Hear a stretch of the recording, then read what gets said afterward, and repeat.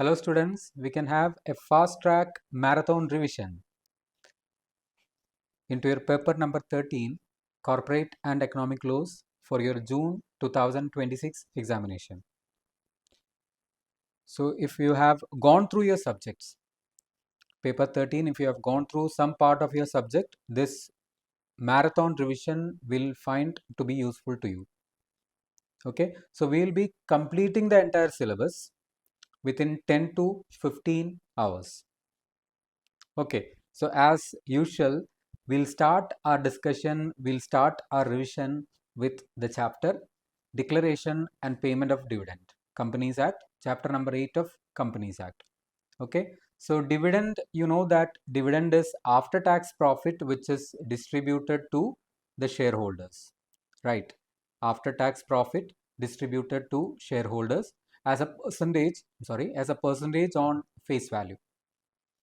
Okay, so the declaration of dividend will be always on the face value as a percentage on face value, but in today's scenario some companies have started to declare dividend at a fixed amount and all.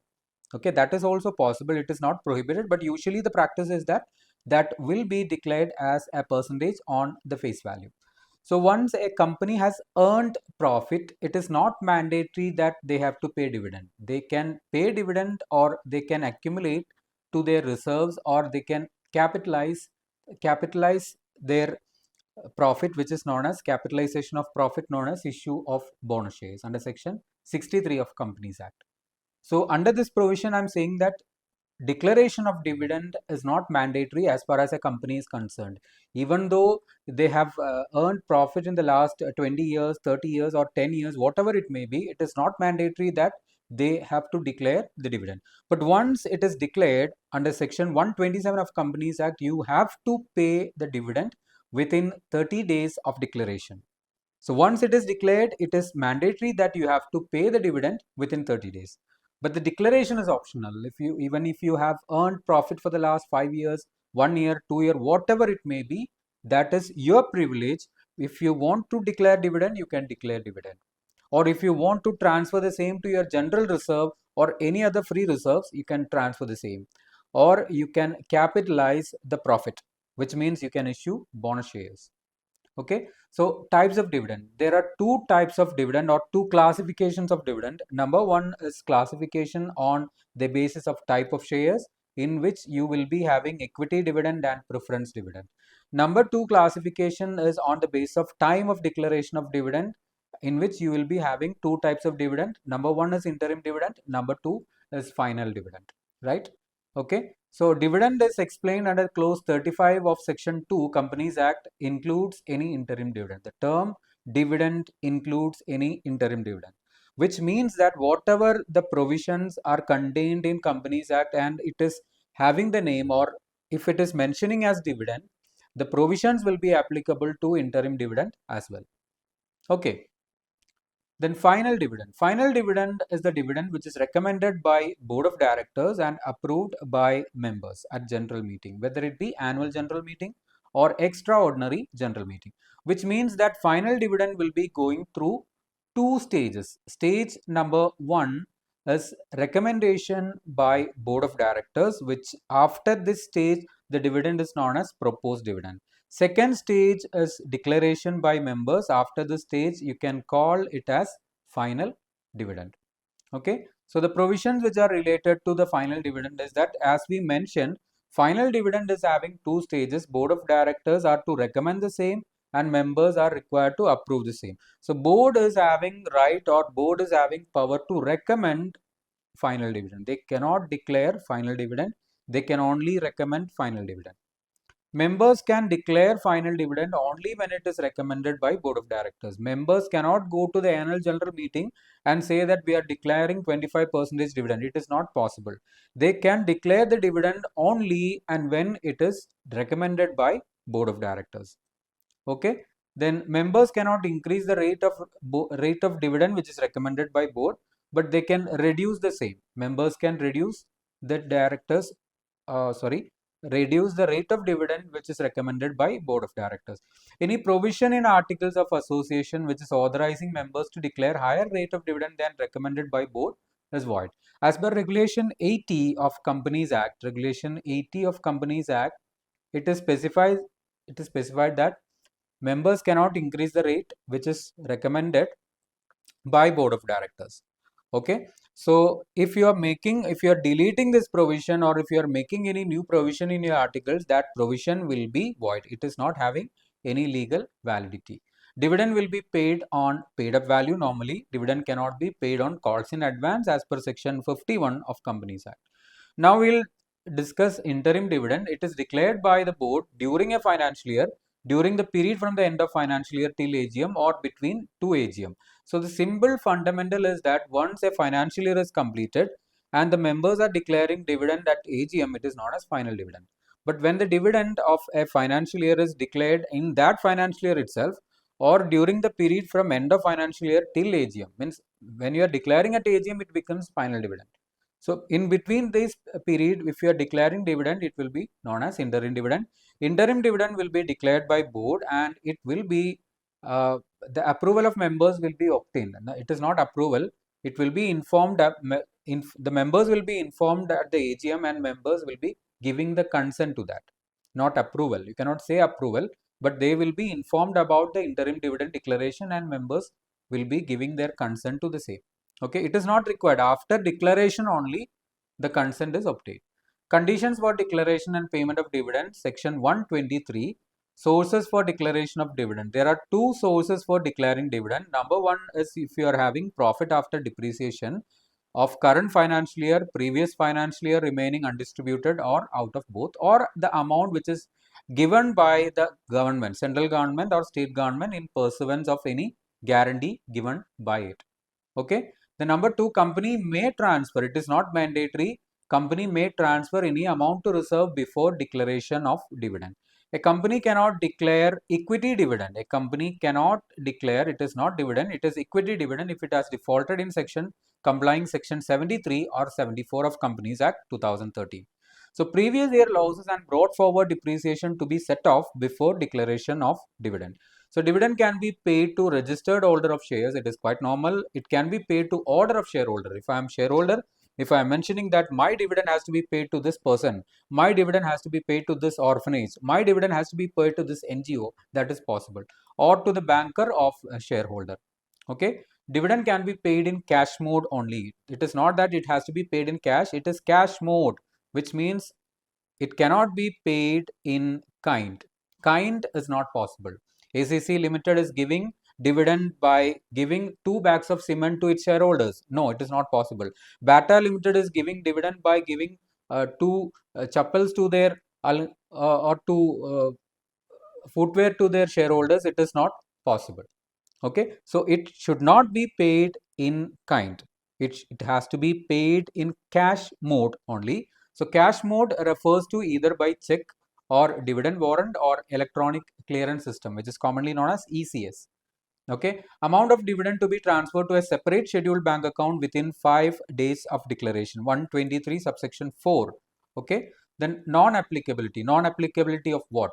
123 subsection 4, transferring to separate scheduled bank account within 5 days of declaration is not applicable to a government company whose entire paid up capital, 100% of the paid up capital is held by government. Okay, government company simply means a company in which 51% or more of paid up capital is held by government. But the provision non-applicability says that if a government company whose entire paid up capital is held by government, then section 123 subsection 4, which means the transfer of the amount of dividend to a separate scheduled bank account within 5 days of declaration is not applicable to that particular company. Then we can have a process flow of dividend. First, we will be having the recommendation by board of directors, approval by members to be paid within 30 days of declaration. And once it is approved, it is transferred to a scheduled bank account within 5 days of declaration. Dividend is not paid or claimed in 30 days. It has to be transferred to UDA, unpaid dividend account, in the next 7 days.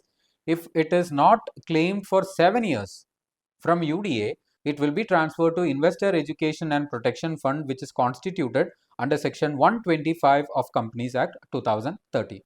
Okay, so now we'll move to the concept of unpaid dividend account, which is commonly known as UDA. Okay, so it is mandatory. The provision says that under section 127, it is specifying that once you have declared the dividend, it has to be paid within 30 days of declaration. So if the dividend is not paid or claimed within 30 days of declaration, it has to be transferred to UDA in the next 7 days. Okay. So if it is not transferred to UDA in the next 7 days, company will be liable to pay interest at the rate of 12% per annum, and that interest will be inuring to the benefit of the shareholders. Means shareholders will be getting the amount of interest. Okay. Within 90 days of transferring to UDA, company has to place a statement in the website of the company or any other website prescribed by central government specifying the name of shareholder, last known address, amount due to shareholder.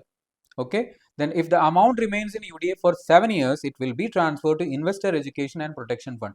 Many of the students ask me the doubt that if from UDA or IEPF, whether the amount of dividend can be availed by the shareholder. It is possible.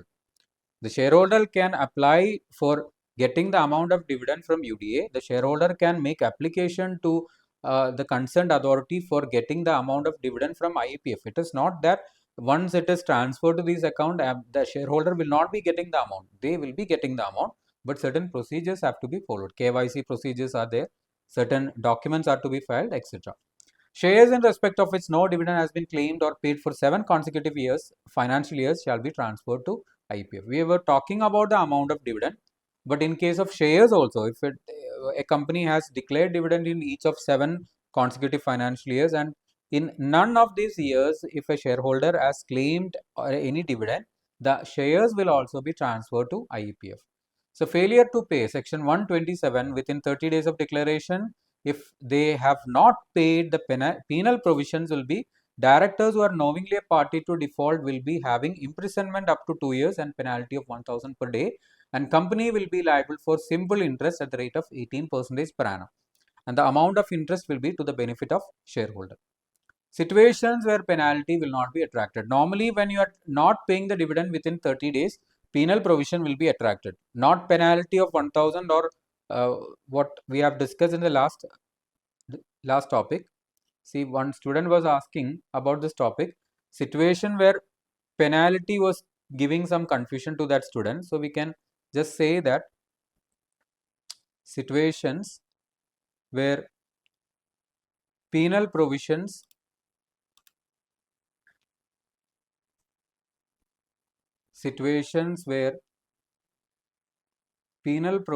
will not be attracted.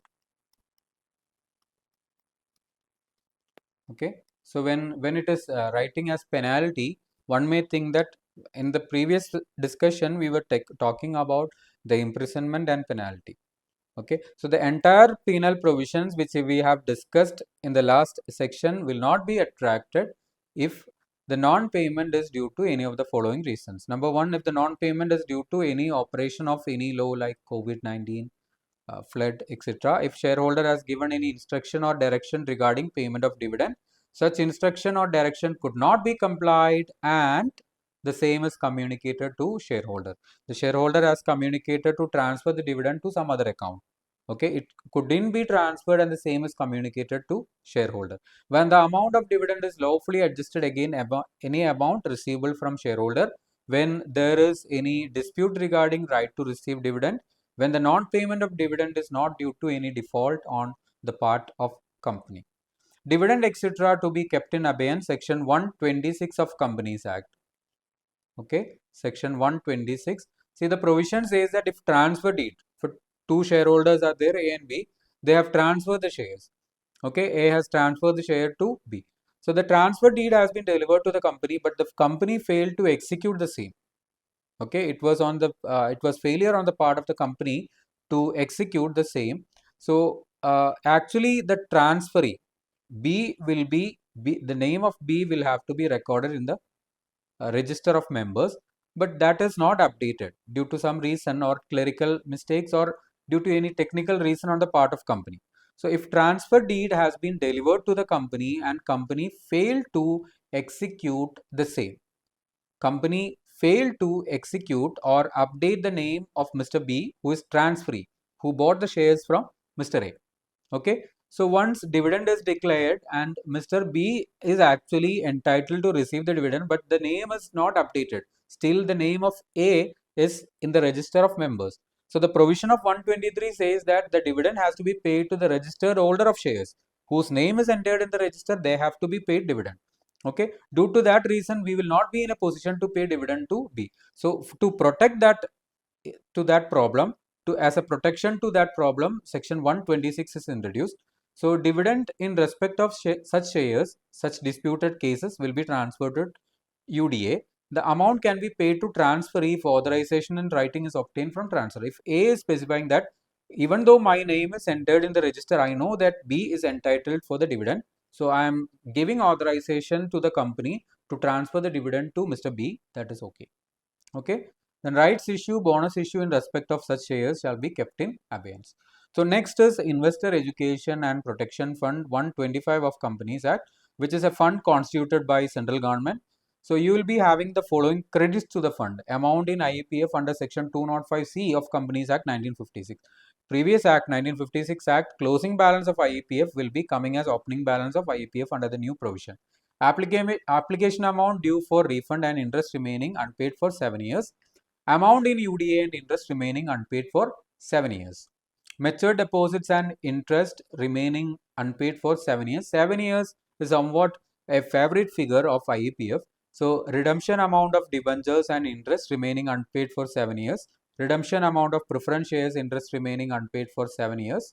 Grants given by central government, donations by central government, state government, other companies, interest income out of investment, sales proceeds of shares remaining unpaid for 7 years on account of merger amalgamation, amount in general revenue account, amount received under section 38 subsection 4, any other prescribed amount.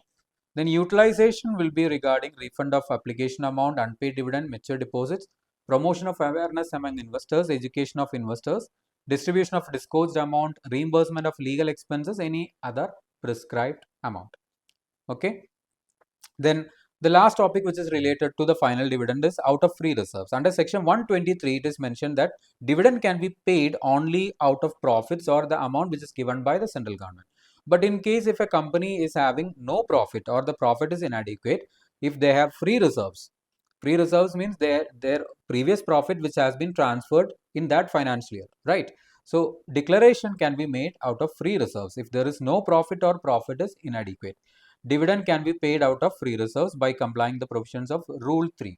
This provision is applicable only to final dividend. So please note that interim dividend cannot be declared out of free reserves. So conditions, you will be having 4 conditions under Rule 3. So least of the amount can be withdrawn from the free reserves. Number 1 is the rate of dividend shall not exceed the average rate of dividend declared in the immediately preceding 3 financial years. So if a company has not declared any dividend in each of the 3 preceding financial years, this condition has not to be considered. Okay. Second condition is that you have to take the amount as 10% of free reserves plus paid up capital. So please note that paid up capital means paid up equity plus paid up preference capital. Amount in step B, step 2 minus losses if any. Number 4, balance in free reserves after withdrawal shall not fall below 15% of paid up capital. So you will be getting 4 amounts. Least of the amount can be withdrawn from free reserves. Okay. Then interim dividend. We have discussed about the concept of interim dividend. Interim dividend will be approved by members in the next general meeting. Sources will be surplus in P&L account, profit of the financial year of which dividend is sought to be declared, and profit of the quarter preceding the date of declaration of dividend. So one thing you have to note that if a company has incurred losses up to the quarter preceding date of declaration, suppose you are declaring dividend in Q2 and you have incurred losses up to Q2, the rate of interim dividend shall not exceed the average rate of dividend declared in the immediately preceding 3 financial years. Okay, so the provisions which are applicable to final dividend provisions of final dividend which are applicable to interim dividend as well. So the section 127, dividend to be paid within 30 days of declaration, amount of dividend to be transferred to a separate scheduled bank account within 5 days of declaration, transfer to UDA, transfer to IEPF. Okay, revocation of dividend. Dividend cannot be revoked once it is declared except in 2 circumstances: when the declaration is ultra vires. Second one, if company ceases to become a going concern. Okay, so these are the provisions which are related to the topic declaration and payment of dividend. Okay, so now I think we can move to the next part. Okay, yes, I think the discussion was clear to you. Okay, as I mentioned, it is a marathon. We will be going a bit fast. Okay, so we'll move to the second part, which is laws related to insurance. So under laws related to insurance and banking, you are having, or institute is saying that 5-mark question will be asked. So first we will move to Insurance Act. So insurance is simply the shifting of risk to a professional risk bearer in return of a small amount which is known as premium. Okay, so the parties to insurance are insurer will be there, insurance agents, intermediaries or insurance intermediaries, and the insured. Okay, the principles of insurance, you are having a lot of principles are there. I've grouped the principles of insurance into 7 categories. So the principles are specifying that insurance is not a contract of making profit. Insurance is a contract of indemnity. Okay, so every principle, if you are going through each and every principle of insurance, you can see the highlighted principle, the highlighted element, that insurance is a contract of indemnity. Whatever loss you have made, that will be indemnified by the insurer. Okay, you will not be getting over and beyond what you have lost. Okay, this is not applicable in the case of health or life insurance. You cannot say that. Okay, suppose if a person has taken life insurance, that person has expired and the insurance company is offering the family some amount. Okay, then the family may be saying that that amount is more than his life. I don't know whether a family will say that. Okay, so in life insurance you cannot say that, you cannot quantify the amount, but that is what I was telling you. You cannot quantify the amount. You cannot say that A's life is having the value of 1 crore. You cannot say that. Okay, but in all other cases, general insurance and all other cases, you can say that it is a contract of indemnity. In life insurance also it is a contract of indemnity, but you cannot quantify. That is what I was saying. So utmost good faith means both the parties to give clear and concise information regarding the terms and conditions. Then insurable interest means subject matter should provide gain when it exists and to incur loss when it is destroyed, damaged, stolen, etc. Nearest cause will be taken, proximate cause, if it is not insured against all the causes. Indemnity, they will be restoring to the previous position before loss.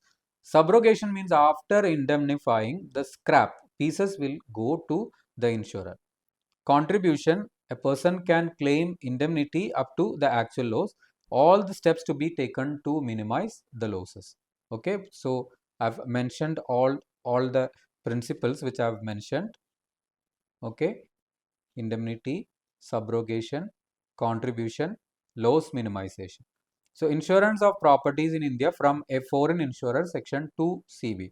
You cannot take out or renew policies on any properties, vehicles, ship, vessel, aircraft registered in India from an insurer whose principal place of business is situated outside India, except with the approval of IRDA. The penalty will be up to 5 crore. Okay, then minimum limits for annuity and other benefits. Since this is an act which was introduced in the year 1938, the amount is very low. Insurer cannot enter into a contract to pay annuity policies less than 100 or gross sum payable less than rupees 1000. Minimum paid up capital of life, general, health exclusively, reinsurance exclusively. Health and life general will have minimum paid up 100, then minimum 200 crore for reinsurance exclusively. Okay, while computing this minimum paid up requirement, preliminary expenses will have to be deducted. Okay, then minimum net on fund requirement for foreign insurer engaged in reinsurance business. If it is through branch established in India, minimum 5,000 crore. If it is through branch established in IFSC, International Financial Services Center, it is minimum 1,000 crore. So minimum net on fund refers to paid up free reserve, security premium, capital reserve on sale of fixed asset, minus accumulated losses, deferred revenue expenditure and book value of intangible. Capital structure and voting rights. Capital to consist only of equity in case of insurance company, and the face value should be unique. Voting right to be restricted to face value, and the paid up capital should be same for all category of shares. Okay, so for payment of calls, maximum 1 year will be given. Okay, over and above that, your paid up amount should be same for all category of shares. Correct. Yes. So with respect to audit accounts and all, we have section 12 to 15. So audit, the following documents has to be prepared by insurance company: P&L, appropriation, balance sheet, revenue account, and it has to be audited by a person duly qualified as auditor. Actuarial report and abstract is applicable to life insurance company. Every life insurance company has to make an investigation with respect to financial condition and liability. A statement has to be prepared, and if investigation is made every year, statement can be prepared once in 3 years, but abstract summary has to be prepared every year. Record of policies and record of claims. Every insurance company has to prepare record of policies and claims consisting of name of policy, details, date of issue, date of assignment, record of nomination. Claim will be having name, address, details of claimant, date of discharge or details of rejection, grounds for rejection. Then the documents have to be submitted within 6 months from the end of financial year to IRDA, who is the statutory body of insurance companies. Then investment of a certain sum, you have two discussion. Insurance company will have to invest certain sum in certain areas. So first we have to find out the amount of sum. So the amount which has to be invested is the total of matured claim, amount going to be matured minus premium due but not paid, and amount due on loans. In case of general insurance, total assets percentage will have to be invested. Where the amount has to be invested? In life insurance, 25% in GSEC, minimum 25% in GSEC or approved securities, balance in any other approved securities. In case of general insurance, 20% in GSEC, minimum 10 in GSEC or approved securities, balance in any other investment. Then prohibition on giving loans by insurance company. This section is very important. Section 29 subsection 1, you cannot give loan to these persons. Insurance companies cannot give loan to directors, managers, auditors, officers, any other company in which these persons hold such position. But that loan can be provided on security of life insurance policy to the policy holders within the surrender value, and loan can be provided to banking company or holding company or subsidiary company with the approval of IRDA. So like if an insurance company has contravened section 27 or 29 and loss is sustained by insurer or policy holder, they have to make good the loss and they will be liable for penalty.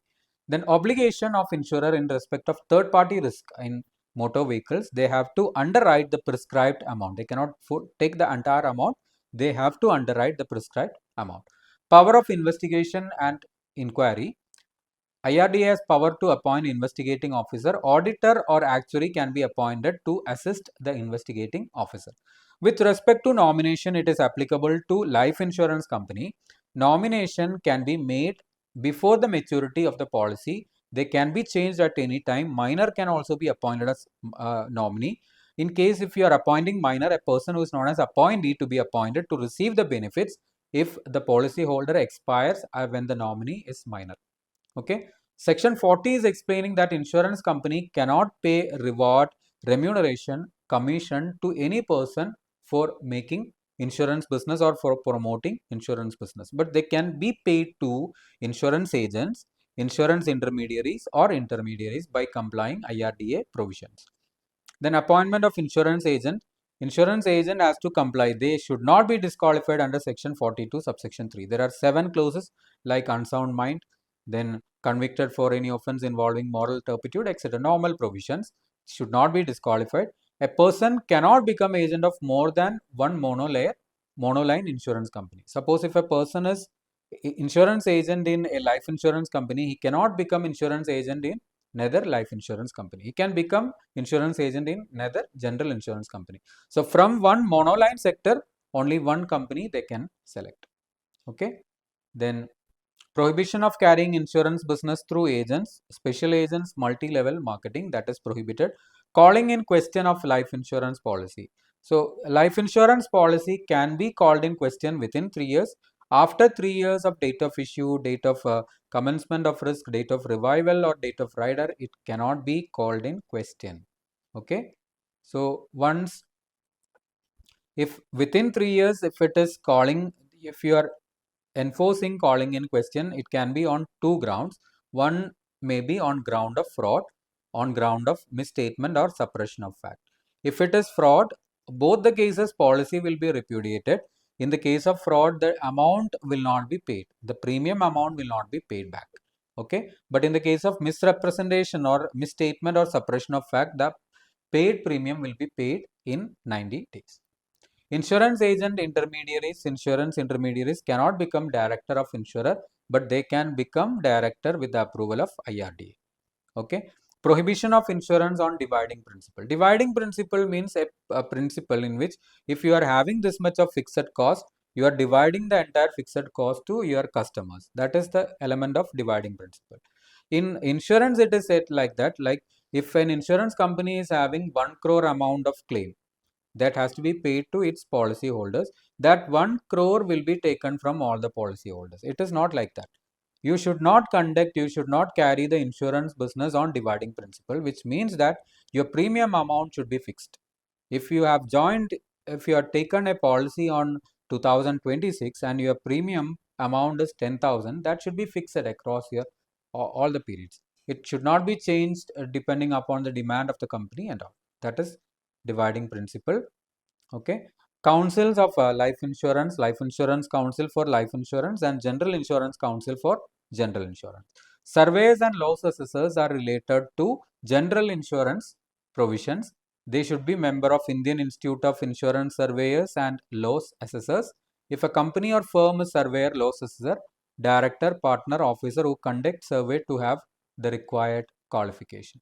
Sufficiency of assets to be more than liabilities by 50% of minimum paid up requirement under section 6. Okay, so you have to understand what is section 6. We have mentioned minimum paid up for life insurance or general 100 cr, health insurance exclusively 100 cr, reinsurance 200 cr. Okay, whatever is mentioned there, you have to take that amount, take the 50%, you have to add the same to the liabilities. It should be the assets of an insurance company. So valuation will be based on realizable or market value. Liabilities will be valued at the criteria specified in the regulation. This valuation is for section 64VA. Okay. Then the last section is that risk cannot be assumed unless premium is received in advance. Premium to be received in advance, guaranteed or received. Agent to deposit premium within 24 hours of receipt of premium. Okay. So these are the provisions which is related to Insurance Act 1938. We have one more act in the provision related to insurance, which is IRDA Act. Okay. So we will discuss the IRDA related provisions.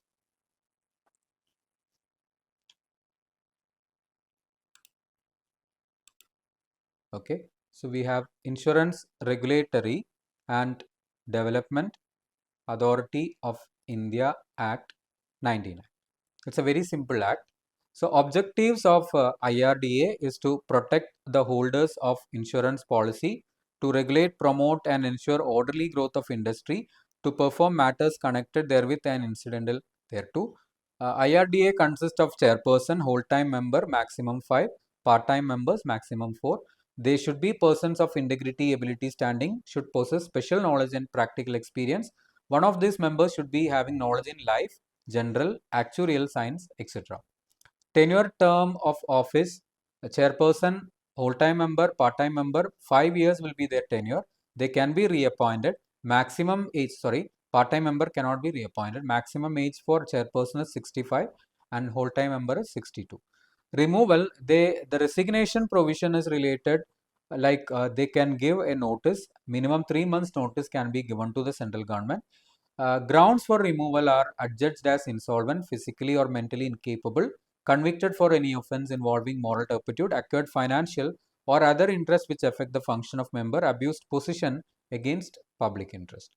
So once a person has joined IRDA as chairperson or whole-time member and they have ceased the membership, they cannot accept any membership in insurance sector or any government for 2 years after ceasing the office. This is to protect uh, this is like just like a protection clause. Means if a person is holding that post and after ceasing the office is going to some private employment, means that will be creating some bad impression in the minds of the people. Okay, so if you are having the government approval, you can accept the employment in such cases. Meeting of IRDA, decision will be taken by majority. If there is equality, chairperson will have a casting vote or second vote. Then duties and powers of IRDA: issuing, modifying, renewing, cancellation of registration certificate, protection of interest of policyholders, training of agents, intermediaries, determining required qualification of agents, intermediaries, providing code of conduct for surveyor, laws, assessor, etc. So these are the provisions related to IRDA. So we have discussed the insurance related provisions. I think now we can move to the Banking Regulation Act.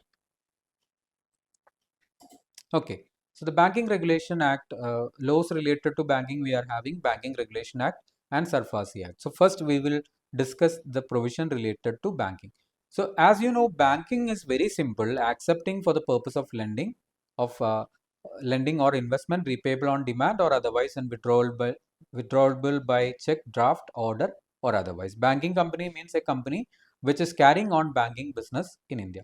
So section 666 is explaining about the forms of business which can be carried on by a banking business. Apart from accepting deposit and lending money, they can perform agency services and general utility services like bill discounting, locker facilities, issue of letters of credit, facilitating foreign exchange transaction, collection of dividend, issue of traveler's check, etc. Okay, underwriting, whatever it may be. Then prohibition on trading, section 8. Bank cannot deal or bank cannot engage in buying, selling or bartering of goods. Please note that they cannot deal in bartering of goods, selling of goods, buying of goods, except in connection with realization of security. Realization of security means if something has been pledged with the bank, they have not paid the amount, it has changed to non-performing asset, they can sell that. Okay. In other situations, they cannot enter into such kind of transaction. Then the use of the words bank, banker, banking company. It is mandatory that if you are carrying banking business, you have to use the term bank, banker or banking company. No other entity can use these terms unless they are carrying banking business. So this can be used by association of banks or subsidiary of a banking company can mention that it is subsidiary of that bank. That is also allowed under section 7. Then disposal of non-banking asset. If you have acquired immovable property, the bank has acquired immovable property and they have kept it for 7 years. Means they have realized some property. Some persons has taken loan from the bank and they had mortgaged their land. Due to the non-payment, they have realized that land. They can acquire, they can hold the same for a period of 7 years. After 7 years, that has to be disposed. Okay, if there is any practical issues, they can apply to RBI and RBI will grant maximum of 5 years extension. That is section 9. Then board of directors of banking company, 51% or more of members of board of directors of banking company should consist of persons who are having special knowledge and practical experience in these areas. Then they should not have substantial interest in any company or firm which carries trade, industry or commerce. They should not be part of any company, trade, commerce, etc. Okay, substantial interest means individual, spouse, minor child hold exceeding 10% of paid up capital or rupees 5 lakh, whichever is less. In the case of firm, if individual, spouse, minor child holds exceeding 10% of capital, it is known as substantial interest. The third provision is that they are not, these 51% or more are not proprietors of any trading, industrial, commercial concern. Okay. Number 4, they are not connected with any company as employee or manager. Okay. Rest 49% can be, they can be proprietors, they can have substantial interest. 51% or more should not have these kind of any understanding or any kind of shares, partnership, substantial interest, etc.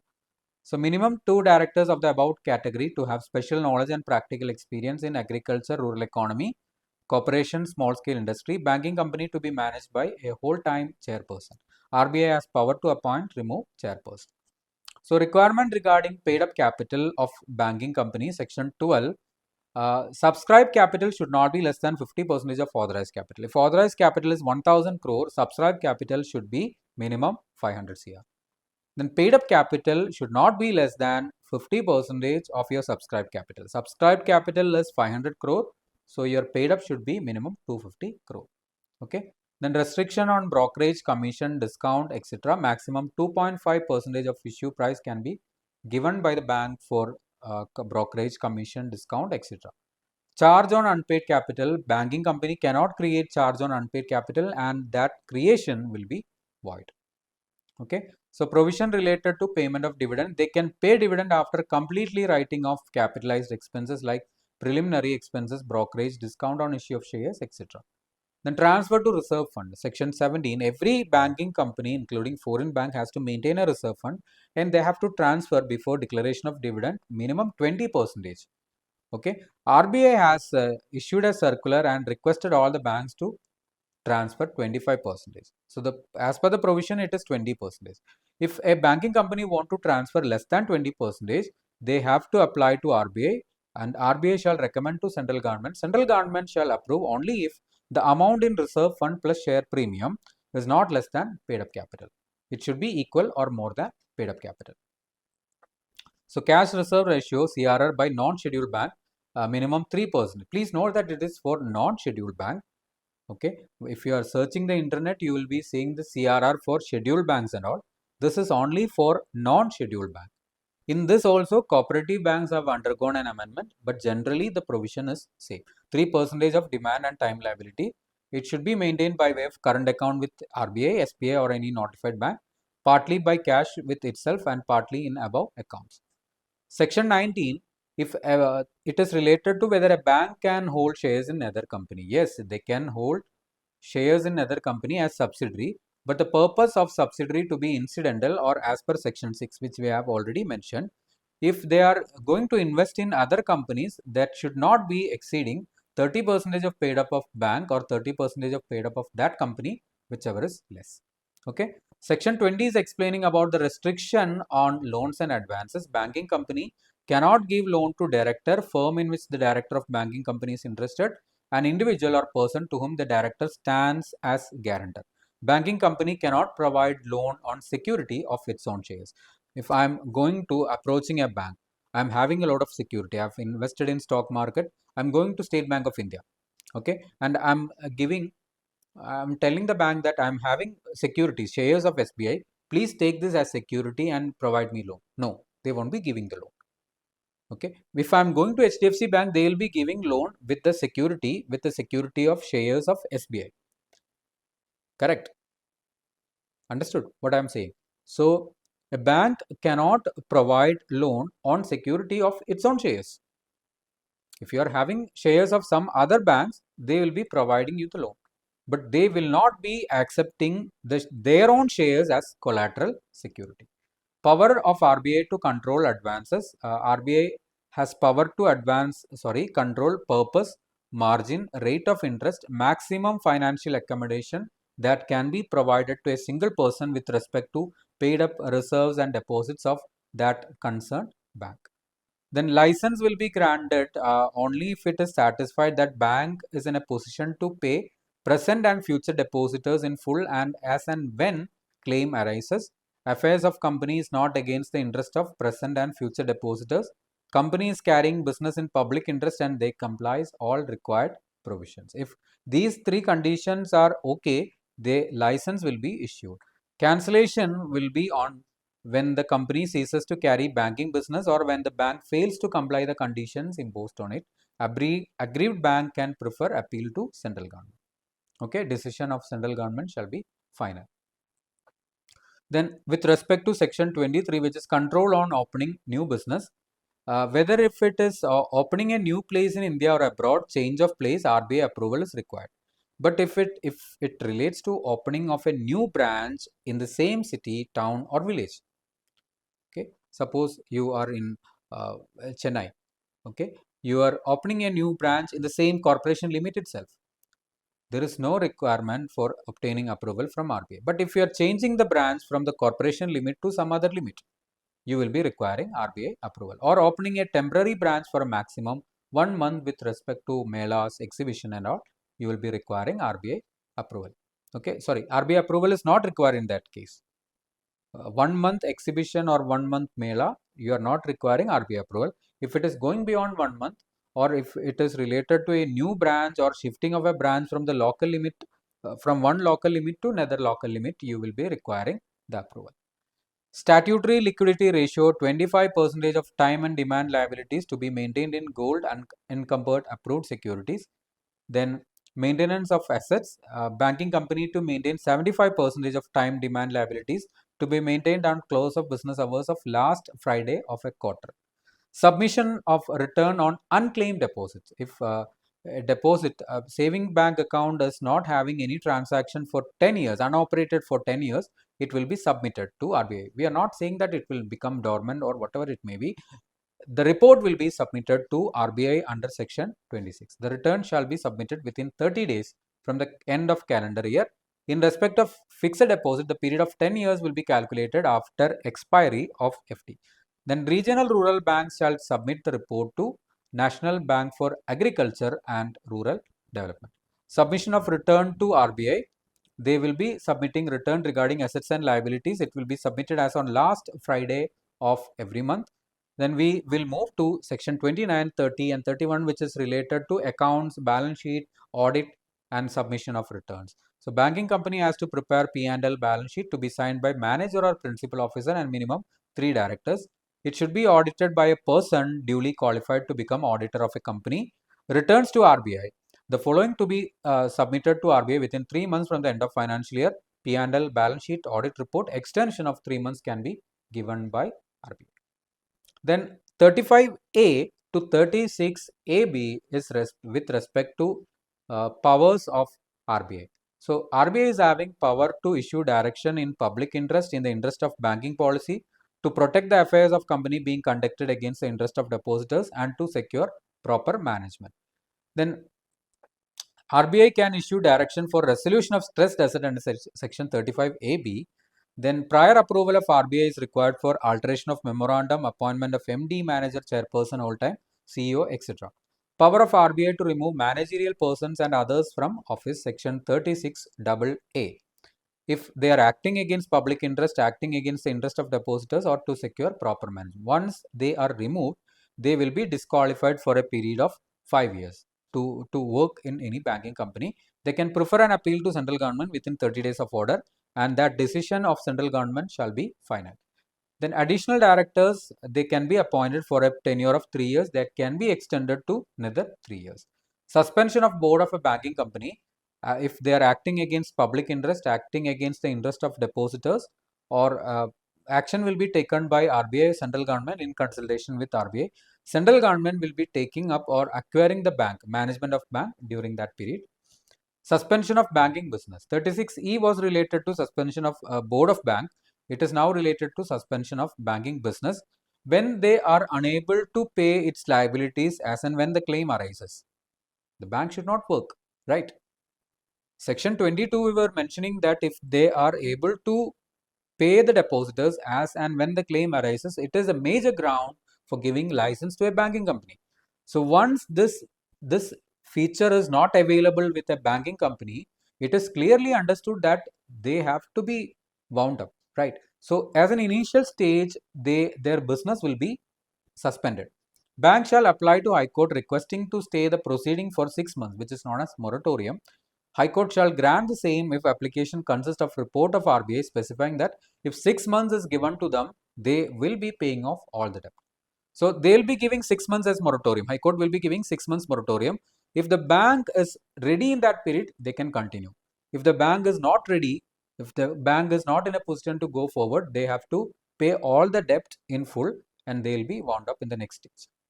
Okay, so the winding up ground will be when the bank failed to comply the provision related to minimum paid up under section 12, when the bank is not entitled to obtain license under section 22, okay, then when the bank is prohibited to accept fresh deposit, failure to comply with any provision or condition even after RBI called for the same, when a compromise arrangement sanctioned by the court cannot be worked out, when they are unable to pay its debt, or when the continuation of banking business is prejudicial to the interest of depositors. For voluntary winding up, RBI has to certify that bank is able to pay the debt in full. Okay. Then the last section is related to amalgamation. Approval of 2/3 value of majority of shareholders to be obtained, and unwilling shareholders will be eligible to obtain the value of their shares as determined by RBI. Okay, so these are the provisions related to the Banking Regulation Act. So we can now go to SARFAESI Act, the provision related to securitization and reconstruction of financial asset and enforcement of Security Interest Act 2002. Okay, so this act is very simple. Securitization provision is there, reconstruction of financial asset provision is there, enforcement of security interest is there. Okay, so the provision is explaining like this: if a person has taken loan from a bank, and the loan is for 10 years, in the books of bank it is a financial asset, right? But the bank is not in a position to say that whether that person will be paying it or not. The person is solvent now, the person is sound now, but we don't know about the future. So bank will not be taking risk in such cases. If they are feeling that it is having a bit of risk, they will be transferring this amount of loan, this financial asset will be transferred to asset reconstruction company, ARC, which is known as reconstruction of financial asset. Once that loan is transferred to the asset reconstruction company will be collecting the principal and interest from the borrower. Moreover, what they will do is that they will be giving an investment opportunity. Asset reconstruction company will be giving an investment opportunity to the qualified buyers like banks, insurance companies, etc. They'll invite deposits, they'll invite security, they'll give security receipt and accept money from qualified buyers. Okay, so what happens there is that the economic situation will be boosted. This is what the benefit of SARFAESI Act. Okay, it is not about the realization of security only. That is one fact. But apart from that, more and more financial transactions are engaged, which will give development or which will give a positive result on the GDP of the country. Okay, so you have asset reconstruction companies, examples and all. So financial, we will go directly into the section asset reconstruction company, qualified buyers and all. Okay, we'll go to section 3, registration of asset reconstruction company. If you want to register as asset reconstruction company, you have to obtain certificate of registration and minimum net owned fund of rupees 300 crore. It is 2 crore in the act, but as per the master directions of RBI, it is 300 crore. Okay, so these are the net owned fund compliances. By on 11th of October, it was 100 crore. 31st of March 24, 200 crore. By 31st of March 2026, now the provision is explaining about 300 crore. Conditions for granting certificate of registration: they have not incurred losses in preceding 3 financial years, made adequate arrangement for realization of financial asset, paying periodical return, redeem investment. Directors have adequate experience in asset reconstruction, securitization, finance.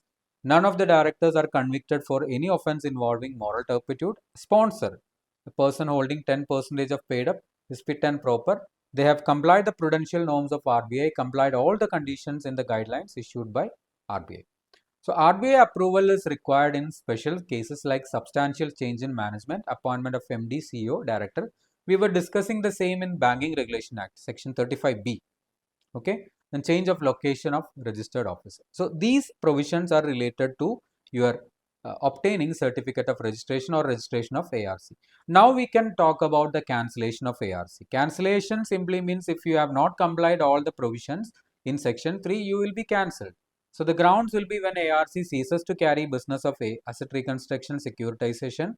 ARC ceases to hold investment. They are not getting investment from qualified buyers, means they are not trustworthy. They have to stop the business. Number 3, failure to comply with conditions subject to which license was granted. License was granted by giving so and so condition. They have violated those conditions. Failure to comply the conditions which we have mentioned just before, 3 subsection 3. Then fail to comply with direction issued by RBI, maintain books, submit books for inspection, obtain prior approval of RBI for substantial change in management. But before taking action under cancellation under C, D or E4. E4 means obtain prior approval of RBI for substantial change in management. Then CD, failure to comply conditions subject to which license was granted, or section 3 subsection 3, you have to give an opportunity. Okay, so you have to give opportunity of taking necessary step, unless RBI is of the view that delay will be prejudicial to the public interest or interest of investors. So in case of any appeal that has to be preferred within 30 days, then they will be deemed to be ARC till the amount is repaid. Then I was mentioning that asset reconstruction means the financial asset of the bank is taken by asset reconstruction company. They will be acquiring the assets by either issue of debentures or by entering into agreement. Entering into agreement is the most common way. So while entering into agreement, no stamp duty will be applicable. ARC shall be deemed to be the lender. Means Canara Bank has given loan to Mr. Vivek. Canara Bank has given the loan of Vivek. That asset has been transferred to asset reconstruction company. Now the ARC will be deemed to be the lender. Vivek will be paying his interest and principal to ARC. Rights, title, interest in the property shall vest with ARC.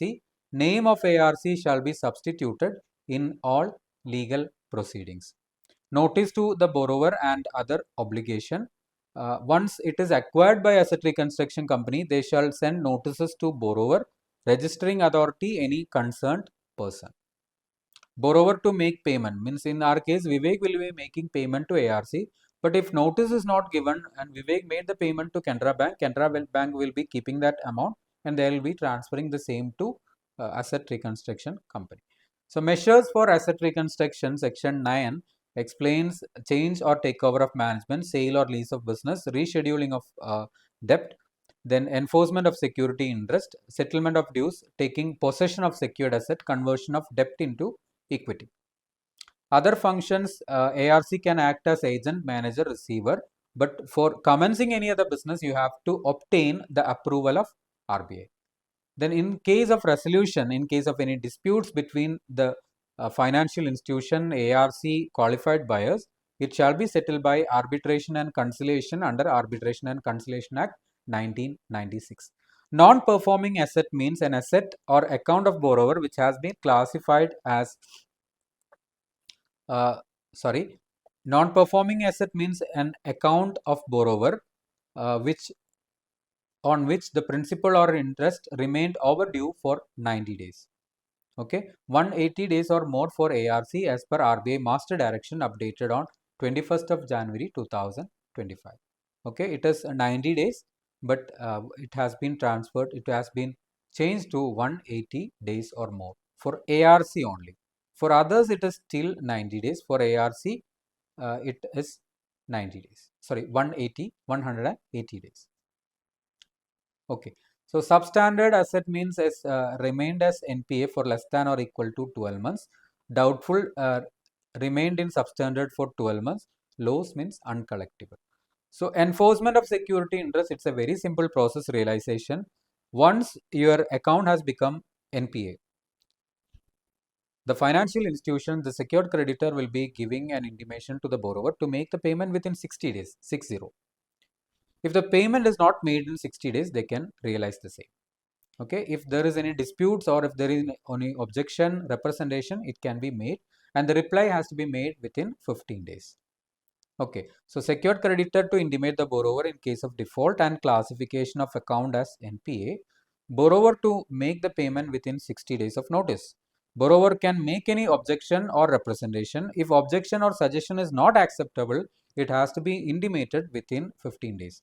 If within 60 days payment is not made, they can either take the possession without the intervention of court, take over the business of borrower, appoint manager to manage business, or require any person who has acquired secured asset from borrower. Means a person is liable to borrower. Borrower is, in our case, Vivek is borrower. Some person is liable to Vivek.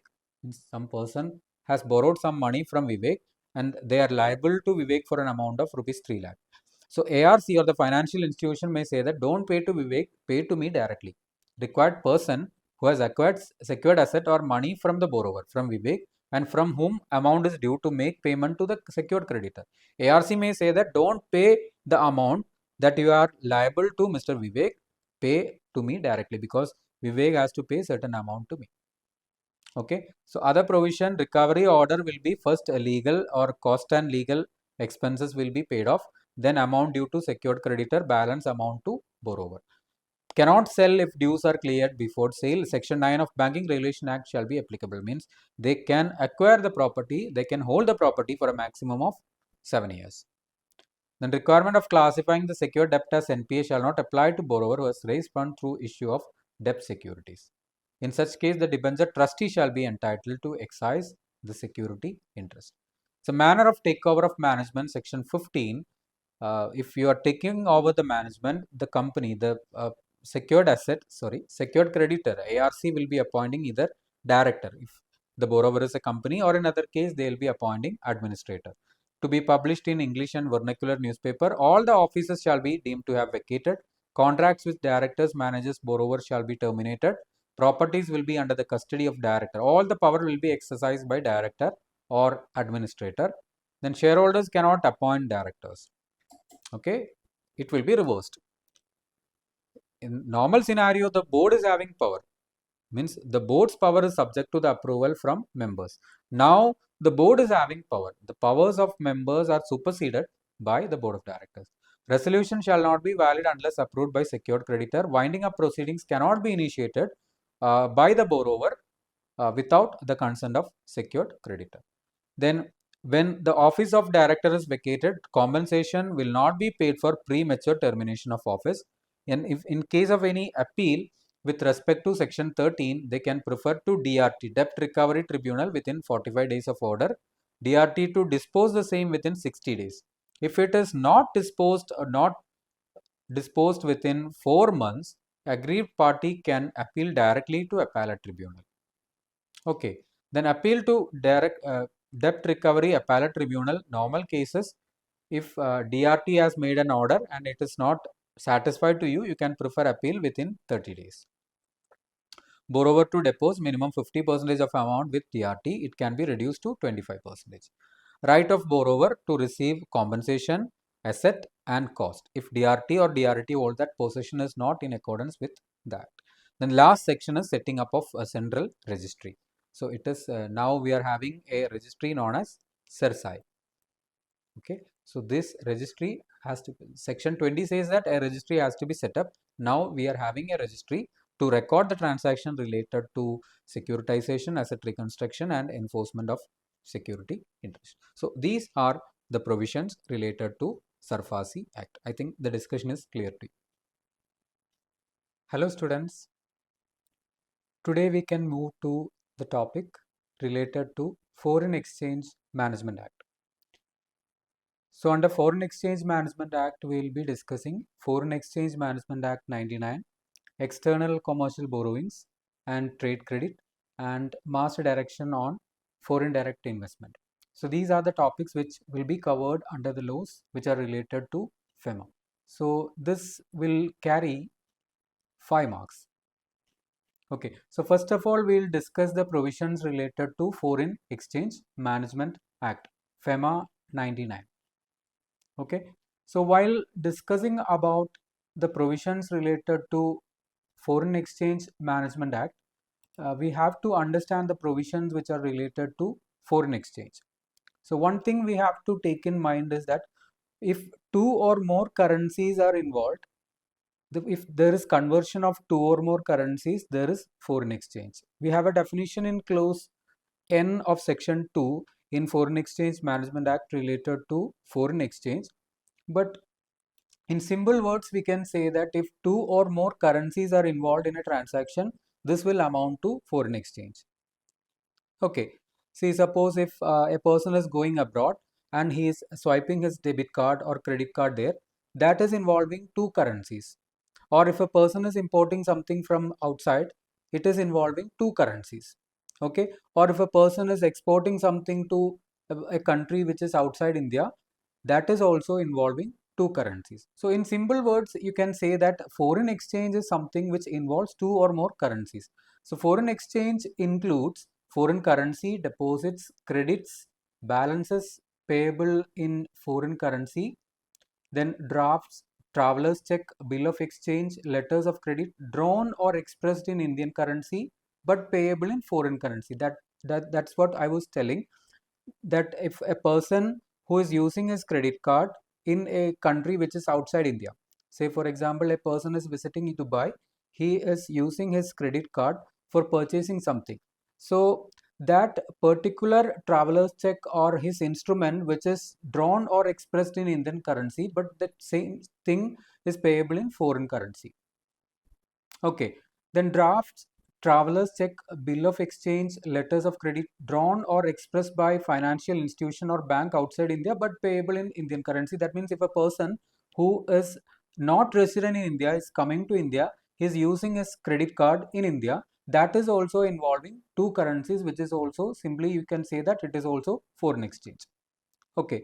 So extent and applicability of FEMA, normally every act is applicable to whole of India. So in FEMA, we are having an extraterritorial jurisdiction as well. It is applicable to whole of India. Extraterritorial jurisdiction means apart from India, this is applicable to some other places also. So this act is applicable to contraventions committed outside India by person to whom this act is applicable, which is also applicable to branches, offices, agencies outside India owned or controlled by person resident in India. We have to understand the concept of person resident in India, which is an important topic. So we will be discussing it later. So we have residential status under FEMA. While we are talking about the examination point of view, most of the times we are expecting or we got questions from this area. Residential status. So under residential status, we are having or we have to learn person resident in India, person resident outside India, which is explained in section 2, clause U, clause V and clause W. Okay. So person, as which is explained in your Income Tax Act 1961, it is an inclusive definition which includes these persons like individuals, HUF, company, firm, AOP, BOI, whether registered or not, artificial juridical person, branches, offices, agencies owned or controlled by such persons. So the definition is somewhat similar to what we have learned in the definition which is given under Income Tax Act 1961. One thing you have to understand is the main concept is person resident in India, which is known as PRI. Okay, so the FEMA provision will be applicable to PRI. So PRI means if a person who is residing in India in the preceding financial years for more than 182 days, it is not 182 or more, just like in your income tax provision, it is more than 182 days in the preceding financial year, he will be treated as person resident in India. So person residing in India for more than 182 days in the preceding financial year. But we have certain exemptions here. Suppose if a person resided in India in the financial year, preceding financial year for 200 days or 260 days, say for example, for this person in this financial year, FEMA provision will be applicable, right? But that person is going in this financial year for employment, for business or profession, or for any other permanent purpose. Okay. See, my example is that a person was residing in India for 230 days in the preceding financial year. So, in this financial year, that person is person resident in India, PRI. Okay. The thing is that in this financial year, current financial year, on July 1st of 2026, he is moving to some other place for employment. So, you cannot say, it is not logical to say that if that person is going to some other country for employment, it is not logic to say that FEMA provision should be applicable to that person, because that person will have to deal in foreign currency. If he is going to any other country for employment, business or any permanent purpose, like for studying or as a part of spouse visa is going somewhere. So it is not logical to say that the FEMA provision should be applicable to that person. So in that circumstances, the residential status will be changed to person resident outside India. So that is more than 182 days means that person is PRI. But for these persons, it is not applicable for these persons going out of India for employment, business or vacation, any other purpose in which circumstance would indicate stay for an indefinite period. Then person coming to India for any purpose other than, if a person is coming to any purpose other than employment, business or vocation, any other purpose in which circumstance would indicate stay for an indefinite period. So in the case of individual, more than 182 days is a threshold, but in these situations that person will not be treated as PRI. Okay, so in the second case, in the case B, if a person is not resident in India, he is not PRI. If that person is coming to India for any purpose other than, see, the thing is that the first part will be clear to you. That means if a person has resided in India for more than 182 in the preceding financial year, this year that person will be PRI. But it is not for the full financial year. That is what I am saying. If that person is going to any other place, suppose he is going to Canada for a job, the residential status from that date will be PROI, person resident outside India. But that person, if that person is coming again to India, a person who has resided in the preceding financial year for more than 182 days, he has gone out of India and he is coming back to India in that financial year for employment, business, or any other purpose, permanent purpose, that person will again become PRI. Okay, but if he is coming for any purpose other than employment, business, or vocation, or any other permanent purpose, means that person will not be treated as PRI. Simply means if a person is leaving India on July 1st, that person will be treated as person resident outside India. After 3 months, he is coming for leave, 1 month leave, 2 month leave, or 3 month leave, again he will be PROI, person resident outside India. Okay, so if a person who has left the country and he is coming back for employment, coming back to India for employment, coming back for business, coming back for any permanent purpose, that person will again be treated as PRI. In all other cases, if that person is coming back to India, he will be treated as person resident outside India. So you have to understand all these provisions will be applicable. We will be discussing this provision in that financial year. Okay, so in preceding financial year, if that person has more than 182, this financial year he will be PRI, not for the full financial year. We cannot say that. In the middle of an year or after 1 month, if he is going for employment, business, or vocation, or permanent purpose, his residential status will be changed to PRI.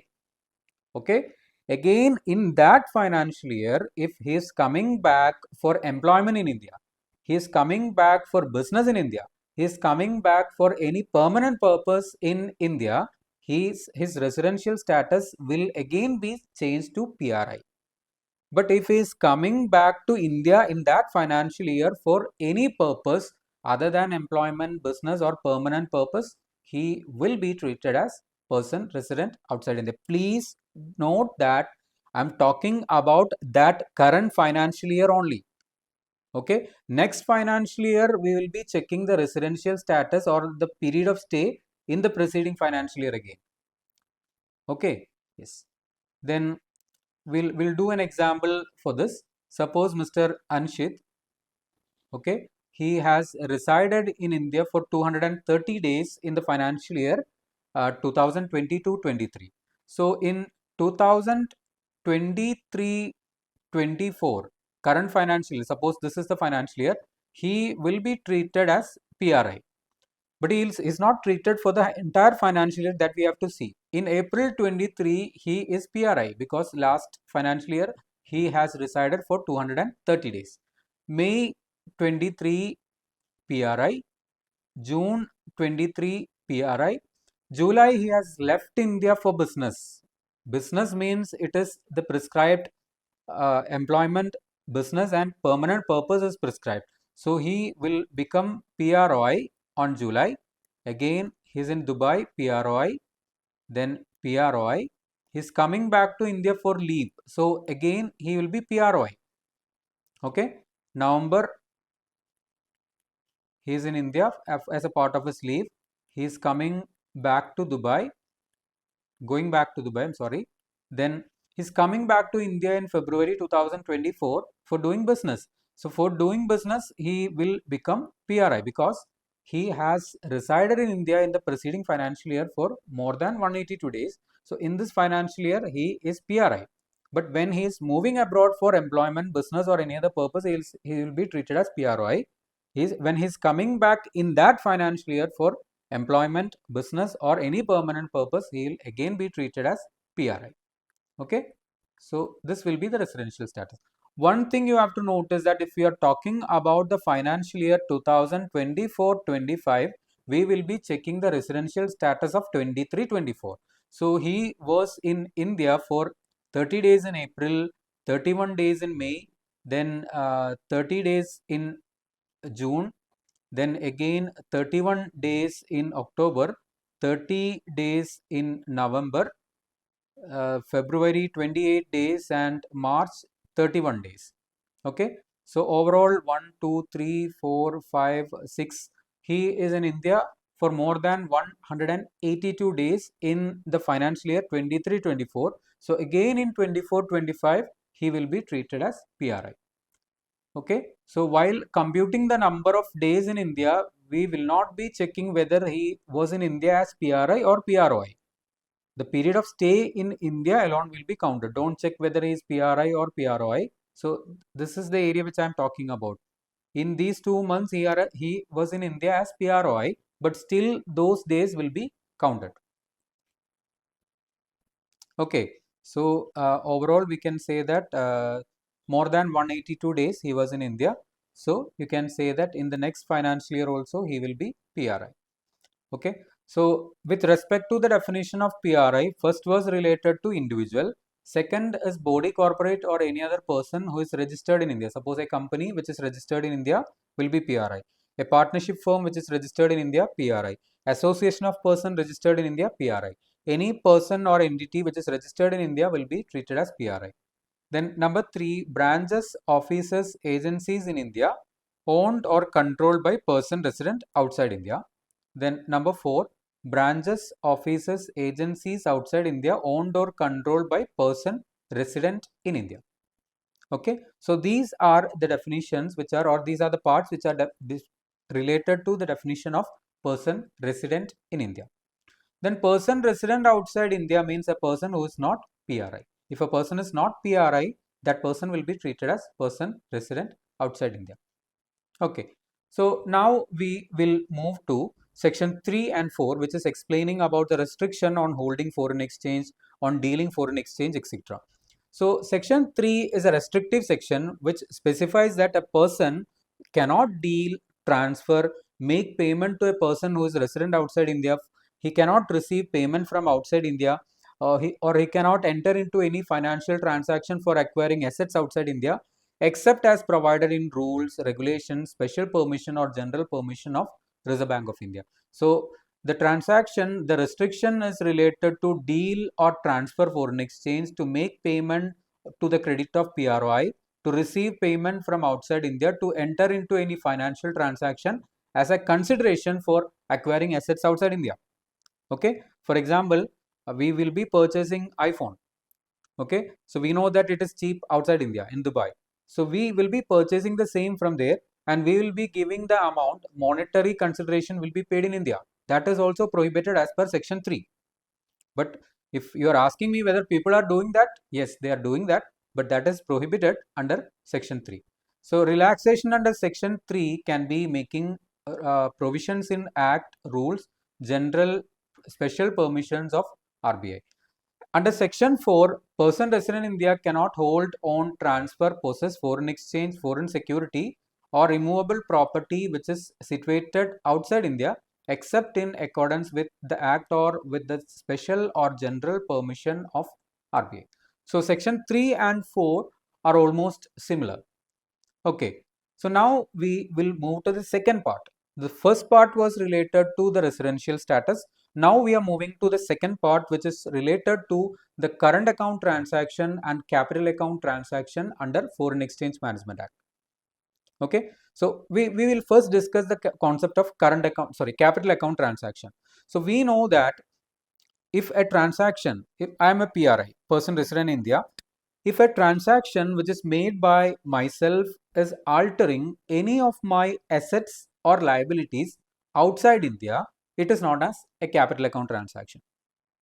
Means if I am purchasing a flat in Dubai, that is increasing my asset outside India. So that is a capital account transaction. I am selling that flat, my asset is decreasing. That is a capital account transaction. Means FEMA transaction means two currencies should be involved.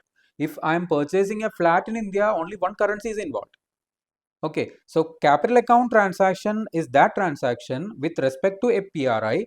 If that transaction is altering his assets or liabilities, including contingent liabilities outside India. Okay, with respect to a person resident outside India, person is resident outside India, he is purchasing a flat in India. So his asset in India is increasing. Okay, he's selling that flat, means that asset is decreasing in India. Okay, so that is capital account transaction. With respect to a person resident outside India, the alteration will be with respect to assets or liabilities in India. With respect to a person resident in India, for example, take the example of myself. Okay, if I am PRI, my capital account transaction will be alteration of assets or liabilities outside India. Other than these capital account transaction, all the transaction can be explained as current account transaction, right? Okay, so capital account transaction means transaction that alters assets or liabilities, including contingent liabilities outside India of PRI or in India of PROI. Okay, done.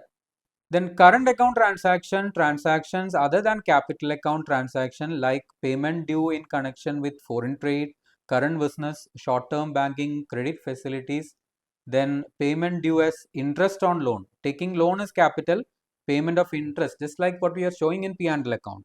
Loan will be shown in the liability side. Okay, capital nature. Interest on loan, that is revenue nature, that is current account transaction. Net income from investment, current account transaction. Remittance of living expenses of parents, spouse, children residing abroad. Expenses in connection with foreign travel, education, medical care of parents, children, spouse, etc. Okay, so now we'll move to the types of current account transaction. There are three types of current account transaction. Number one are the transactions which are prohibited. Number two, current account transactions which require approval of central government. Number three, transactions which requires approval of Reserve Bank of India.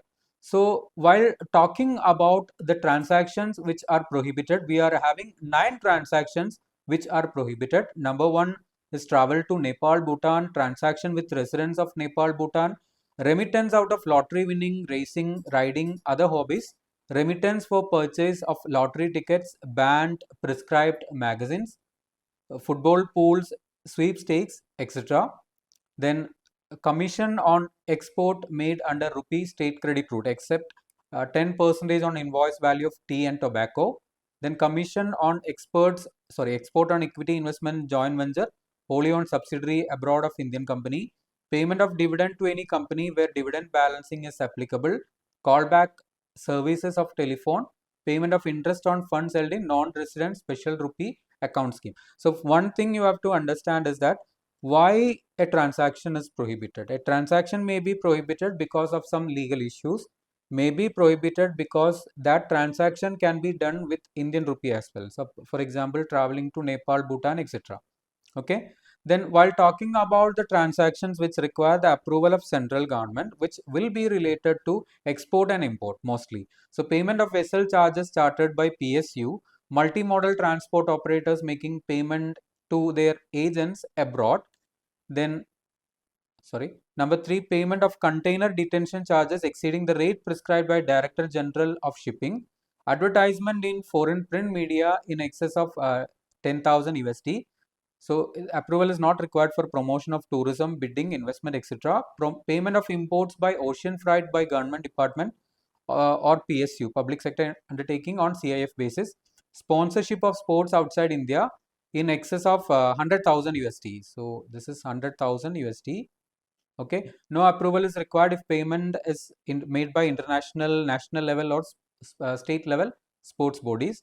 Then remittance of hiring charges of transponders by TV channels or internet service providers, cultural tours, membership in protection and indemnity club, P&I club, okay, which is related to marine insurance.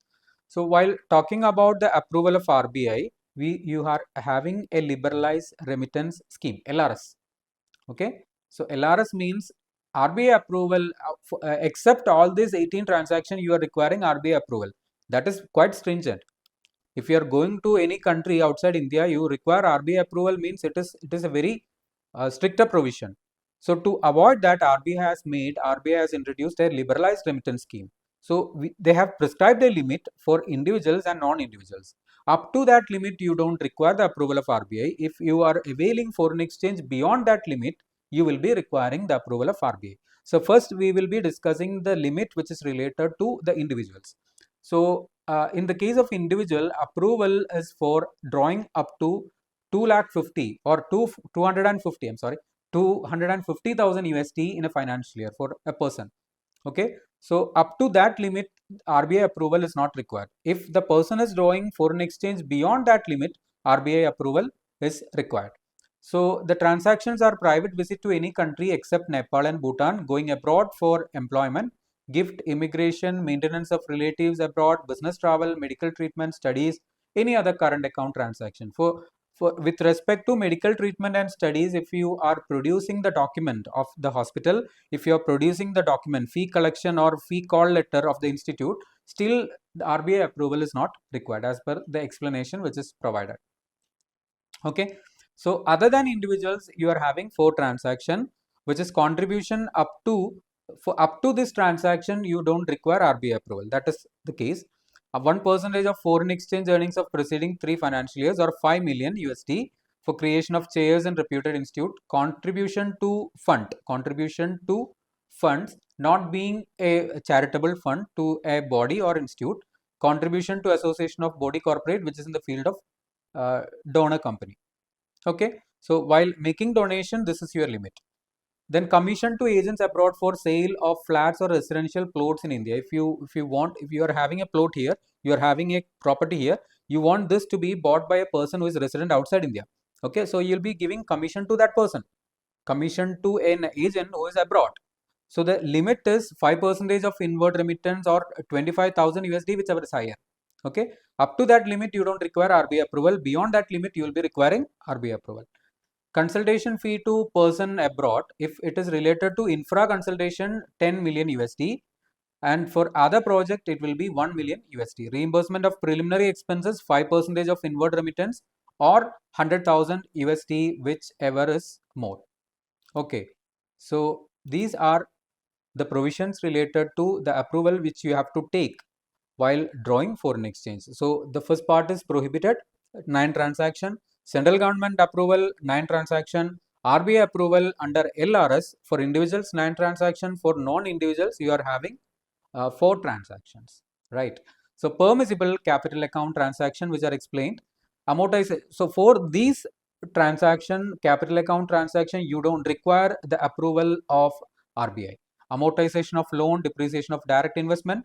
PRI may hold on transfer foreign currency, foreign security, immovable property if it was owned, held, acquired when he was resident outside India. Suppose if a person who has worked for 20 years or 10 years outside, he has some property there.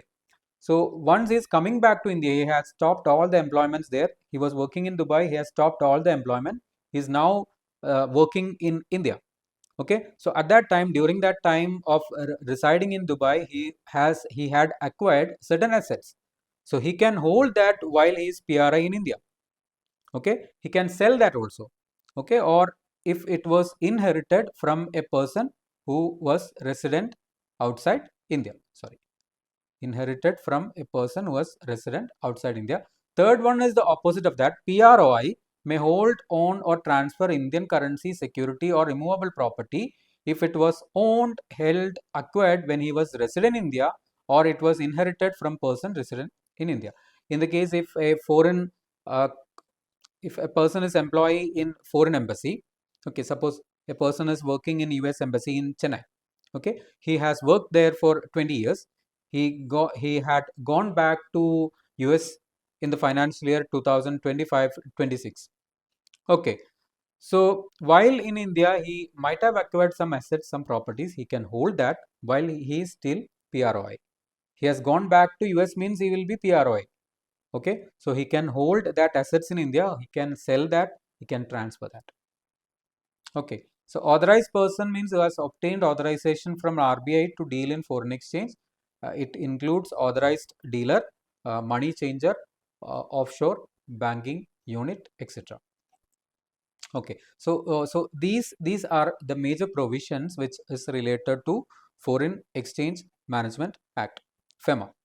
Okay, then now we will move to FDI provision, Master Direction on FDI by RBI. So we'll discuss what is foreign direct investment. So it is investment through equity instruments by it was capital instrument. It has now changed to equity instrument by PROI in an unlisted Indian company or 10% or more post-issue paid up capital of listed company on a fully diluted basis. So if in listed company more 10% or more, unlisted company, if investment is made, it is known as foreign direct investment.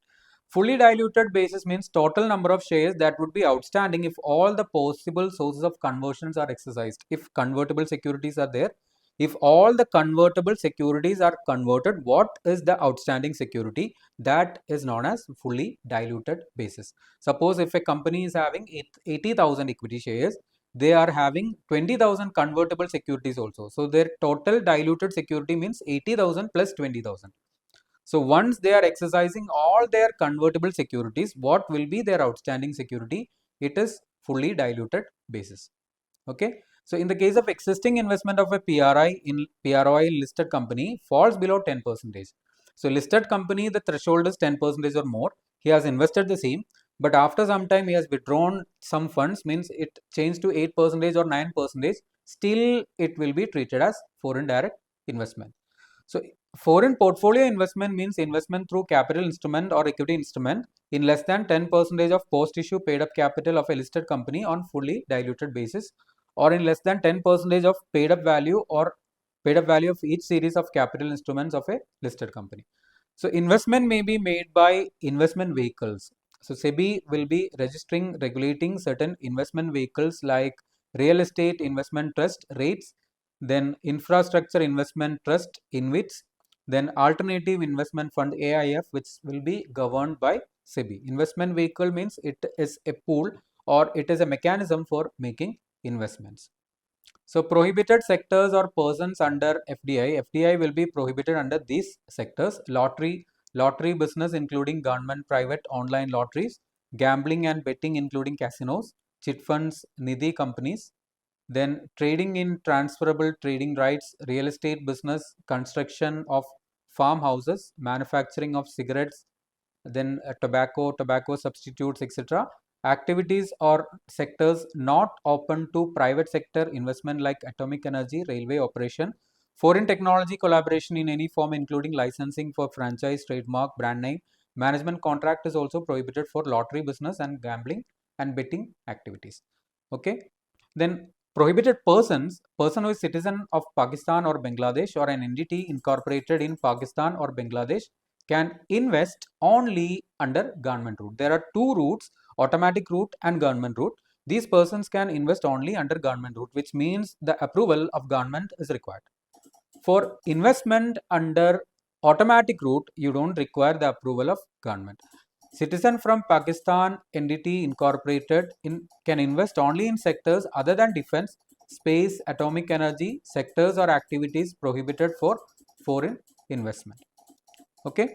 So equity instruments may consist of equity shares, fully or compulsorily and mandatorily convertible debentures, fully or compulsorily or mandatorily convertible preference shares, share warrants issued by Indian companies. Okay. So with respect to the price or conversion formula of convertible capital instruments shall be determined upfront at the time of issue of instrument, and price shall not be lower than the fair value worked out under the provisions of FEMA or ICDR. So while you are issuing that equity instruments, you have to decide the price of formula upfront, and which will be under the provisions of Foreign Exchange Management Act or ICDR. Okay. So price of securities issued to PROI under FDI, it shall not be less than the price worked out as per SEBI guidelines where the shares of the company are listed, or the fair valuation of shares done by SEBI registered merchant banker or a chartered accountant as per internationally accepted pricing methodology on arm's length basis where the shares are not listed. Okay. And pricing guidelines prescribed by RBI in the case of your preferential allotment. Okay, then subscription to memorandum of association. Okay, subscription to memorandum of association. Non-residents including NRI can make investment in Indian company by subscribing to memorandum of association at face value, subject to their eligibility to invest under FDI scheme. Okay, so investment in LLP, other than, means there are certain restriction to certain individuals, certain persons other than these persons, just like persons of Pakistan, Bangladesh, etc. They can contribute to capital of LLP in which is permitted under automatic route. Okay, so the persons who are prohibited are citizens of Pakistan, Bangladesh, entity incorporated in Pakistan or Bangladesh, foreign portfolio investor, foreign venture capital investor. So pricing shall not be less than the fair price worked out as per valuation note. Valuation certificate shall be issued by cost accountant, chartered accountant, or an approved valuer.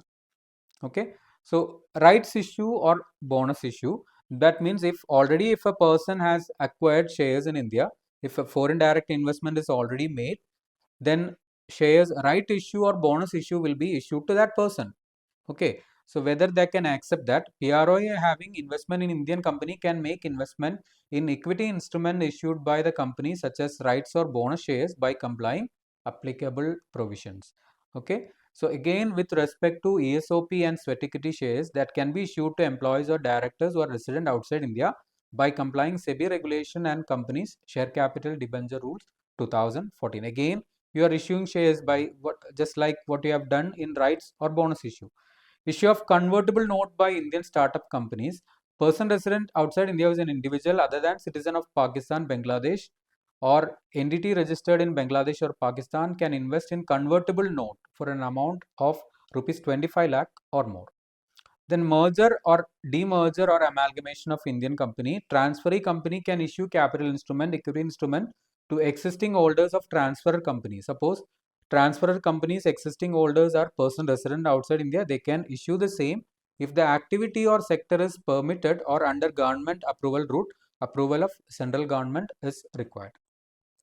Okay, so the permitted investment by person resident outside India will be purchase or sale of equity instrument of an Indian company by PROI, investment by foreign portfolio investors, investment by non-resident Indian or overseas citizen on India on repatriation basis, investment on non-repatriation basis, permission to other non-resident investors for the purchase of securities, investment in LLP, investment by FVCI, foreign venture capital investor, investment by person resident outside India in an investment vehicle, investment in depository received by person resident outside India, issue of IDR, purchase or subscription of equity shares of company incorporated in India on international exchanges scheme by permissible holders.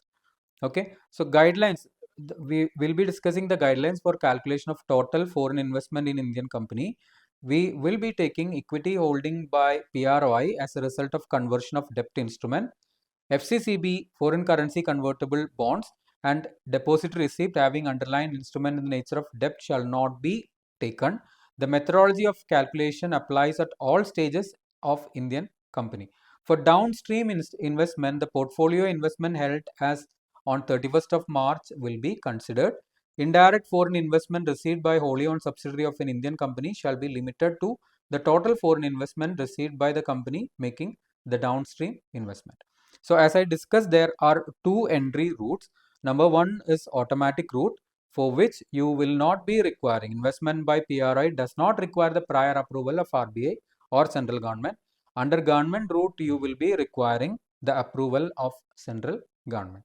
So these are the provisions which were related to the foreign direct investment. Now we will move to the master direction on external commercial borrowing and trade credit and structured obligation. So ECB is a loan which is taken by residents PRI from PROI. Okay, external commercial borrowings. And if a supplier outside India is giving credit to a person resident in India on behalf of an import and all, it is known as trade credit. Okay, so these transactions are governed under subsection 2 of FEMA Act 99. External commercial borrowings are the commercial loans which are raised by eligible resident entities from recognized non-resident entities. It should conform to parameters like minimum maturity, permitted, non-permitted, and end users, maximum all-in cost ceiling, etc.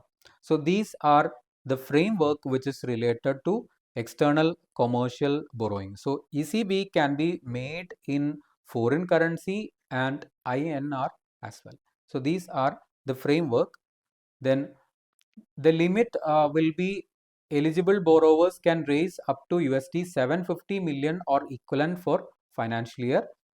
Then in case of foreign currency denominated ECB raised from direct foreign equity holders, external commercial borrowing liability equity ratio under the automatic route cannot exceed 7:1. Okay, so this will not be applicable in certain cases as well. Okay, so related to the parking of external commercial borrowing, you can park the amount which you have received in domestically as well as abroad. Okay, so we'll now move to reporting requirement. Okay, so reporting requirement, loan registration number to be obtained, borrower to report to RBI through authorized dealer category 1 bank on monthly basis, late submission fee for delay in reporting, and standard operating procedures for untraceable entities. Untraceable entities means if auditor, director, promoter of an entity are not reachable for a period of 2 quarters or more, documented communication. See, if after reminders of 6 or more, if a person, if a company, or if an entity is not reachable for a period of 2 quarters or more, and these two conditions are satisfied, that is, entity is not found to be operative at the registered office during the visit by officials of AD Bank or other agencies, entities that has not submitted statutory auditor certificate for 2 years or more, that will be treated as untraceable entities. So they have to file revised ECB2 return, which should have the writing of untraceable entity on the top of the application in bold. No fresh application will be examined by AD Bank, authorized dealer, and inform uh, Directorate of Enforcement. No inward remittance or debt servicing shall be permitted under automatic route.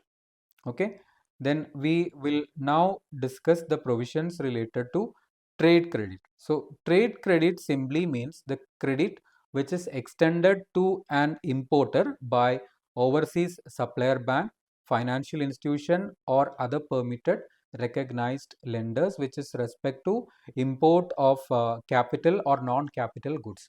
Okay, so which will be permissible under the foreign trade policy of government of India. Okay, so there are certain framework structures for the same trade credit, just like what we have learned in the case of ECB as well, external commercial borrowing as well.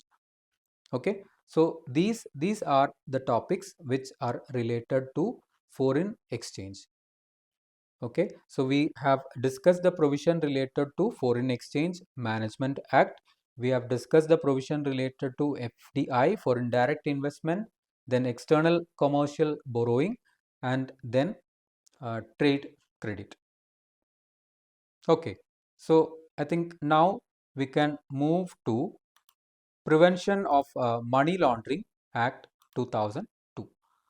Okay, so we'll first discuss the provision related to money laundering. Okay, money laundering simply means you are making your black money, converting your black money into white. Okay, so money laundering is earning of income or deriving a property by committing a scheduled offense.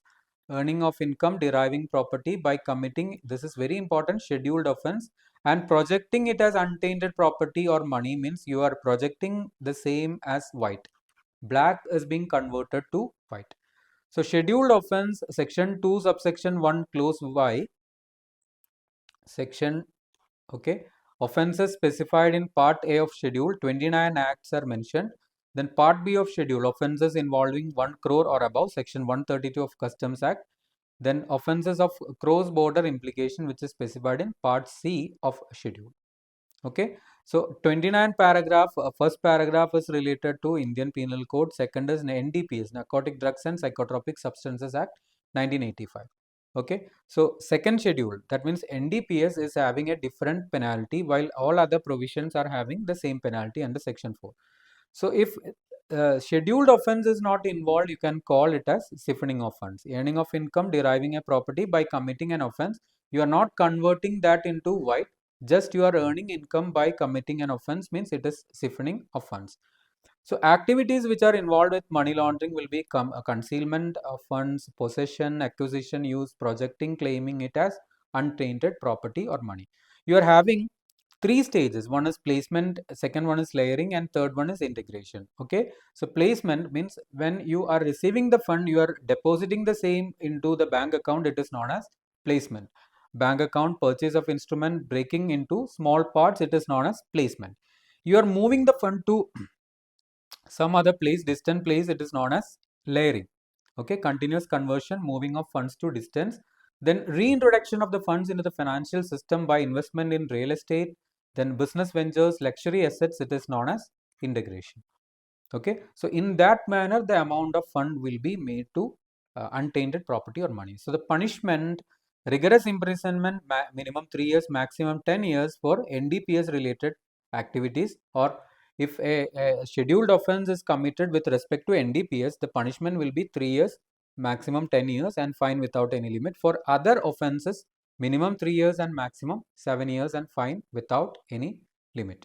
Okay, so reporting entity will be banks, financial institution, intermediaries, person carrying designated business or profession, just like cost accountants, chartered accountants, company secretary, etc. Obligation, section 12, they have to report to the director under PMLA, not to the director of a company or a person having DIN. It is a director who is appointed under PMLA.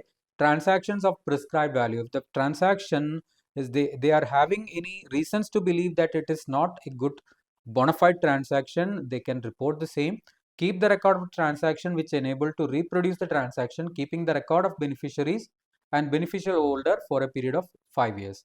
Suspicious transaction report means transaction which give the suspicion that involves proceeds of crime, appears to have been in unusual circumstances, appears to have no rationale or bona fide purpose. If the bank, financial institution, intermediaries, they are having a belief that the transaction which is made by a person is not in the ordinary course, he's not having that much of income, he's not running a business, he should not be having that much of average balance, that has to be reported. Adjudication shall be made by adjudicating authority.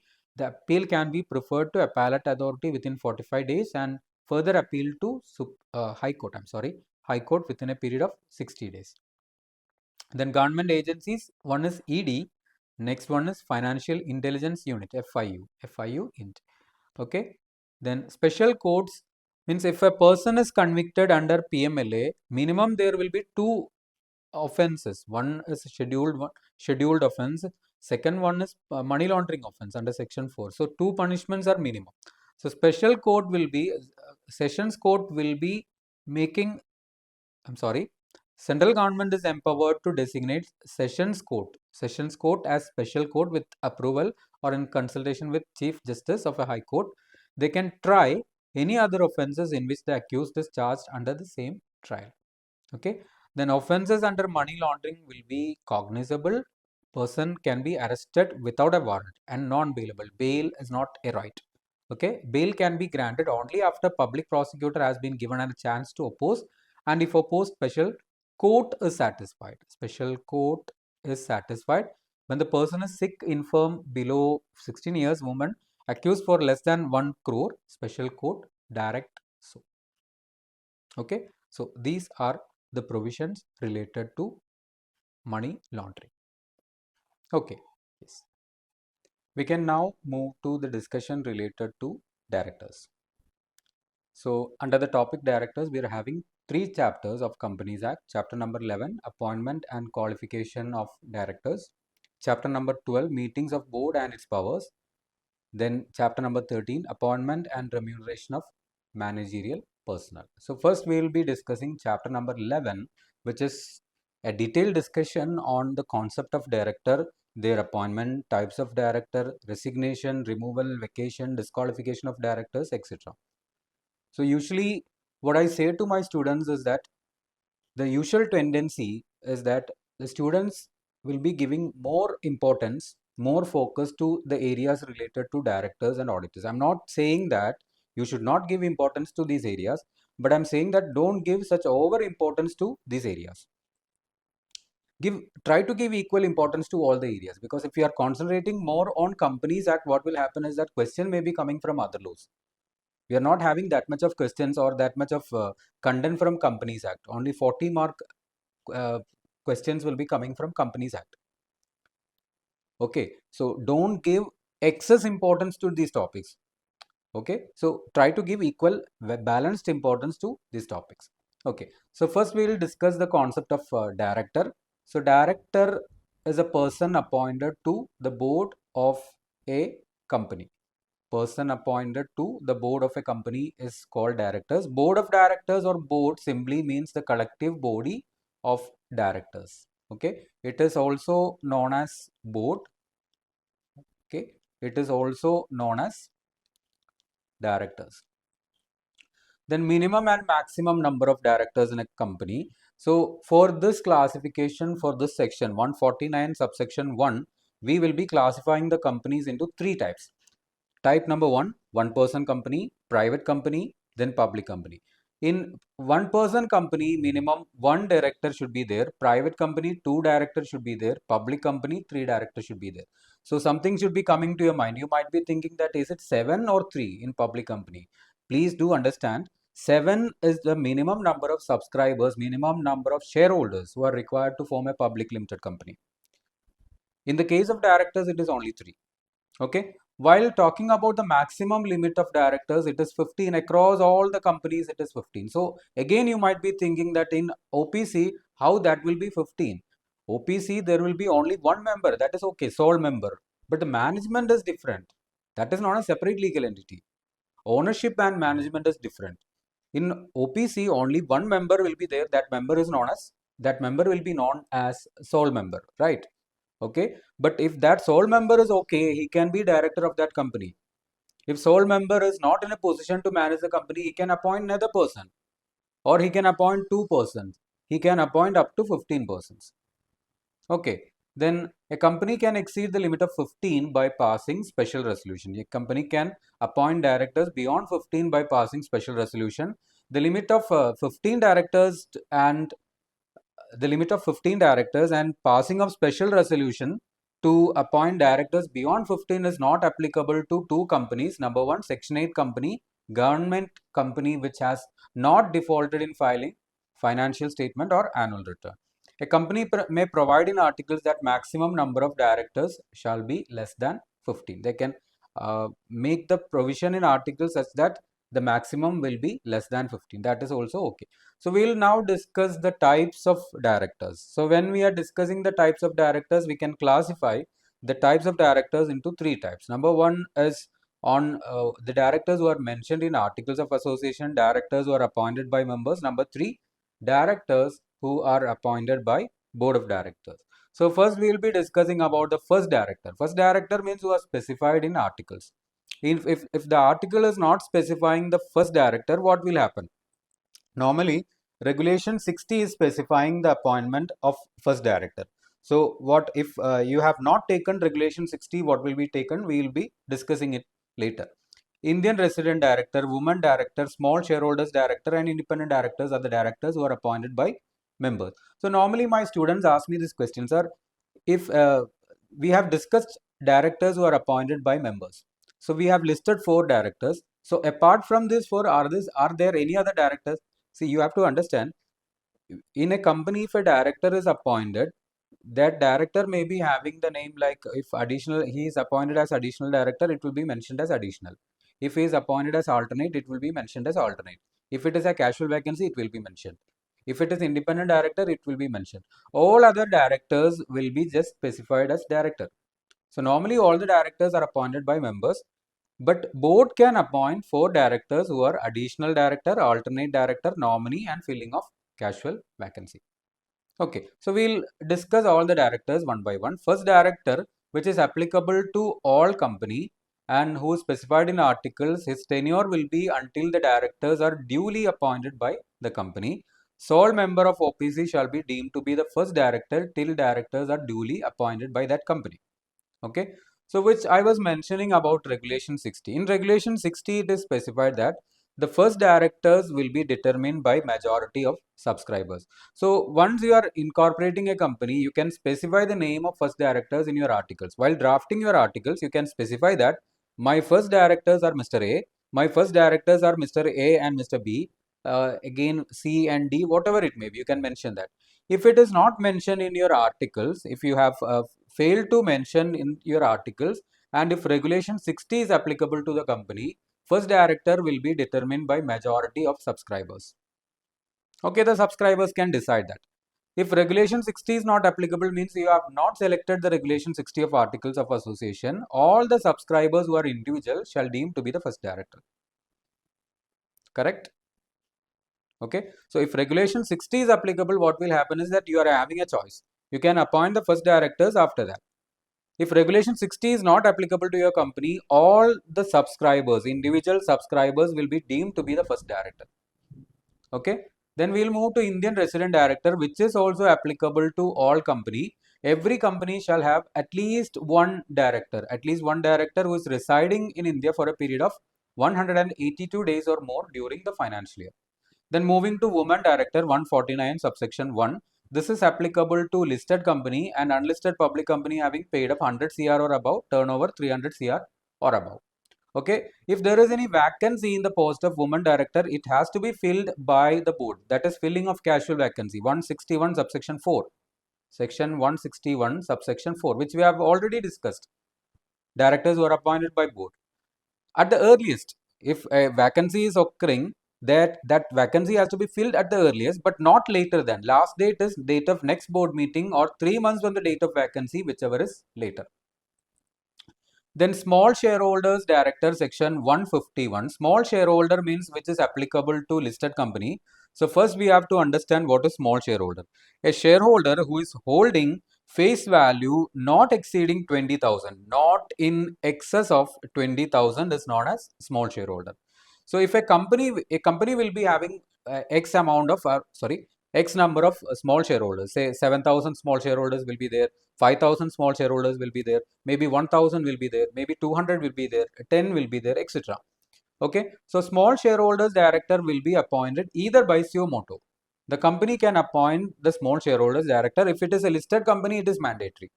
Or otherwise, it can be the small shareholders director can be appointed on the request made by application made by small shareholders. So who should apply? Who should make the application? Who should initiate the application? 10% of total small shareholders or 1,000 small shareholders, whichever is less. Suppose the company is having 500 small shareholders. 10% of 500 amounts to 50. So 50 small shareholder or 1,000 small shareholder, whichever is less. So 50 is the least figure. So 50 small shareholders, if they are making the application, the company has to appoint the person whom they are nominating as small shareholder. Please do note in mind that if 50 small shareholders are there, they can recommend, they can nominate one among themselves, or they can nominate any other person. It is not mandatory that the person who is being nominated as small shareholders director should be a small shareholder, right? Okay.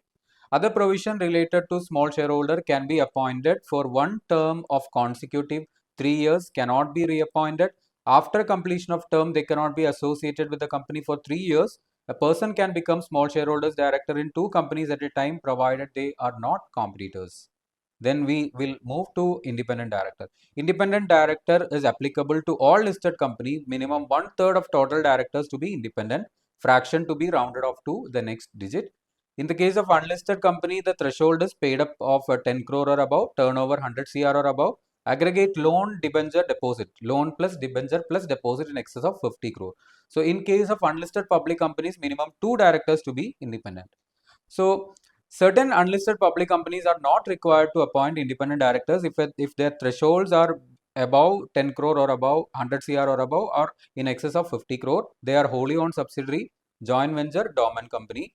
The tenure is one term of consecutive 5 years. They can be reappointed for another term by passing special resolution. So that means first term will be ordinary resolution.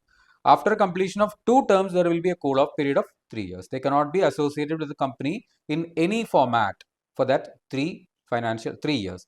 When a company ceases to fulfill the criteria mentioned in Rule 4, paid up 10 crore or above, turnover 100 crore or above, or aggregate debenture, loan debenture deposit in excess of 50 crore. That is the threshold in Rule 4. If a company to which the provision of independent director is applicable, an unlisted public company to which this provision is applicable fails to meet the criteria of paid up, turnover, and aggregate loan debenture deposit for 3 consecutive financial year, next financial year independent director provision is not applicable, and that will be applicable only when the threshold is meeting again. Okay. Then vacancy should be filled by the board at the earliest, but not later than next board meeting or 3 months from the date of vacancy, whichever is later. Again, this is 161 subsection 4, which is casual vacancy, filling of casual vacancy. Now we will move to the directors who are appointed by board of directors. Number 1 is additional director. Additional director is appointed by board if authorized in articles.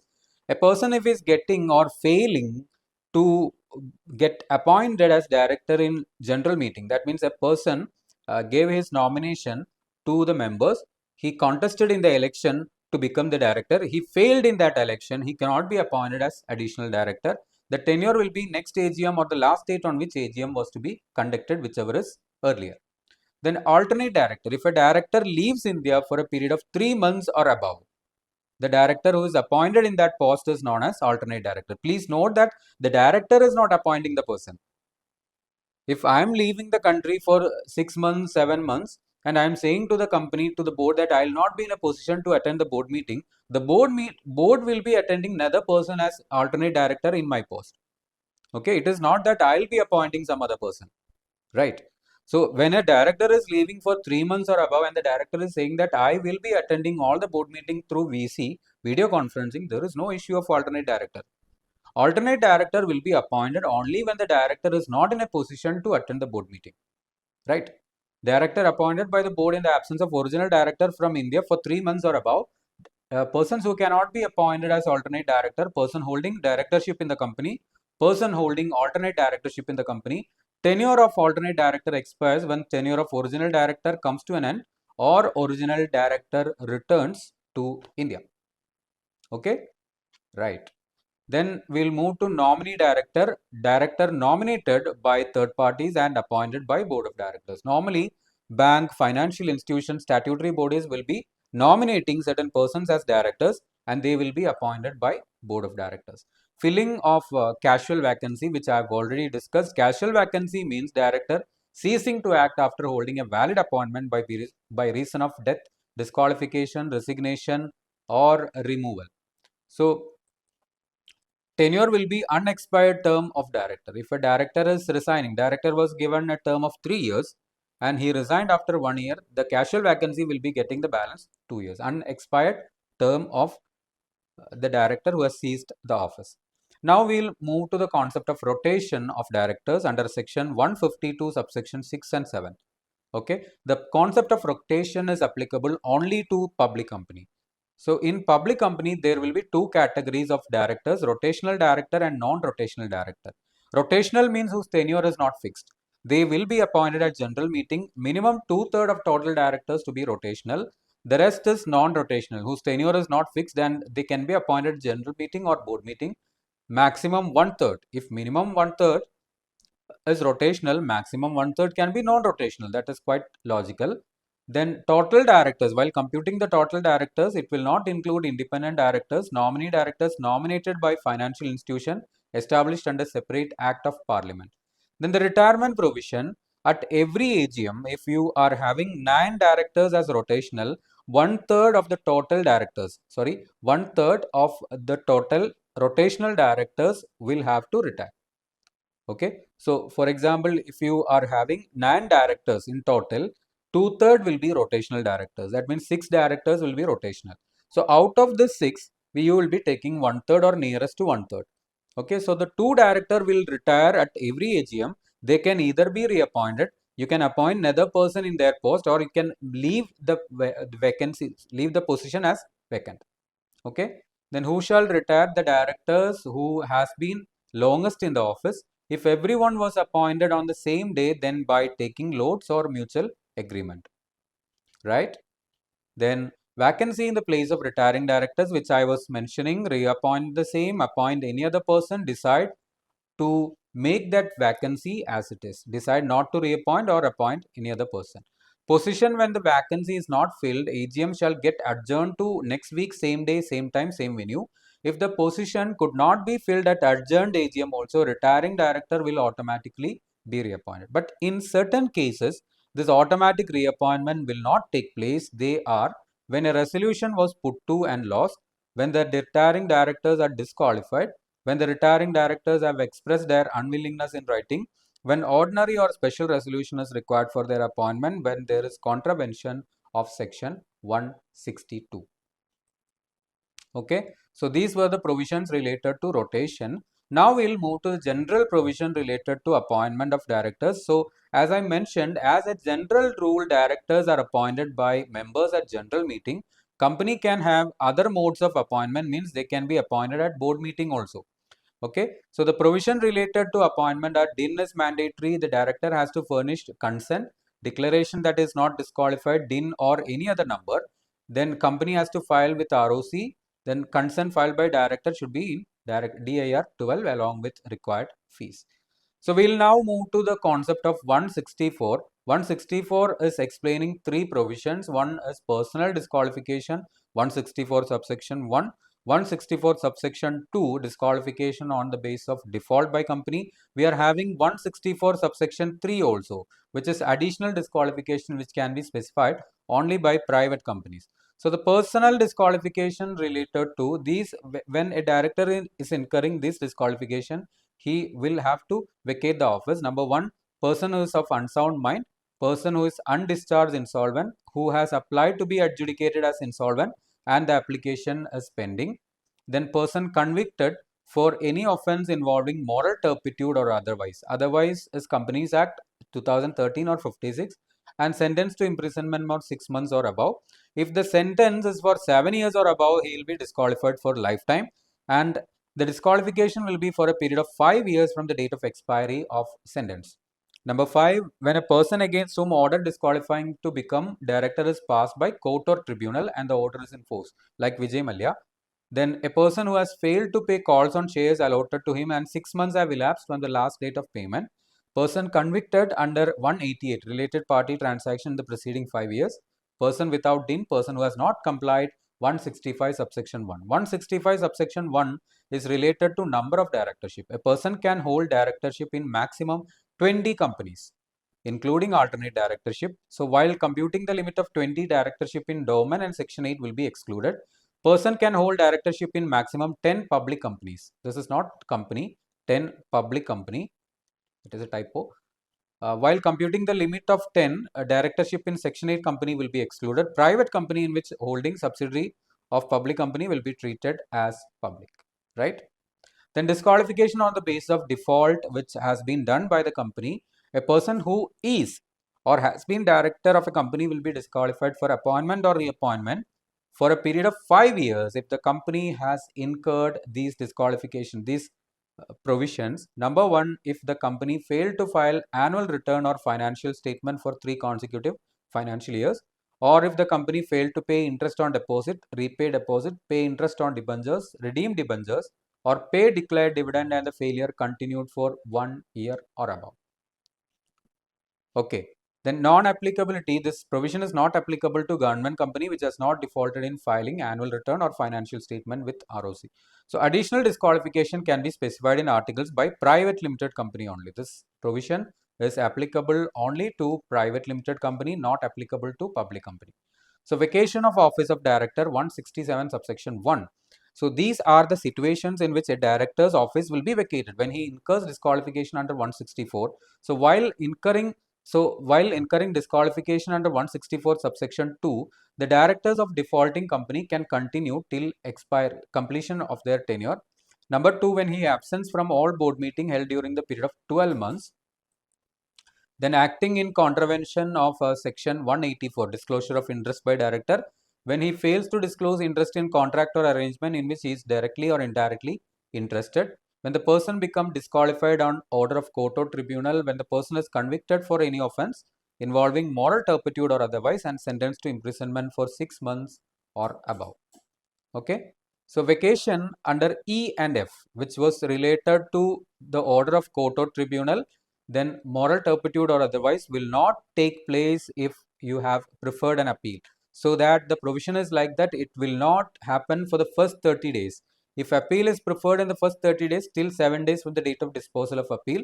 If further appeal is preferred in the 7 days, till date of disposal of appeal. So number 7 is when the director is removed under 169 of Companies Act, when a person who is being appointed as director because of holding of office in holding company or subsidiary company and such office ceased. Okay. Now we'll move to resignation of directors. Resignation can be given to the company. When you are intimating the company, you have resigned from the company. But one thing you have to note that you cannot resign on a back date. If you are giving the resignation today, resignation will take place only from today or on a future date which you have mentioned in the resignation. You cannot resign on a back date. That will be a loophole in the provisions of Companies Act, right? Okay. So resignation, director to give notice of company in writing within 30 days of resignation, director to forward to ROC notice of resignation in form DIR 11, detailed reason for resignation. Please do note in mind that if company is filing DIR 12, once the person has given the resignation to the company will be filing DIR 12. If DIR 12 is filed by the company within 30 days of intimation of resignation, there is no need to file DIR 11 by the director. That is practical provision. If you are filing DIR 11 also, there is no issue. But the director has to give additional fee for that. So the normal procedure is that if you are giving the resignation to the company will be filing DIR 12. So in case the company is filing DIR 12, there is no need for filing DIR 11 by the director. DIR 11 is in the case that you have intimated the resignation to the company, but company is not accepting your resignation. Company cannot do that. Company should accept the resignation. There is no question of accepting or rejecting the resignation, just like in the case of employment. If you have intimated the resignation, that is deemed to be accepted. Company has to file DIR 12 also. Right.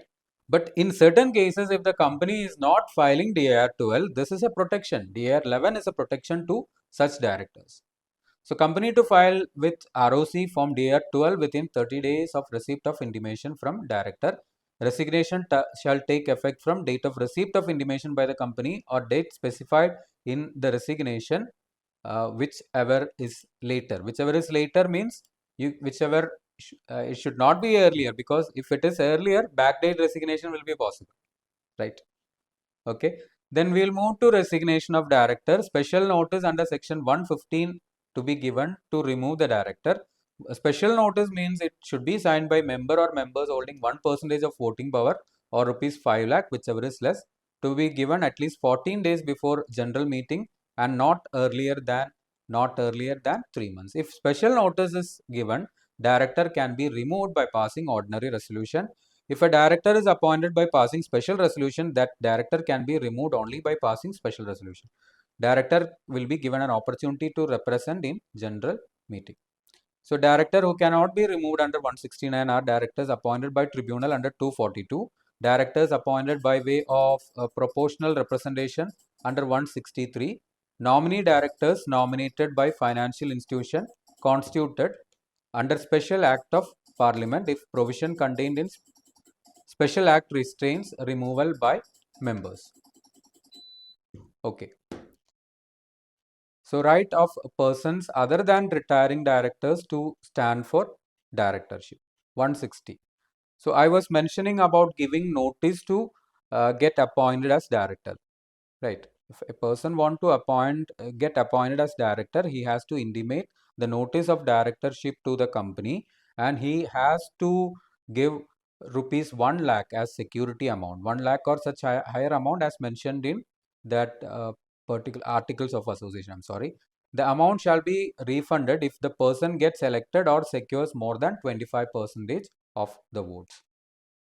Correct. Okay, no requirement of deposit in certain cases. Number one, appointment of independent director if the director is recommended by NRC, Nomination Remuneration Committee, or Board of Directors. Okay. Then non-applicability to private company which has not defaulted in filing annual return or financial statement, to a government company in which entire paid up is held by central government, state government, or jointly, subsidiary of such government in which entire paid up is held by such government, to a Section 8 company which has not defaulted in filing annual return or financial statement with ROC if its articles provide for election of directors by ballot. So directors to be voted individually. In general meeting, if two or more directors are proposed to be appointed, single resolution is possible. You cannot appoint two or more directors in single resolution is not possible. I'm sorry. You have to appoint directors by different resolution. That means if you are giving 5 directors and saying that if you are accepting all this, if you can just write yes. If you are not accepting all the 5, you are not giving a choice to the members. It is not possible.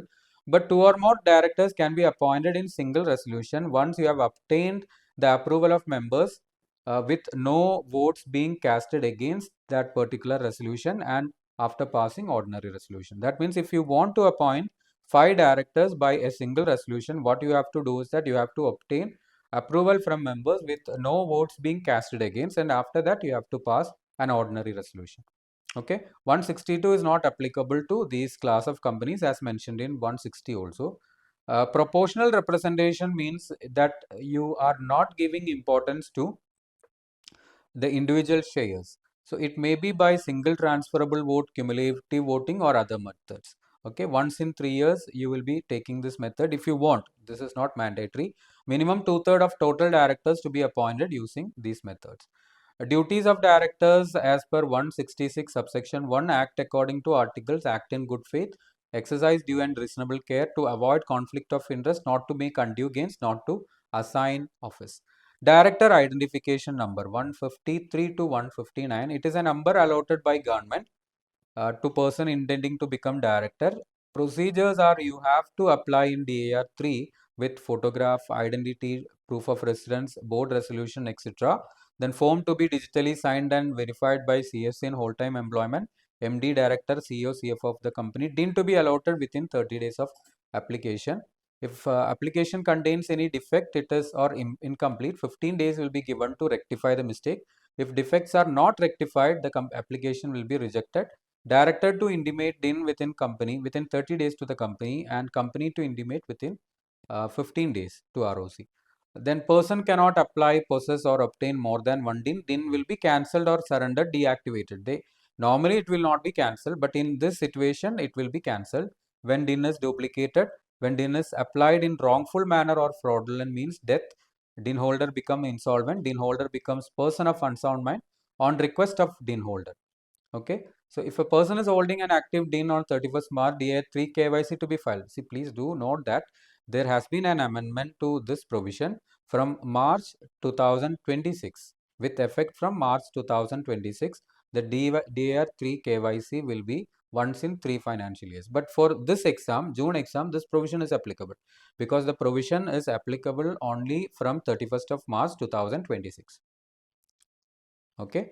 So this is not applicable for your June 26 examination, which will be applicable for December 26 examination. But if you are getting a descriptive question, you can just mention that the provision has undergone an amendment.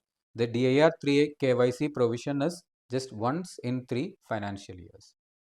Okay. So these are the provisions which is related to the concept of directors. Now we can move to the provision related to meetings of board and its powers, which is also a continuation of what we have learned, what we have gone through the provision of directors. Okay. So meetings of board and its powers. So board meeting is assembly gathering of 2 or more directors either by physically present, video conferencing, or other audio visual means. So VC or AVM. So voting will be conducted only by show of hands. Only this method is applicable. One director will have only one vote. Decision shall be taken by majority of directors. Okay. The unanimous board resolution shall be required for granting loan guarantee providing security appointing a person as MD if such person is MD or manager in any other company. In case of equality of votes, chairperson of board shall have casting vote, just like what we have learned in IRDA provision. Okay, if any director can request to hold board meeting. Interested directors cannot vote in board meeting.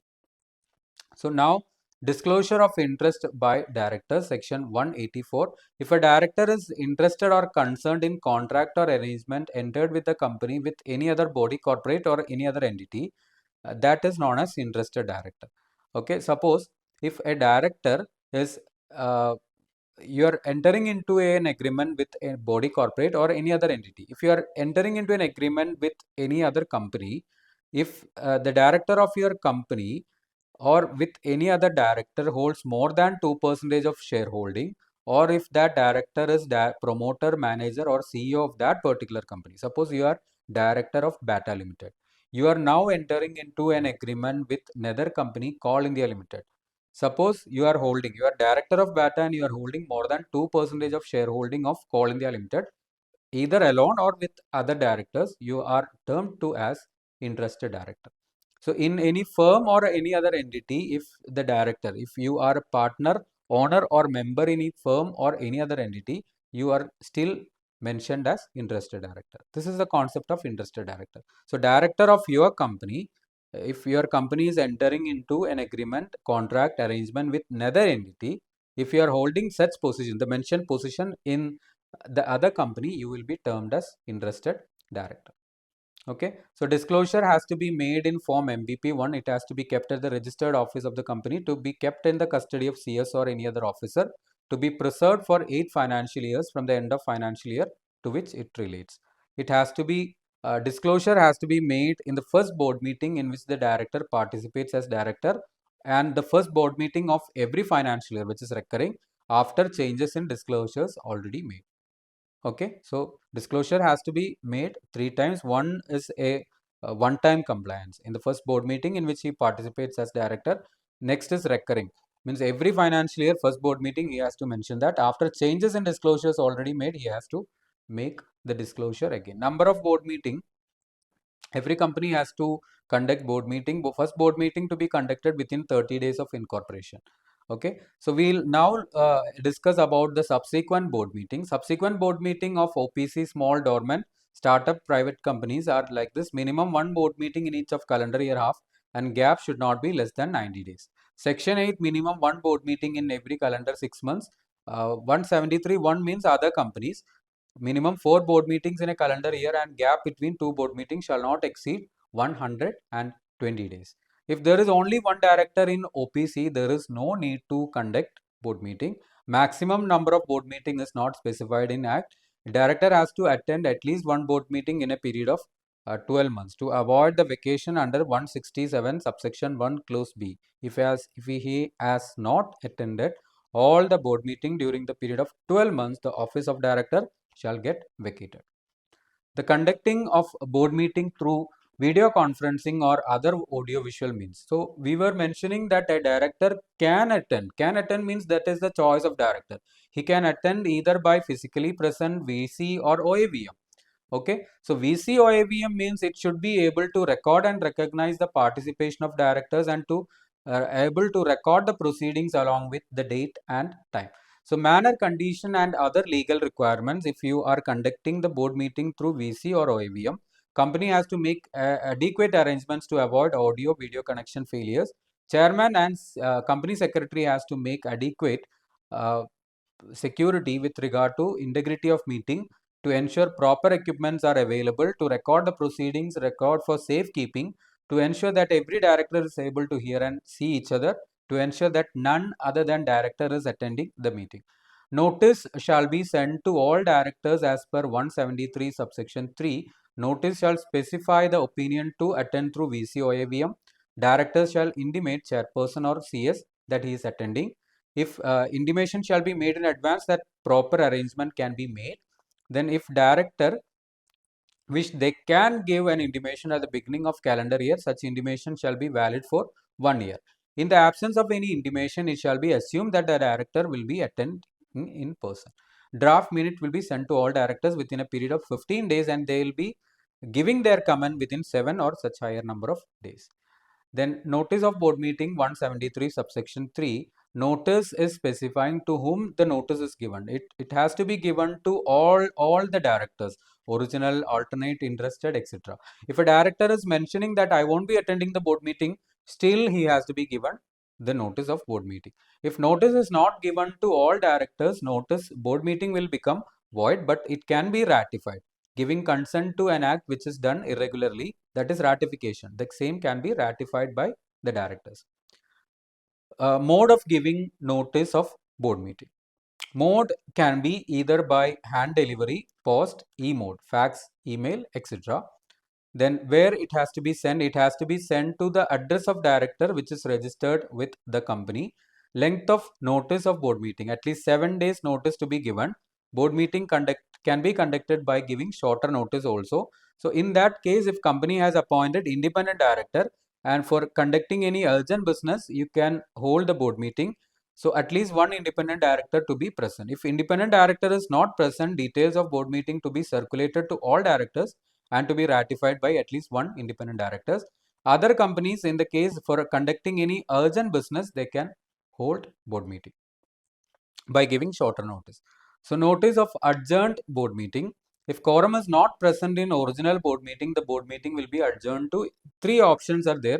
It may be adjourned to same next week, same date, time, venue. If it is national holiday, to the succeeding day, then to a date specified in articles or signed day. So in these 2 cases, fresh notice to be given. In this case, no fresh notice is to be issued. Okay, so now we are moving to the provision related to quorum. Quorum related to general meeting, we have learned in section 103 of Companies Act, that is minimum number of members who are required to make a meeting valid. Here it is not about the number of persons present, number of directors present are not counted.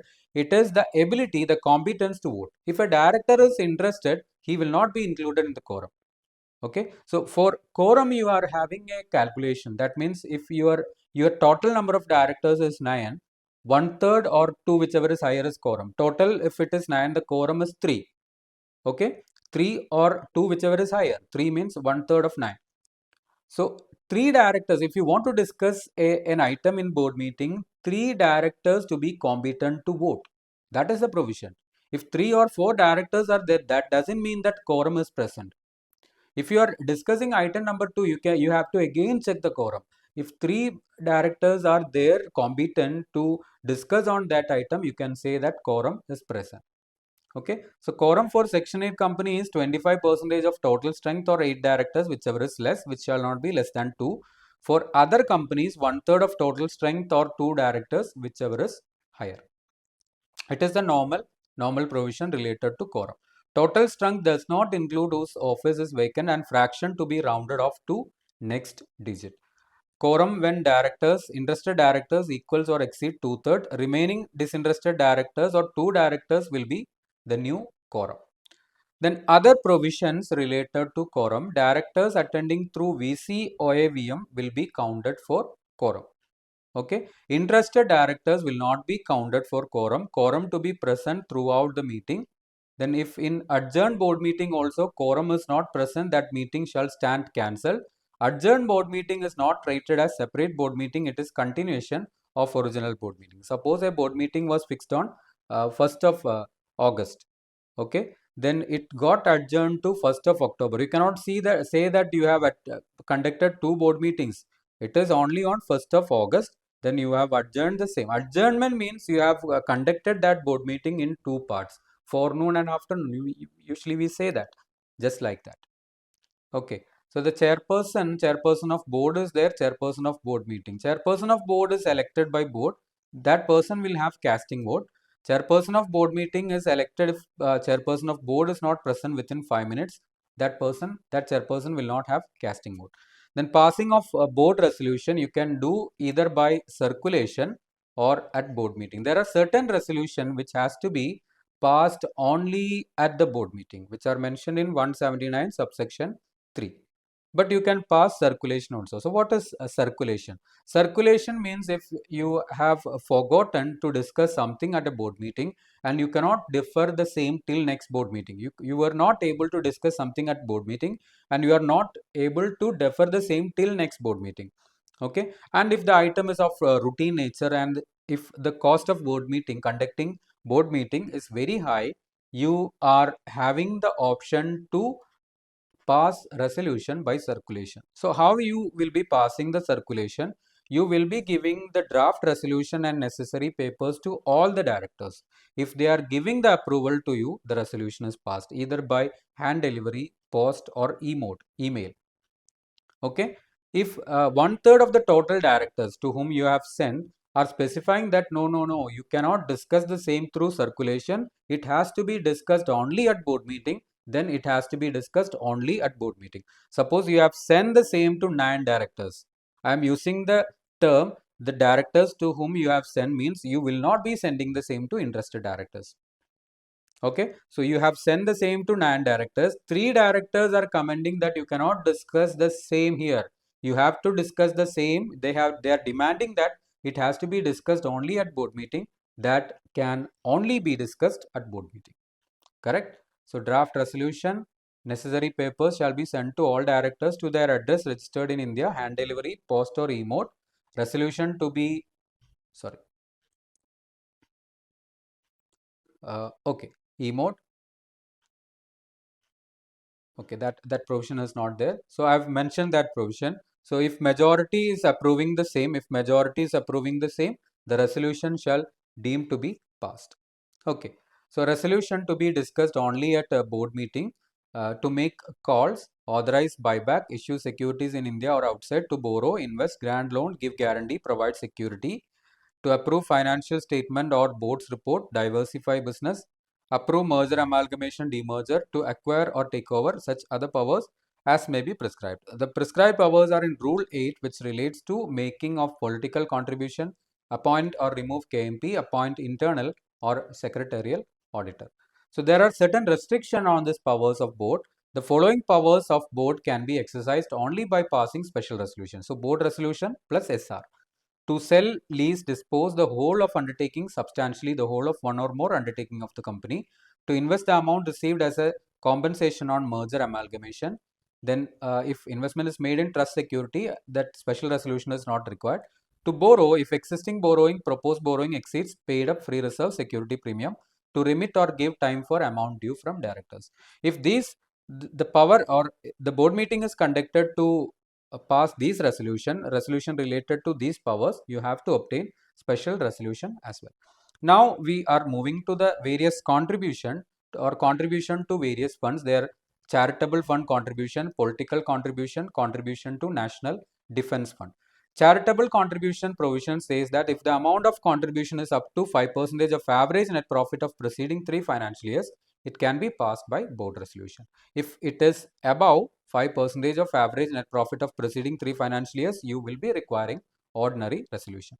So political contribution 182, you can give it to any political party, any person which affects support of a political party, advertisement, etc. There is limit now. The limit is now, it is maximum 7.5% of average net profit of preceding 3 financial years. The Supreme Court 3 financial years. Supreme Court has, this was an amendment. No limit was an amendment. Supreme Court quashed that amendment. So that means maximum 7.5% of average net profit of preceding 3 financial year will be the limit. Mode will be account pay draft, ECS or any other instrument. Political contribution cannot be given by government company that are existence for less than 3 years. National Defence Fund 183, contribution may be made to National Defence Fund or any other fund which is used for national defense. There is no limit for contribution. Now we will move to the various committees of Board of Directors: Audit Committee, then NRC, Vigil Mechanism Committee, Stakeholders Relationship Committee, and CSR Committee. Now we are not going to discuss CSR Committee here. All other committees will be discussing. Audit Committee, the provision is applicable to listed company and unlisted public company having paid up 10 crore or above turnover 100 CR or above, aggregate outstanding loan debenture deposit in excess of 50 crore. The threshold that we had already mentioned in the provision of independent director. Okay, so this is not applicable to these companies as mentioned in independent director. Unlisted public companies, this provision are not applicable if they are wholly owned subsidiary, joint venture, or if they are a dormant company. Okay, then when the company ceases to fulfill the criteria specified in Rule 6, Rule 6 means paid up 10 crore or above, turnover 100 CR or above, outstanding loan debenture deposit in excess of 50 crore, it shall not be required to constitute any audit committee till it meets any of the conditions. Okay, functions will be a recommendation for appointment of auditors, fixing remuneration, review and monitor auditors' independence, performance and effectiveness of audit process, examination of financial statement and audit report, approval and modification of related party transaction, scrutiny of intercorporate loan, valuation of asset, evaluation of internal financial control and risk management system, monitoring the end use of funds raised through public issue. Audit committee shall consist of minimum 3 directors, majority to be independent, every member to be able to read and understand financial statement. Vigil mechanism is applicable to listed company that has accepted deposit from public, company having borrowing from bank and PFI in excess of rupees 50 crore. Function to report genuine concerns of employees, directors to safeguard against victimization. See, suppose if your employees or directors are having some problems against the management, it can be brought to the notice of your vigil mechanism committee. Nomination and remuneration committee NRC is having the same threshold as of the audit committee, so I am not repeating the same.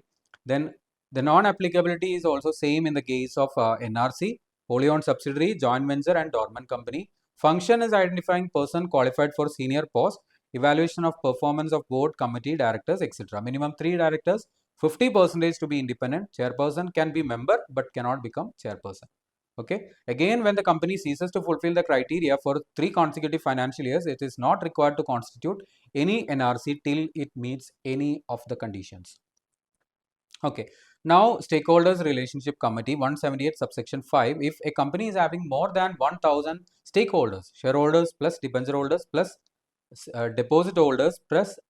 deposit holders plus any other security holders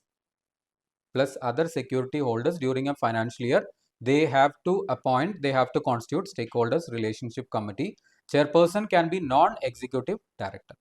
Now we are going to discuss the provision related to loans to director. There is prohibition on giving loan. Then it is permitted on satisfaction of certain condition which is not in our provision. Means we are not learning that. Then non-applicability of 185 1 and 2. That two sections we are discussing. 185 subsection 1 and 3. So prohibition, a company cannot provide loan to the director of lending company or its holding company, relatives of such directors, partners of such directors, any firm in which such director or relative is partner. Okay, so you cannot give direct loan to director or to directors of holding company and to the relatives of such director. Relatives means all those directors whose relatives they cannot be given. Partners of such director, any firm in which such director or relative is partner. Okay, then non-applicability, loan can be given to MD or all-time director either by passing special resolution or a scheme provided to all employees. Loan can be provided in the ordinary course of business, just like a banking company can provide loan to directors.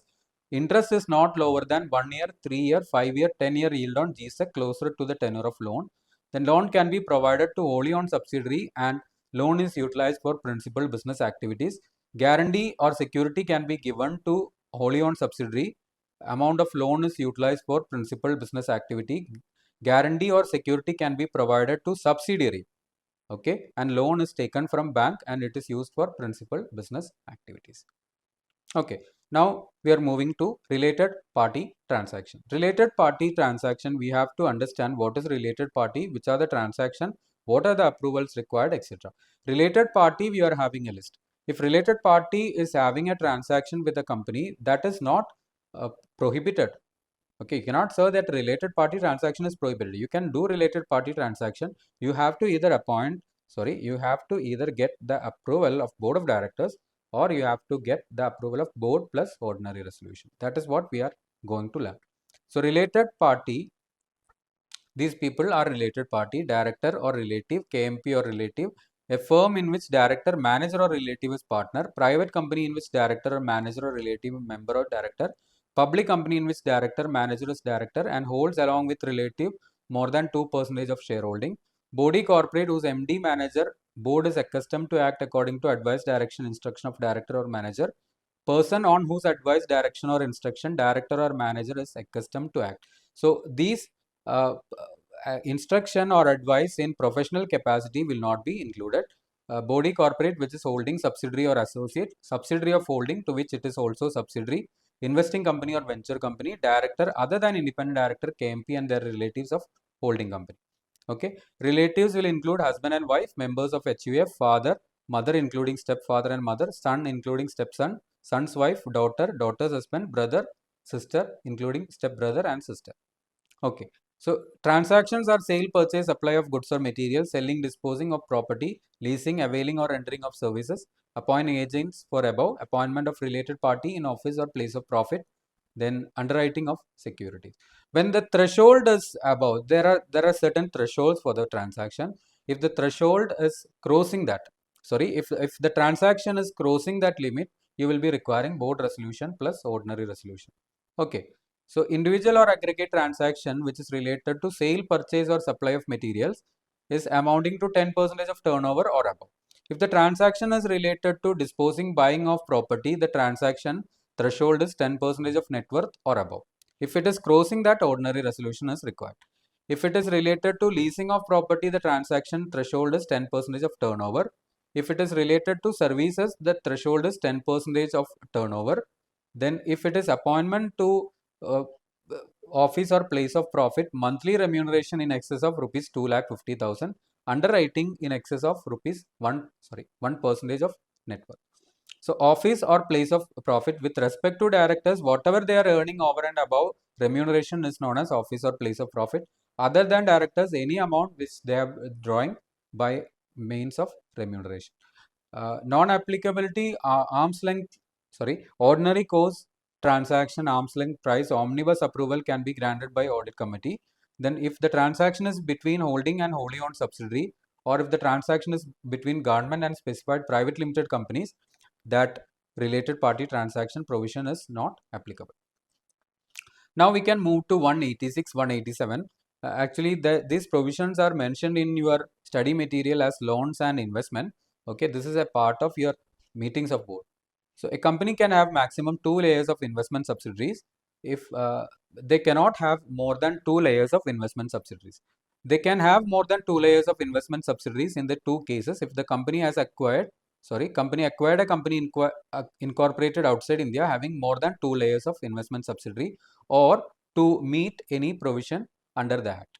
That means if any provision is saying that if you want to operate as a company, you should be having this much of investment subsidiary, that is okay. Okay, correct. So now we will be discussing the maximum limit for giving loan guarantee security.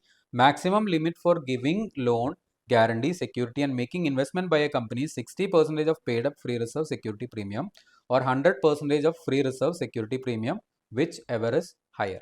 Okay, so you will be requiring approval of board of directors, special resolution, PFI for giving loan, for giving guarantee, for giving security, for making investment. So board unanimous board resolution is required in all cases. Special resolution will be requiring if 186 subsection 2's limit 60% of paid up free reserve security premium or 100% of free reserve security premium, whichever is higher. If it is exceeded, you will be requiring special resolution.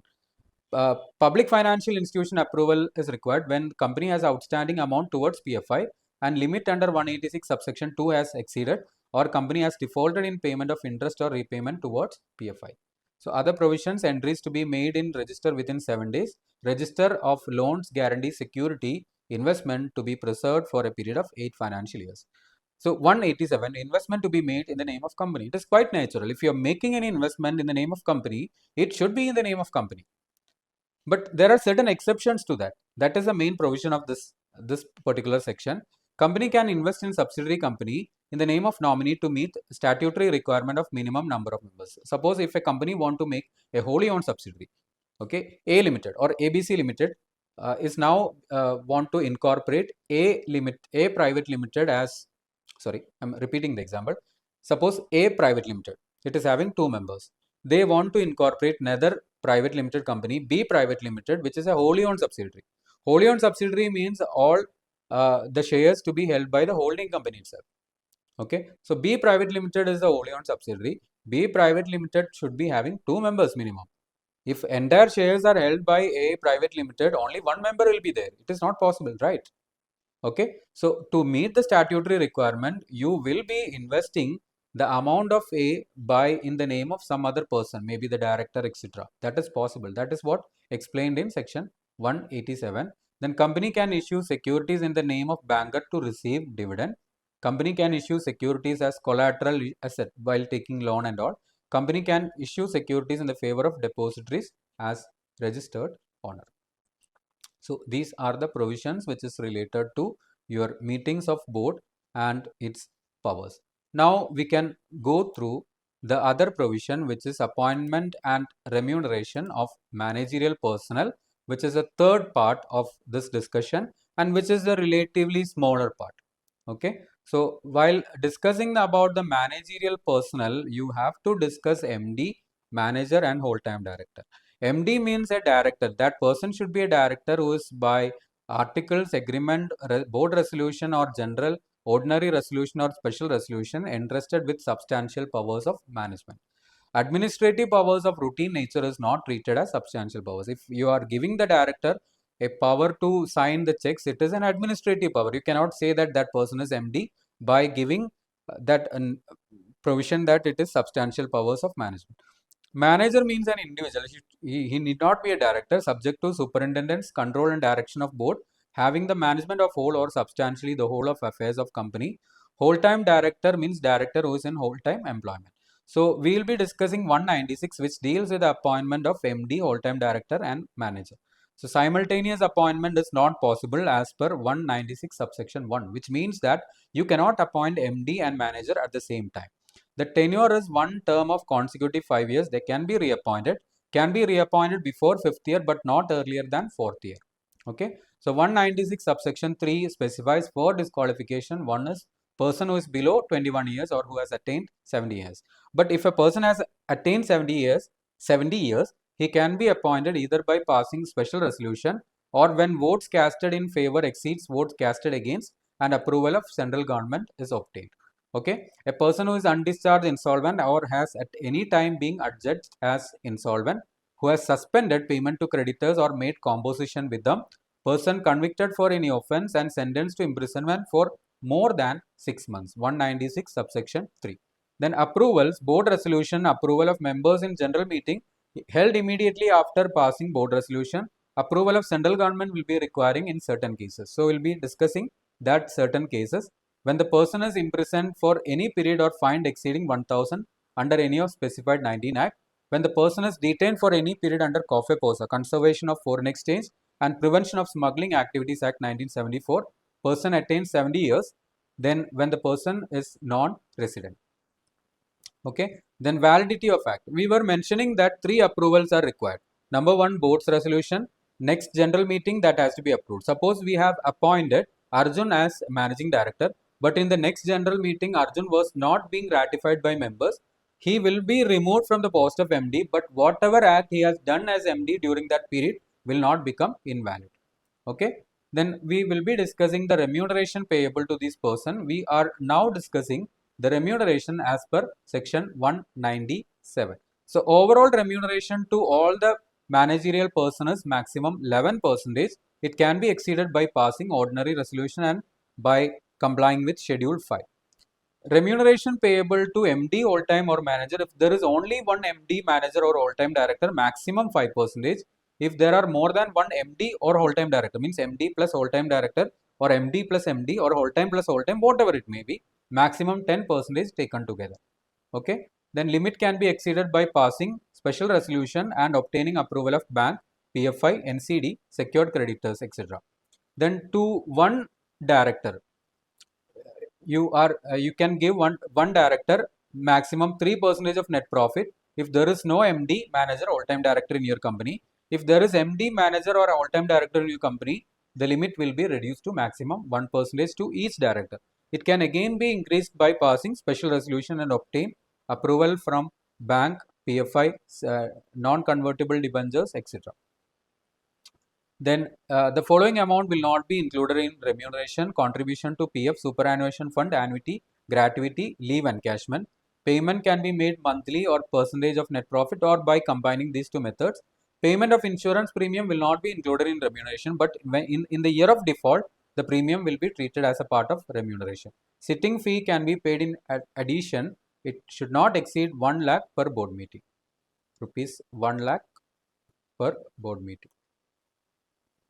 Compensation for loss of office. Compensation shall be paid to managing. See, what happens is that managing director, MD, all-time director is having 5-year as term.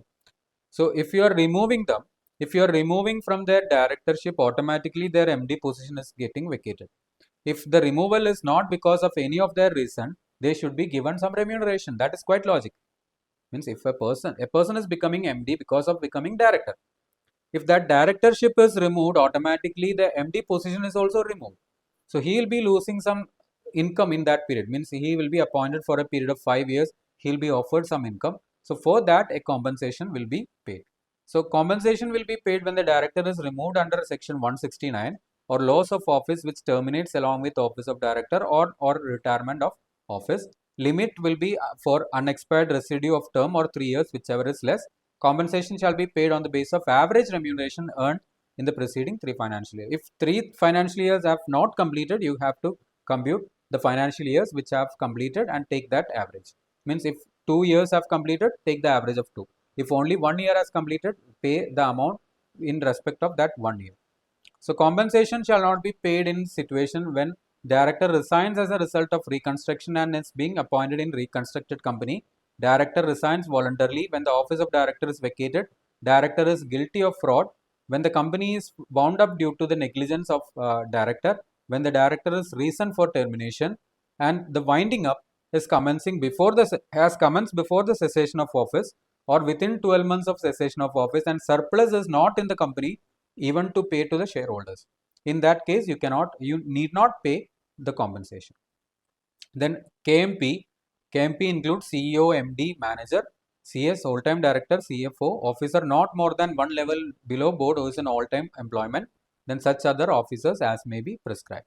Appointment of KMP is mandatory for listed company and unlisted public company having paid up 10 crore or above. They have to appoint MD, manager, CEO or whole-time director plus CS plus CFO. Okay. Then if a private company having 10 crore or above has to appoint whole-time CS, person can become KMP in one company at a time. That can become hold office in holding and subsidiary at the same time. There is no issue. KMP can hold directorship with the approval of board. Casual vacancy to be filled by board within 6 months. Secretarial audit is applicable to listed company and prescribed company. Prescribed company includes unlisted public company having paid up 50 crore or above, turnover 250 crore or above, having loan borrowing from bank or PFI for 100 crore or above. To be performed by practicing CS, it should be attached to board's report in form MR3. Then functions of CS to ensure that company complies with all applicable provision, to ensure that company complies with secretarial standards, to perform such prescribed duties. So these are the provisions related to appointment and remuneration of managerial personnel. So we have discussed chapter 11, chapter 12 and chapter 13. I think the discussion is clear. Now we can move to chapter 14 of Companies Act, which is related to inspection, inquiry and investigation. Okay, sorry. Inspection, inquiry and investigation. So while I was taking the portion of directors, I was mentioning that you should not be giving more importance or excessive importance to those areas. Okay, while taking chapter 14, chapter 15 and chapter 16 of Companies Act, you have to keep in mind that from these portions, on every attempt questions are being asked. Okay, so there is a skipping tendency among these chapters. Students used to skip these chapters and they may feel that, oh, this chapter is not that much important. But actually the case is vice versa. Means whatever you are focusing, questions will be asked. I am not saying that from directors, from auditors, questions will not be asked. Questions will be asked, but not to that extent. Only Companies Act is only consisting of 40 mark, as I mentioned while we were discussing the concept of directors. Okay, so what I'm saying under this chapter, under this provision, is that you have to give importance, you have to go through these chapters, because questions may be asked from this chapter. At least one question will be asked that may carry 4 mark. That 4 mark will be your 36 plus 4 or 38 plus 3. That will be determining your pass percentage and all. Okay, so inspection is there, inquiry is there, and investigation is there. So investigation is the second part. So first part is related to the powers of registrar of company, 206 to 209, which is respect to calling for information, then inspection, inquiry, ROC. After ROC has conducted the same, if that ROC is of the view that investigation is to be conducted, they will be giving the report to, submitting the report to central government. So central government may initiate investigation under section 210 or SFIU under 212 or NCLT under 213 and all. Okay, so we will be moving to those provisions. So section 206 to 229, the rules are companies inspection, investigation and inquiry rules 2014, companies arrest in connection with SFIO rules 2017. Okay, so as I mentioned, 206 to 209 is related to the power of ROC. So first power is related to calling for information, inspect books and conduct inquiries. So calling for information is there, inspection of books is there, then conducting of inquiries is there. So first stage is calling for information. If it is not satisfied, inspection of books. If it is not satisfied, conducting of inquiries. So ROC may by written notice require the company to furnish such information or such explanation within the specified time, to produce such documents within reasonable time.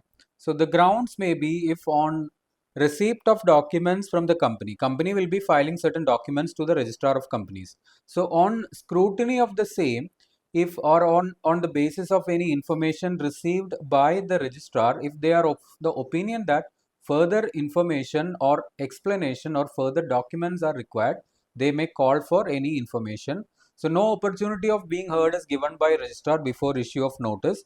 No oral information or explanation may be required by or furnished to the ROC.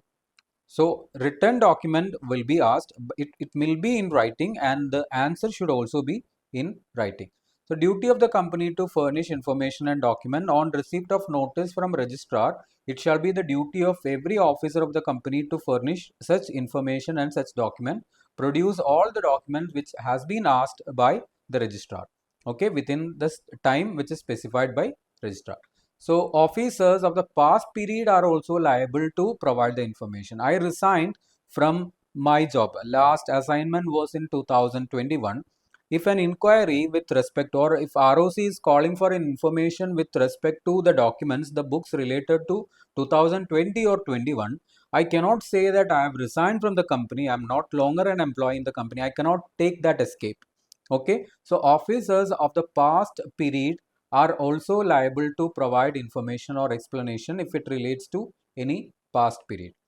Then it has to be provided when ROC calls for such information or explanation, or when notice is being given.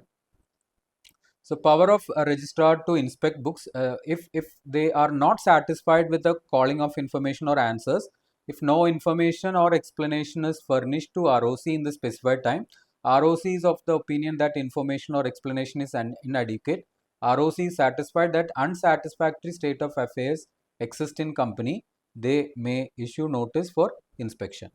Then uh, it will be provided after providing reasonable opportunity of being heard, then grounds out for carrying inquiry. So we have discussed about calling for information, inspection.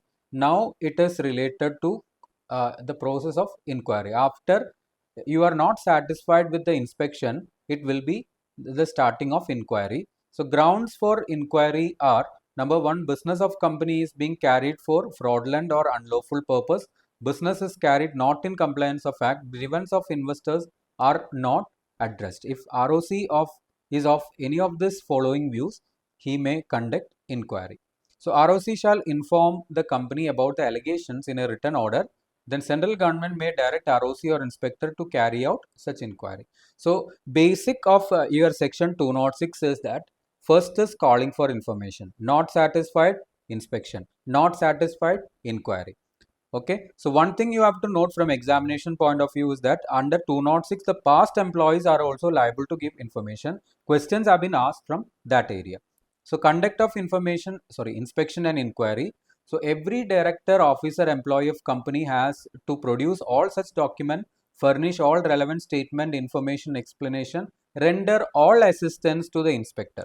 Okay, then power of ROC or inspector has power to make copies or take copies of books and paper, then place identification mark. They will be having the powers of civil court, like discovery and production of books of accounts, summoning and enforcing attendance of person, inspection of books, registers, documents, etc. Then after you have conducted the inquiry, I was mentioning about the report of ROC. ROC will be submitting a report to central government. It is on the basis of this report, central government will be deciding whether an investigation is required in this case. Okay, so section 208 is related to ROC report after inquiry. Then which is related to the section 209 is related to search and seizure. Search and seizure will be carried out on the following grounds. Like if inspector or ROC is having reasonable grounds to believe that books of accounts or documents or books may be destroyed, mutilated, altered, falsified or secreted. Okay, so when ROC or inspector has reasons to believe that books and paper may be destroyed, mutilated, altered, falsified or secreted, he may search or seize the books. So he will be taking the required assistance. Please note that before this power can be enforced only after getting the approval of special court. He can obtain the assistance. Then company will be giving an opportunity to take the copies, which will be at their cost only, company's cost only. Okay, seized books and papers shall be returned as soon as possible, but within 180 days. If they need it again, it may again be called for another period of 180 days. They can take copies or place identification mark. Code of criminal procedures shall be applicable for search and seizure. Then now we'll move to the second part, which is investigation. So the first investigation is related to investigation by central government. So as I mentioned, ROC will be giving a report to central government under section 208. So this is the first ground for investigation, or on intimation of special resolution passed by members in public interest, or when an order is passed by court or tribunal. So investigation will be carried out by inspectors who are appointed by central government. Then investigation into affairs of company on order made by tribunal. We have just gone through the passing of order by court or tribunal. So court or tribunal will be passing order under 213, which will be initiating central government to make investigation. So that will be on the following ground. If application is made by 100 members or one or more members holding 10% of voting power, or application may be made by tribunal, application made to tribunal by any person or suo motu based on certain grounds. Okay, so the grounds for initiating investigation are: when business of company is being conducted to defraud creditors, fraudulent purpose in a manner oppressive to members, company was formed for fraudulent unlawful purpose, person concerned in the management of company have been guilty of fraud, misfeasance or misconduct, members are not given all required information. If any of this ground is hit, NCLT will be giving the application initiating an investigation by the central government. Now we will move to the investigation by SFIO, Serious Fraud Investigation Office. So 211 is specifying about SFIO, which will be established by central government, headed by director consisting of such experts as may be prescribed. Then investigation into the affairs of company by SFIO. The grounds are on receipt of report of ROC, special resolution, public interest, on request from Department of Central Government or State Government. Order of tribunal under 210 is changed to on request from Department of Central Government or State Government. Directors shall appoint one or more inspectors for the purpose. And you have to note that just like when CBI is investigating a case, all the required documents will have to be passed to CBI from the local police. Local police will be giving all the assistance to CBI. Whatever they have investigated, they will be passing on to CBI, right? Like that, when SFIO has started the investigation, all the reports will have to be sent to SFIO. No other investigating agency shall investigate the same matter. That will be ceased. That will only now be investigated by Serious Fraud Investigation Office. So no other investigating agency shall proceed with investigation. If investigation has been initiated, all the relevant records and documents shall be transferred to SFIO.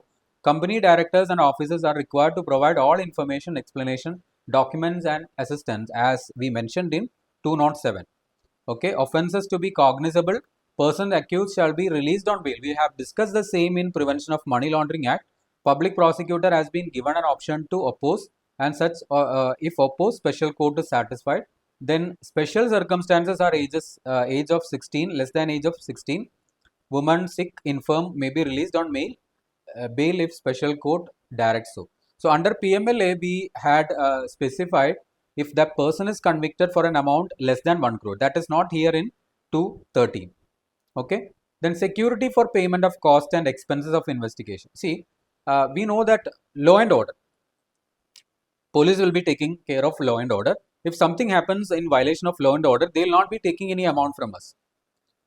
Okay. Suppose if something is happening to our house, one thief has entered our house, we are calling the police, they will not be charging anything. They will not say that, okay, we will catch the thief, you have to give us 2000 rupees. That is a part of law and order. That is the services which are given by central government. But when we look at investigation 210, 213, 212 and all, we will be understanding that certain investigations are initiated by members. Like that special resolution is there. Then members will be communicating to intimating to NCLT under 213, 100 members or members holding 10% of paid up. In that case, we don't know that actually if the company is convicted or not.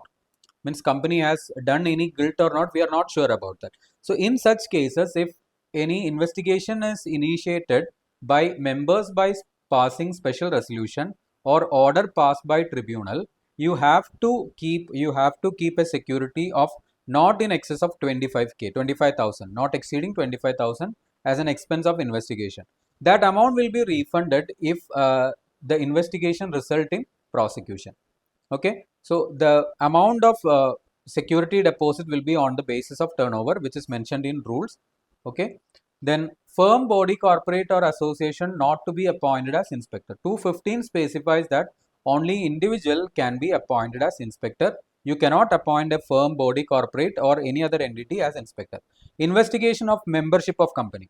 So if the investigating officer or investigating inspector is of the view that if the company is of a Binami kind of nature, okay, that inspector is having power to investigate the affairs of persons who are financially interested in success or failure, who have been able to control the policies of company, who have or had beneficial interest or shares in the company, who are beneficial or beneficial owners, right?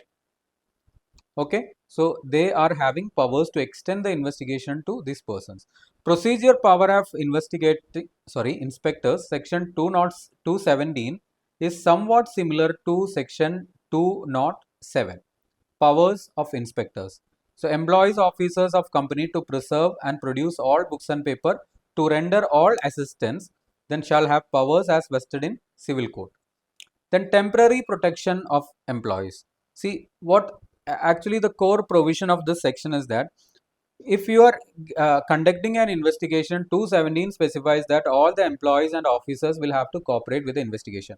So once their company is under investigation and your officers are giving all the support to the investigating inspector, the company will be taking action against you after that. So this provision is to protect the employees. If any employee has cooperated during the investigation, if you want to take any action against that employee, it may be legitimate or not legitimate, but you have to take the approval. No objection of NCLT. That means you have to apply to NCLT. If they are giving any reply, you cannot take the action. If they are not giving any reply, means they have no objection. Okay, so you can proceed with action. Okay, So when a company intends to punish the employees by way of dismissal, suspension, reduction in rank, or otherwise, okay, change in terms of employment, like you are changing the shift during the pendency of an investigation under 210, 212, 13, 16 or 19 of chapter 16. Chapter 16 is prevention of oppression mismanagement. You have to apply to tribunal. If company does not receive any objection from tribunal within 30 days, you can proceed to take action. If you are aggrieved, you can apply to NCLAT. So, investigation into affairs of related companies. Investigating inspector can investigate body corporate which is or has at relevant time been subsidiary holding or subsidiary of holding company, any other body corporate which is or at relevant time managed by any person as MD manager who is or was at relevant time MD or manager of company, then body corporate whose board consists of nominees or accustomed to act according to direction, instruction of company or directors, any person who is or has at relevant time being MD or manager of company.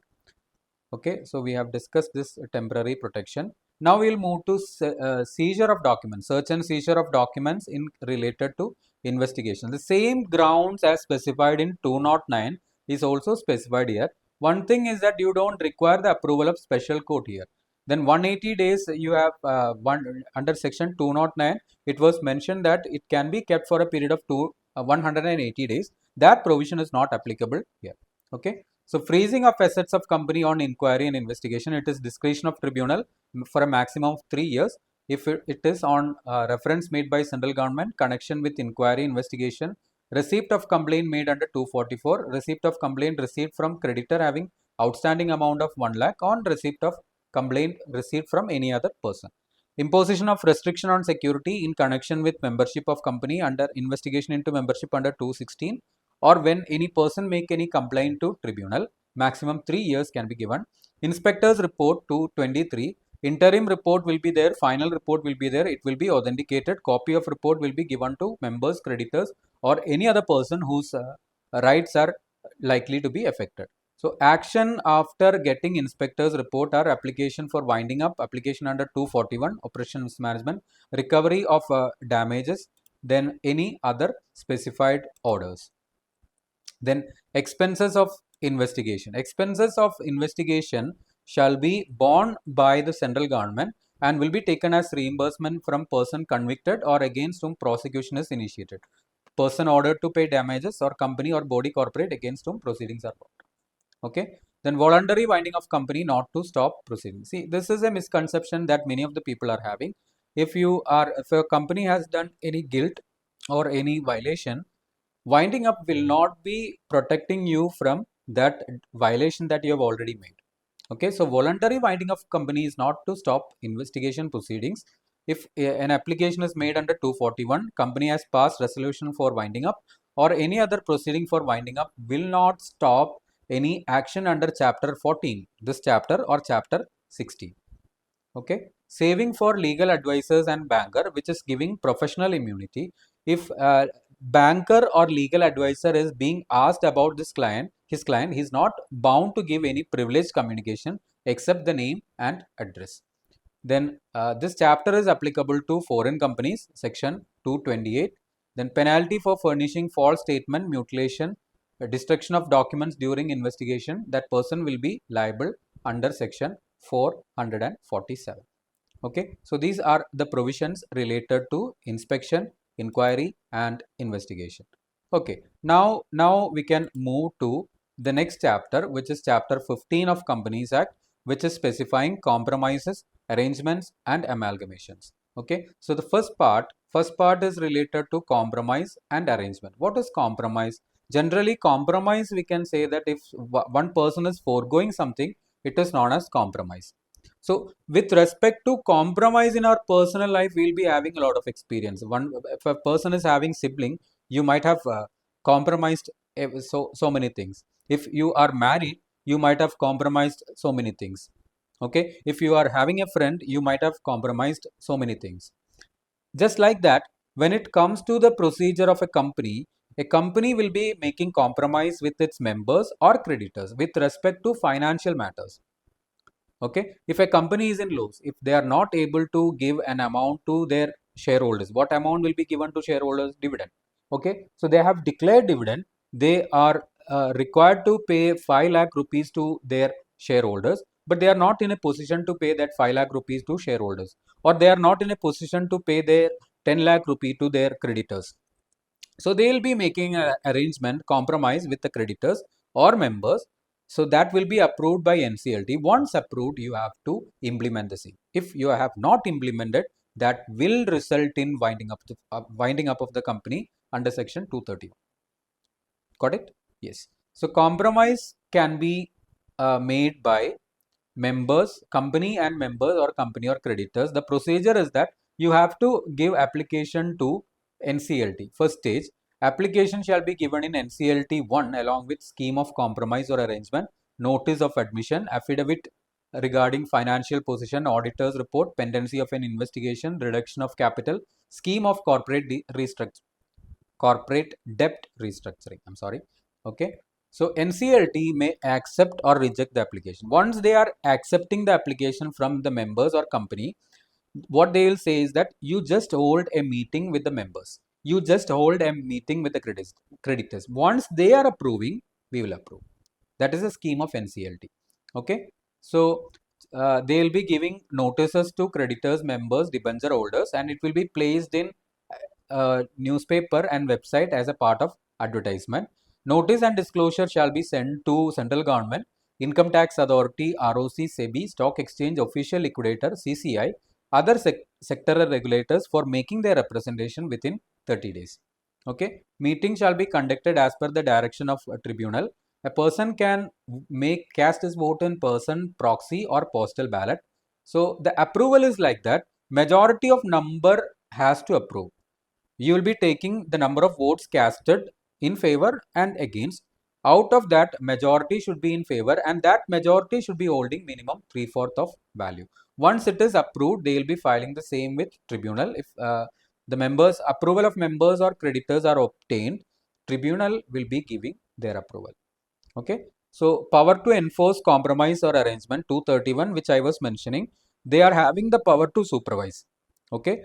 But if tribunal is of the view that you are not, or you have not implemented the scheme as approved, that will be resulting in the winding up of the company. Okay. Then merger and amalgamation of companies. Merger and amalgamation, why that portion is coming under this chapter, chapter 15. As I mentioned earlier, merger means two companies are forming and one company is losing its identity. Identity losing means its shareholders will be getting 1:2 might be the ratio of merger amalgamation. That means every shareholder who is holding 2 shares of the transferor company will be getting 1 share in the transferee company. So that shareholder is compromising something, right? If I am holding 5,000 shares in the transferor company, when it comes to the transferee company, I'll be getting only 2,500 shares. If the scheme is 1:2, rarely they'll be having schemes like 1:1. If 5,000 shares are held by me in the transfer company, I'll not be getting 5,000 shares in the transferee company as well. That is very rare because the capital has to be so huge in that case, right? Okay, so that is the element, or that is the reason why this topic is included. This topic is included under compromise, arrangement, and amalgamation. So if the compromise or the application which you have made under 230 is related to merger or demerger, you have to comply all the steps which we have discussed in 230, plus you have to comply these steps. File order of NCLT with ROC within a period of 30 days. Then file statement in CA signed by practicing professional every year till completion of scheme. Okay. So you have to comply the provisions which you have mentioned in 230 plus this one also. Okay. So now we'll move to merger and amalgamation of certain companies. Certain companies in the sense that we will be discussing. This is fast track merger amalgamation. This is fast track merger and amalgamation. Fast track merger and amalgamation is applicable between 2 or more small companies holding and wholly owned subsidiary startup company and small company. So the procedure is that there are two kinds of sets of procedure. One procedure will have to be complied by transferor company and transferee company. One procedure will be by transferee company. See, the main provision related to the main provision is related like this. When you are giving or when you are getting an approval under 232, that is a time taking process. Okay, when you have to get the approval of NCLT means it will be a time taking process. So to avoid that, there is a fast track merger concept. Fast track merger means you will be applying to ROC. ROC will be applying to central government. Central government will be forwarding to NCLT. So if they are approving, that will be through fast track process. So issue notices to ROC and official liquidator. ROC official liquidator to give suggestion objection in 30 days. Hold general meeting and obtain approval of shareholders. Certificate of solvency to be filed with ROC. Then you have to conduct a meeting of creditors by giving 21 days notice. Obtain 9/10 majority in value. So that part is over by transferor company and transferee company. Now you have the procedures that has to be followed by the transferee company alone. Okay, transferee company will have to give notices to ROC, official liquidator. They will be giving their suggestion, forwarding to central government. Central government will forward to NCLT. NCLT will decide whether it has to go through 232 or 233. That is all about your fast track merger. Cross-border merger and amalgamation 234 means that merger amalgamation between a company which is incorporated in India and a company which is incorporated in a place which is notified, place outside India notified by central government. Okay, so the procedures are 230 to 240 shall be applicable mutatis mutandis and approval of RBI has to be obtained. Okay, so the payment of shareholders shall be made in cash, depository receipt or by both these methods. Okay, then now 235 and 236 is related to 235 and 36 is related to acquisition. Okay, so 235 is a acquisition provision related to if a company, if an acquirer has given an offer to the target company. Okay, and that offer is being accepted by 90% or more of the shareholders of target company, they can give another offer to that descending 10% or less than 10% shareholders will be there. That descending shareholders will be given another offer. Okay, if they have not replied to that offer, not replied, that they have not given their consent, they have not rejected the offer, they have not communicated anything, means they can acquire the shares of such shareholders. That is compulsory acquisition. Okay, so tribunal will be intervening if descending shareholders are applying to tribunal. Approval will be granted to acquire shares of descending shareholders in case they do not object, they do not communicate. Okay, then purchase of minority when acquirer plus person acting in concert. Acquirer plus group is acquiring 90%. You can give an offer to other shareholders also, remaining shareholders also. This is only in the case of unlisted company. You cannot take 100% of a listed company. There are certain provision which we will be discussing in SEBI. Okay, you can take only up to 75% in case of listed company. In unlisted company, you can take the entire capital. Okay, then power of central government to order amalgamation. They can exercise this order in public interest by notifying in official gazette. Please do note that transferor company means if two companies are getting amalgamated, what will happen is that the shareholders, creditors will be having the same interest and rights as they were having in the transferor company. Okay, if there is any deviation in the rights, they will have to be paid the compensation. Okay, yes, and it has to be passed, it has to be approved by both the houses of parliament because it is an order which is given by central government. Registration of offer which is given to members 238, which specifies that you have given offer to members. That offer has to be registered for acquiring the shares. Then 239, preservation of books of accounts of amalgamated company. You will be requiring the approval of central government for disposal of books of accounts. Then if liability is committed before merger amalgamation, officers of transferor company will be liable. Okay, so the thing that you have to understand, the provision that you have to understand here is approval. Compromise, arrangement, amalgamation with respect to examination point of view, you will be having problems which is related to the approval. Okay, So once tribunal is approving the same, tribunal will be ordering or they will be giving direction to the shareholders or creditors to hold meeting. So in that meeting, you have to obtain the approval. What approval? Majority of members or creditors has to approve. Majority of what? Majority of who has voted in favor plus casted against. Okay, then that person should be holding 3/4 of the total capital. Okay, that particular area should be noted, which I'll explain with an example. That is the important part. I forgot to explain while I took the provision. Suppose a company is having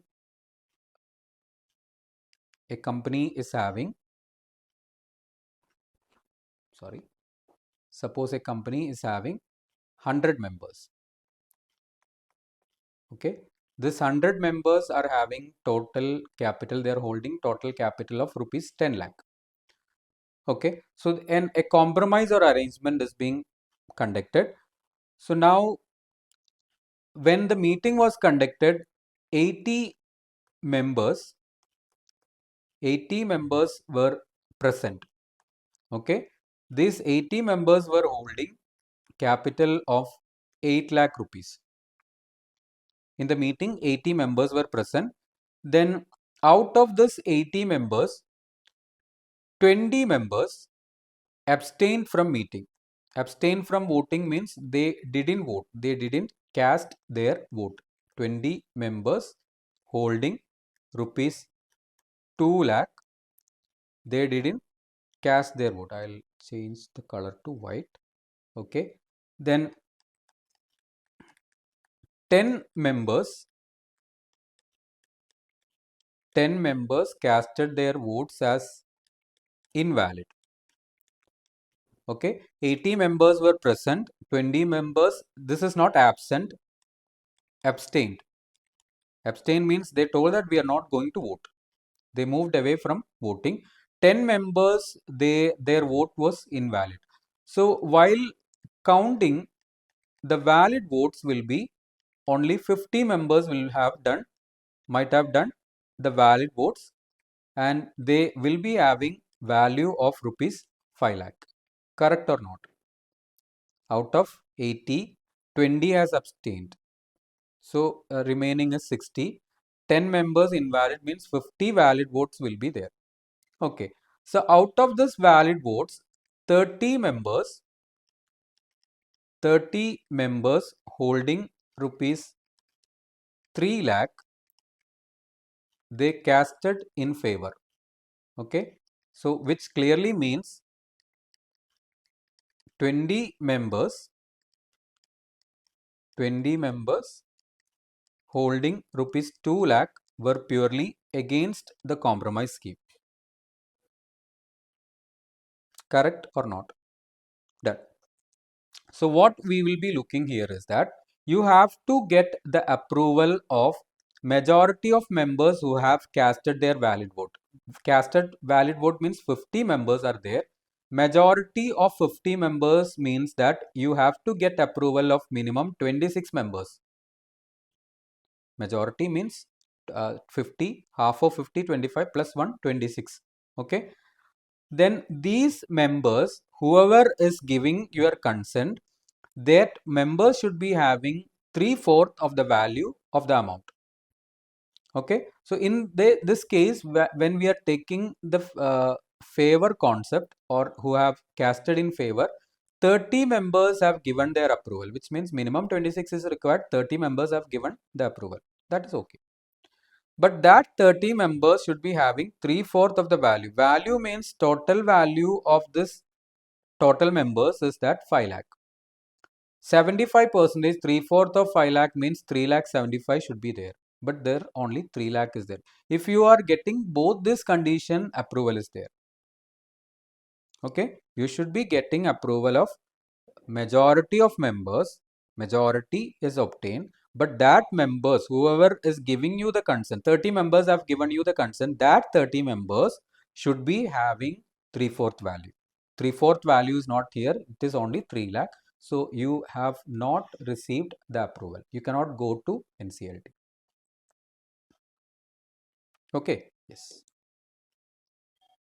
So these are the provision related to your compromise, arrangement and amalgamation. So now we will move to the next chapter, prevention of oppression and mismanagement. Okay, that this provision is also like what we have learned or somewhat connected to your inspection, inquiry and investigation. See, this chapter clearly specifies that there is a majority rule in the company. Okay, company is run by majority. So when there is an oppression to the minority, that minority can apply to tribunal and tribunal will be intervening in the matters. Okay, so first of all, you have to understand that there is a case of force versus Harbottle. That is the essence of this chapter. So when you are giving complaint about the internal proceedings of the company, NCLT tribunal will not be intervening in the internal affairs of the company. Say for example, a company is having 3 members A, B and C and 2 directors Y and Z. Okay, so if that company is giving, so A, B, C are members, then Y and Z are directors. Okay, suppose A, B and C are giving complaint to NCLT that these directors are misappropriating the funds of company. NCLT will not be intervening into the affairs of company because these directors can these members can remove this director. They cannot intervene in the internal affairs of the company. They cannot means they will not interfere because the members are having power to remove the directors. So why are they communicating the same to NCLT? But suppose if A is holding 70% of shares, B is holding 20% of shares, then C is holding 10% of shares. Okay, so these directors are misappropriating of the funds and this misappropriation is with the consent of A. Means A along with Y and Z are misappropriating the funds of the company, means the minority shareholders are being oppressed in the company. They cannot pass any resolution because they are having only 30% of the stake. Correct? So in that case, if these shareholders minority are applying to NCLT, they will intervene. This is the essence of this chapter. Okay. So chapter 16 consisting of 241 to 46, oppression is not defined in Companies Act. It is lack of probity and fair dealings. Then majority rule in the company specifies that affairs of company are conducted by majority. Then resolution passed by majority will be binding on minority as well. Court will not intervene, usually intervene in the management, internal affairs of company. In Force versus Arbotle, the same case was there. So the main findings of Force versus Arbotle was company's plaintiff. If the complaint is against the company, why shareholders are giving complaint? That was a major mistake in that. Shareholder had given the complaint in their individual capacity. See, mere injury is not enough. The second point simply refers that if anything is happening to the company, it will be causing the shareholders also. But when you are giving an application to the court or tribunal, you have to understand that you should be giving the same in the name of the company. It was the first mistake. The second was mere injury is not enough. Then unproductive litigation. Unproductive litigation means if NCLT or court has intervened in the same, they had passed some orders, they had removed the directors, and after that, if you are appointing the same directors, their order is useless, right? Then again, multiplicity of suits award. If you are entertaining the application of one company, other companies will also come with similar kind of application, recognition of will of majority. So we have these provisions. Okay, so this is exception to Force versus Arbotle. For exception means court will be intervening in the following cases: ultra vires or illegal act, fraud on minority, wrongdoers in control, breach of fiduciary or duties, infringement of rights of member, or under Companies Act variation of these are the provision in which the court will be intervening when minority shareholders are applying to court or tribunal, means NCLT. So when we are discussing about 241, application can be given by members or central government. When in the case of members, the grounds are when the affairs of company are conducted prejudicial to public interest or prejudicial to interest of members or prejudicial to interest of company, or material changes has affected the company or members prejudicially, or central government if company or affairs of company are conducted prejudicial to public interest. So central government can also give application under 241. Okay, material change refers to alteration in board, alteration in manager, alteration in ownership of company, alteration in membership of company. So who should apply 244? If members, see, you have to understand this provision. If company is having share capital, it has to be applied by 100 members or 10% of total members. Okay, so you have to take 100 or 10% of total members.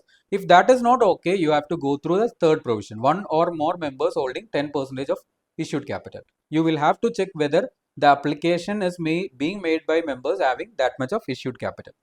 Okay, first you have to check 100 or 10%. Suppose the company is having 50 members, so 10% means 5, 50, 10% of 50 means 5 or 100.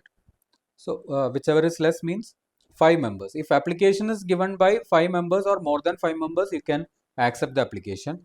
If it is not complied in that one, you have to go through the third provision as well. Okay, don't take it in single shot. First you have to check first 2 points, and if it is not satisfied only, you have to go to the third one.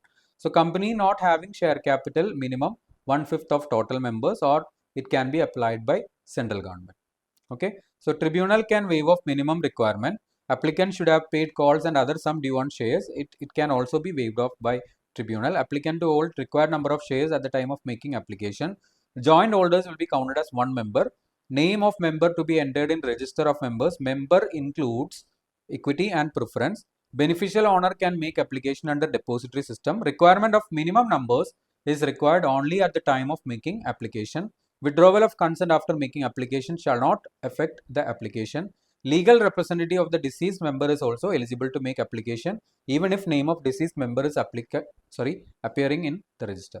So once order is passed by tribunal, order will be passed by tribunal if they are of the view that affairs of the company has been conducted prejudicial to public or interest of company or interest of members, and it is unfair to wind up the company. So orders may be regulation of affairs of company in future, purchase of shares of another, purchase of share by another member, reduction of capital, restriction on transfer or allotment of shares, terminating or modifying contract with MD manager, terminating or modifying contract with any person, cancellation of transfer of property, then appointment of director, removal of director, etc. Okay, so once director is being removed, they will not be provided any compensation. They cannot be appointed for 5 years without the approval of tribunal. Then they will be getting punishment for contravention as well.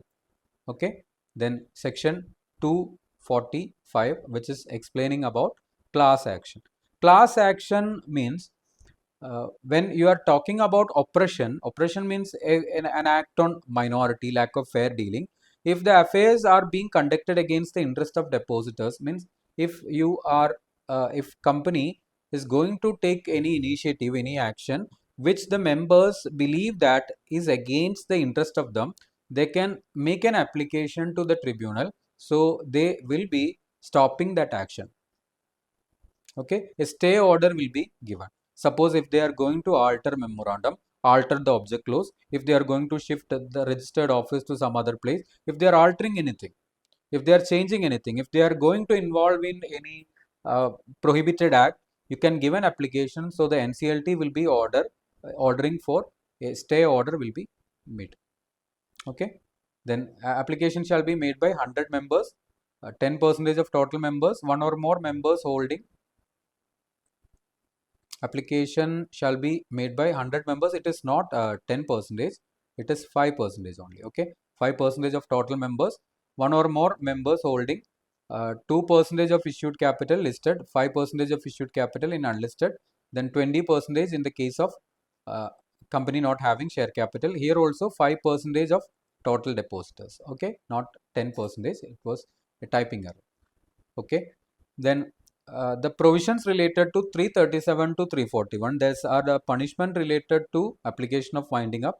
This is applicable to application made under 241 or 245. So these are the provisions related to oppression and mismanagement. Okay, so the main element which you have to understand, main element you have to note under this is the manner of application. So 100 members or 10% of total members. If the application is made by any of this, you have to you can say that the application will be accepted. I'll explain with an example. Suppose a company is having 50 members. Okay, so 50 members are there. Suppose the application is made by only two members have made the application. Okay, so the provision says that if the application is made by 100 or 10% of total members, 10% means 5, but the application is made by only 2 members. So you have to go through the third provision as well. So you have to check whether these 2 members are having 10% of issued capital. If these members are having 10% of issued capital, that can be accepted, or NCLT can waive off the minimum requirement. Don't take that in single shot. You have to take first 2 provisions. If that is being satisfied, then don't go to the third provision. Okay, suppose if the application is made by 20 members. Okay, second case, application is made by 20 members. So 100 or 5, whichever is less. So 5 is your threshold. So 20 members have made the application, means you can accept the application. So don't go to the third provision there, or don't check the issued capital requirement. In that case, you can just accept the application. And while writing the answer, you have to please note that while writing the answer, you have to specify that NCLT is having the power to waive off the minimum requirement which is specified under that. That has to be clearly specified. Okay, yes. Then now we'll move to another part of Companies Act, which is accounts of companies. So this is chapter number 9 of Companies Act, consisting of section 128 to 138. So financial statement, which consists of balance sheet, P&L or income expenditure, cash flow, statement of changes in equity, any explanatory note annexed to or forming part of above. Books and paper consist of accounts, deeds, vouchers, document, minutes, registers. Books of accounts is the summation of financial statement under section 2 clause 40 and books and paper under 212. Okay, so preparation of cash flow statement is not, yes. So a cash flow statement preparation is not mandatory for OPC, small, dormant, startup, private limited company. The books of accounts has to be prepared by all company. It should give true and fair view of state of affairs of company, and branch officers shall be able to explain the transaction effected at the registered office and branch office, to be prepared on accrual basis, to be prepared on double entry system of accounting. This is the concept related to the company. Okay.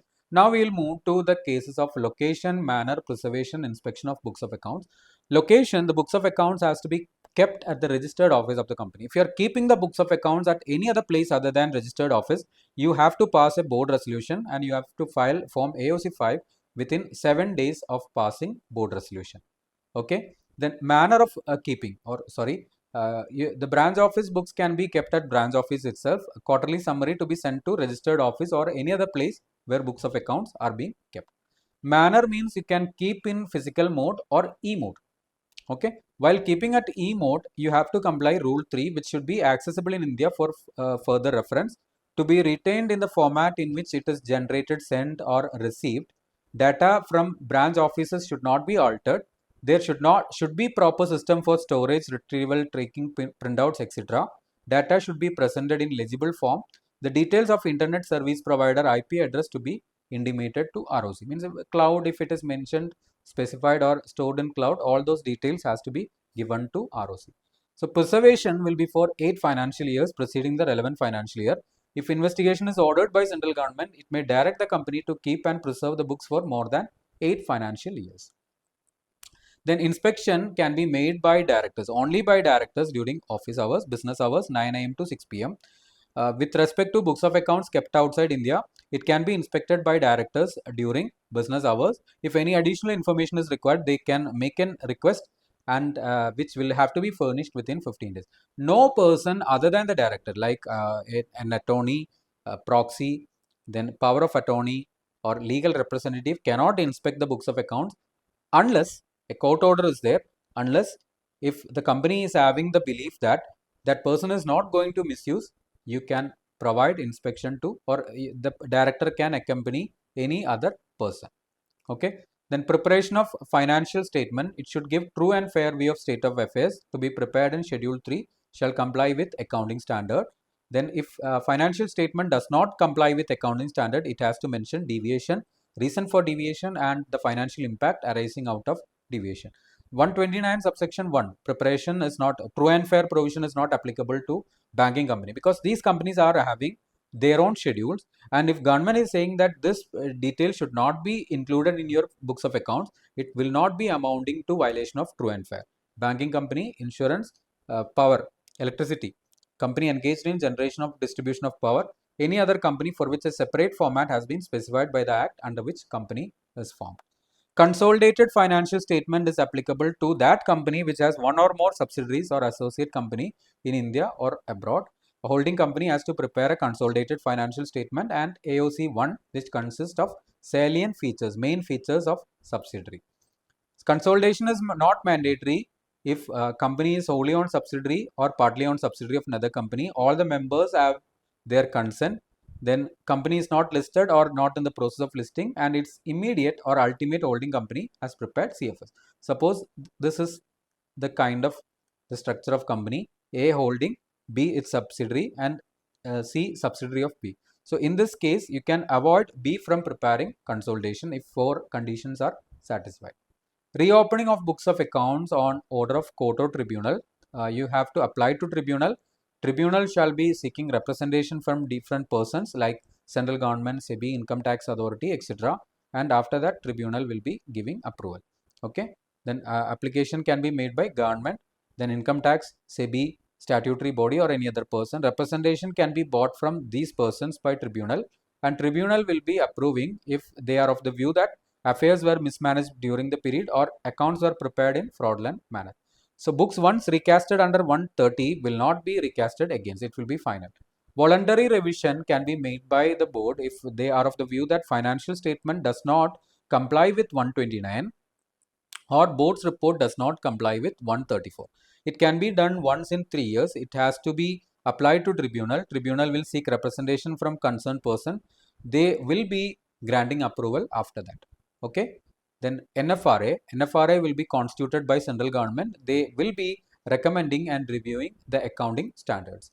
Accounting standard will be first recommended by ICAI, then it will be reviewed by NFRA, and that will be issued by or notified by central government. Now we will move to the the board's report. Okay, board's report, signing of board's report, etc. So board's report section shall consist of contents, signing, and signing of financial statement. So first, contents of board, web address where annual return has been placed, number of board meetings, directors, responsibility, details of fraud other than which are reported to central government, declaration by independent directors, policy on NRC, explanation or comments on qualification, reservation, adverse remark, disclaimer by auditor, secretarial auditor, particulars of loan guarantee security, particulars on related party transaction, state of affairs of company, amount it proposes to transfer to reserve, amount recommended by way of dividend, material changes affecting the financial position from the end of financial year till date of report, conservation of energy, technology absorption, foreign exchange, etc., risk management policy, CSR policy, formal evaluation of board, such other details. The board's report has to be signed by chairperson if authorized, or 2 directors, out of which 1 to be MD. Okay. Financial statement to be signed by chairperson if authorized, or 2 directors, 1 to be MD, then by CFO, CS, and CEO. Director's responsibility statement is included in board's report, which should specify whether applicable accounting standard has been complied, whether while preparing annual accounts, company has adopted such accounting policies which give true and fair view of affairs, annual accounts has been prepared on going concern concept, then adequate care has been given in safeguarding the assets of company, internal financial control has been properly implemented, adequate devices has been implemented for complying various provisions. CSR provision I was mentioning while I was taking the committees.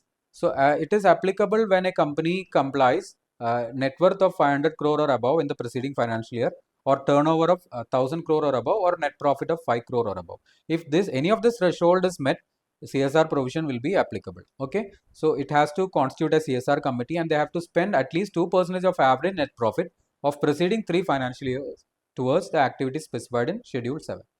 If company fails to meet the criteria for 3 financial years, they are not required to constitute CSR committee till it meets the criteria again. So CSR committee consists of 3 or more directors, minimum 1 independent director to be there. But in case of private limited company, if there is only 2 directors, that 2 directors will be sufficient. If they are not having any independent director, that can be formed without any independent directors. These activities which are undertaken in the ordinary course of business or undertaken outside India, contribution to political parties, activities benefiting only employees and their families, then from which company derives direct marketing benefits or undertaken to comply any provision, will not be treated as CSR. If company fails to spend 2% in a financial year, the amount shall be spent to unspent CSR account. And if the amount of CSR is not in excess of 50 lakh, you can appoint, the board can take over that provision. Then we'll move to 136, circulation of financial statement and other documents. So we have to discuss which document, to whom it has to be circulated, when it has to be circulated. Financial statement, consolidated financial statement, board's report, audit report will have to be sent to all members, equity or preference, debenture trustees, person eligible to receive notice under 101, which means auditor, director. Okay. Then time limit for circulation, listed company has to make available these documents for a period of 21 days before AGM. Okay, anyone can inspect during business hours, and a summary will be given at least 21 days before AGM. Okay, other companies will have to send at least 21 days before AGM. If they are sent in less than 21 days, approval of majority of members holding 95% of paid up to be obtained. Mode of circulation for prescribed companies can be e-mode or physical mode. So what are the prescribed companies? Listed companies or public company having net worth more than 1 crore and turnover more than 10 crore. They can choose either e-mode or physical mode. Okay. Then moving to 137, filing of financial statement and other documents with ROC. So financial statement and other documents are financial statement, consolidated financial statement, accounts of subsidiaries outside India that has not established place of business in India, and other documents. So if AGM is approving the financial statement, it has to be filed within 30 days in AOC 4. If it is not adopted, it will be adjourned to next week, same day, same venue. Then you have to file two things. One is unadopted financial statement and adopted after then adjourned AGM. If AGM is not held, unadopted financial statement to be filed, and reason for not filing will have to be filed. Then extensible business reporting language (XBRL) is mandatory for listed company and their Indian subsidiary, company having paid up 5 crore or above, turnover of 100 crore or above, company which are required to comply companies Indian Accounting Standard Rules 2015.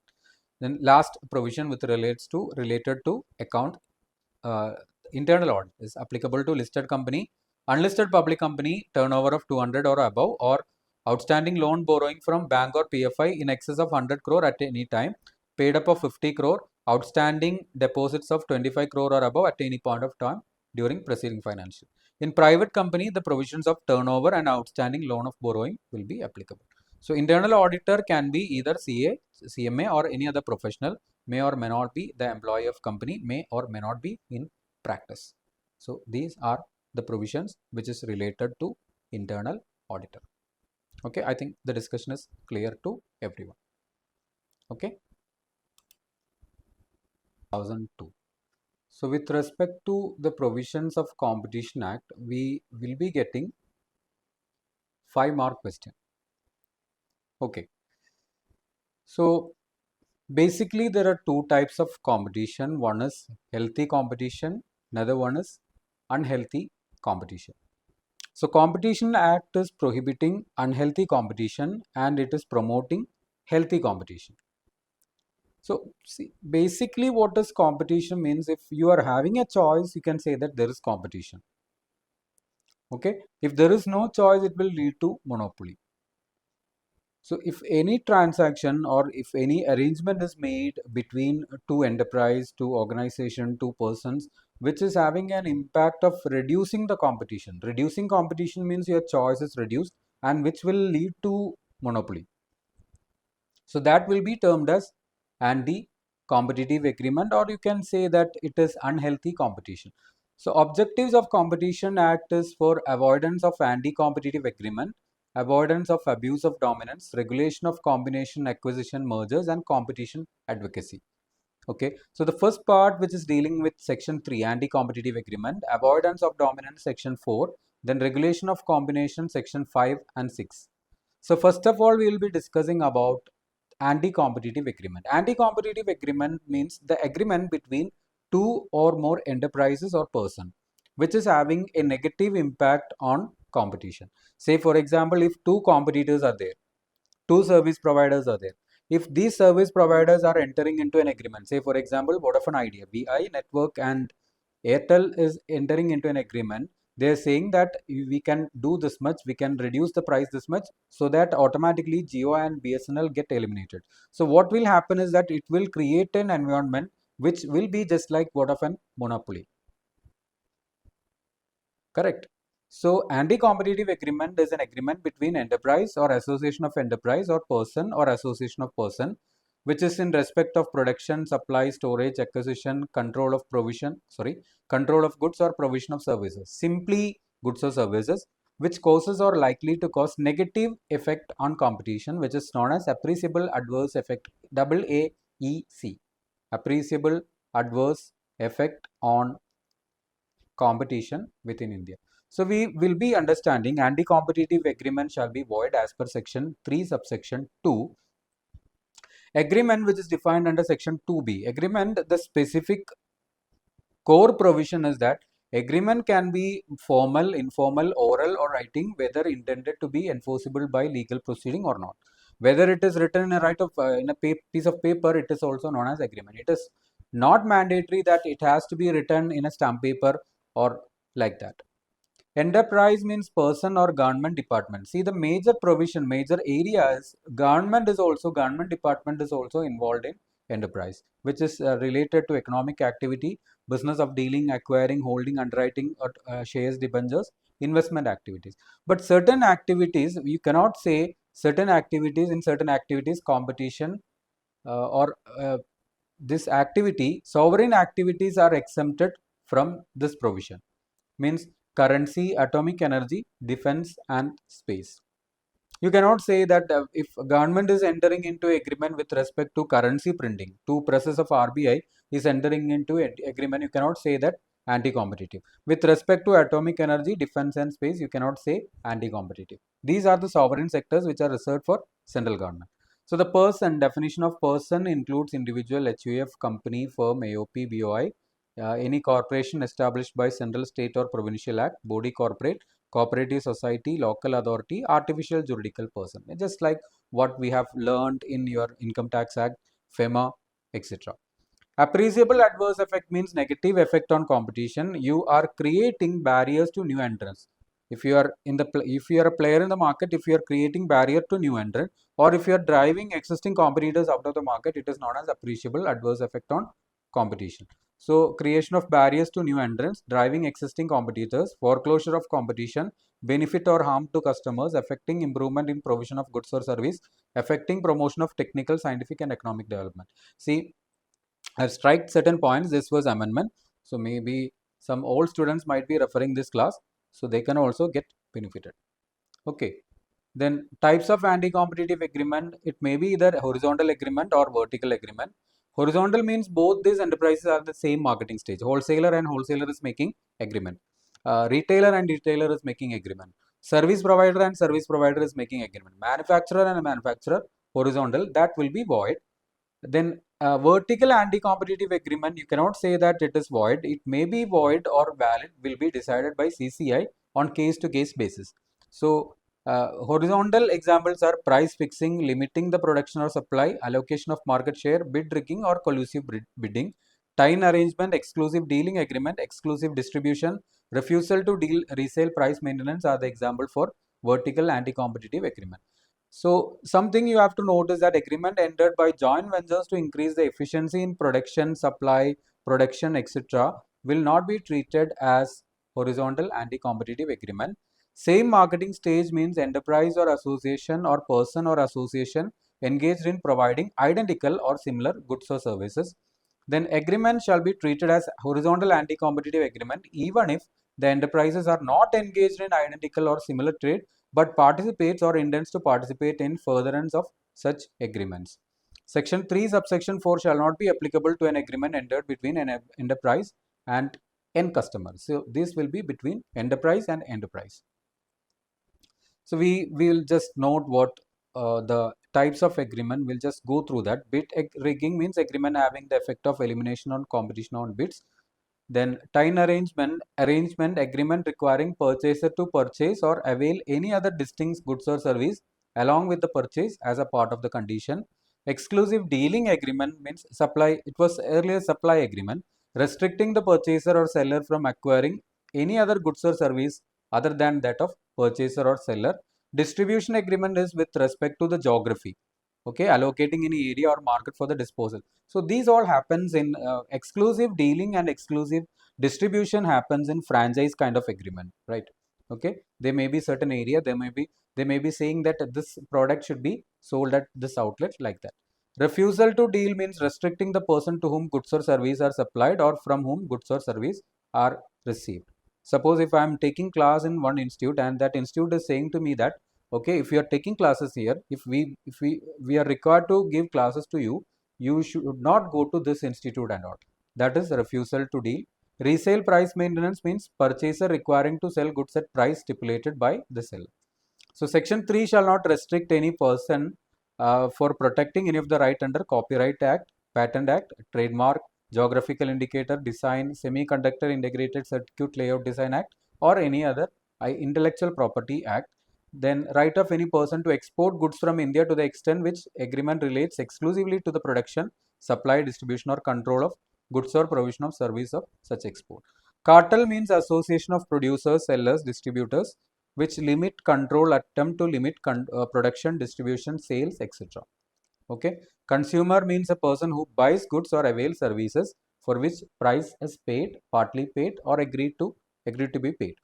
That means end customer and person who buys for any resale purpose is also known as consumer. Okay, so for resale, for commercial purpose or for personal use.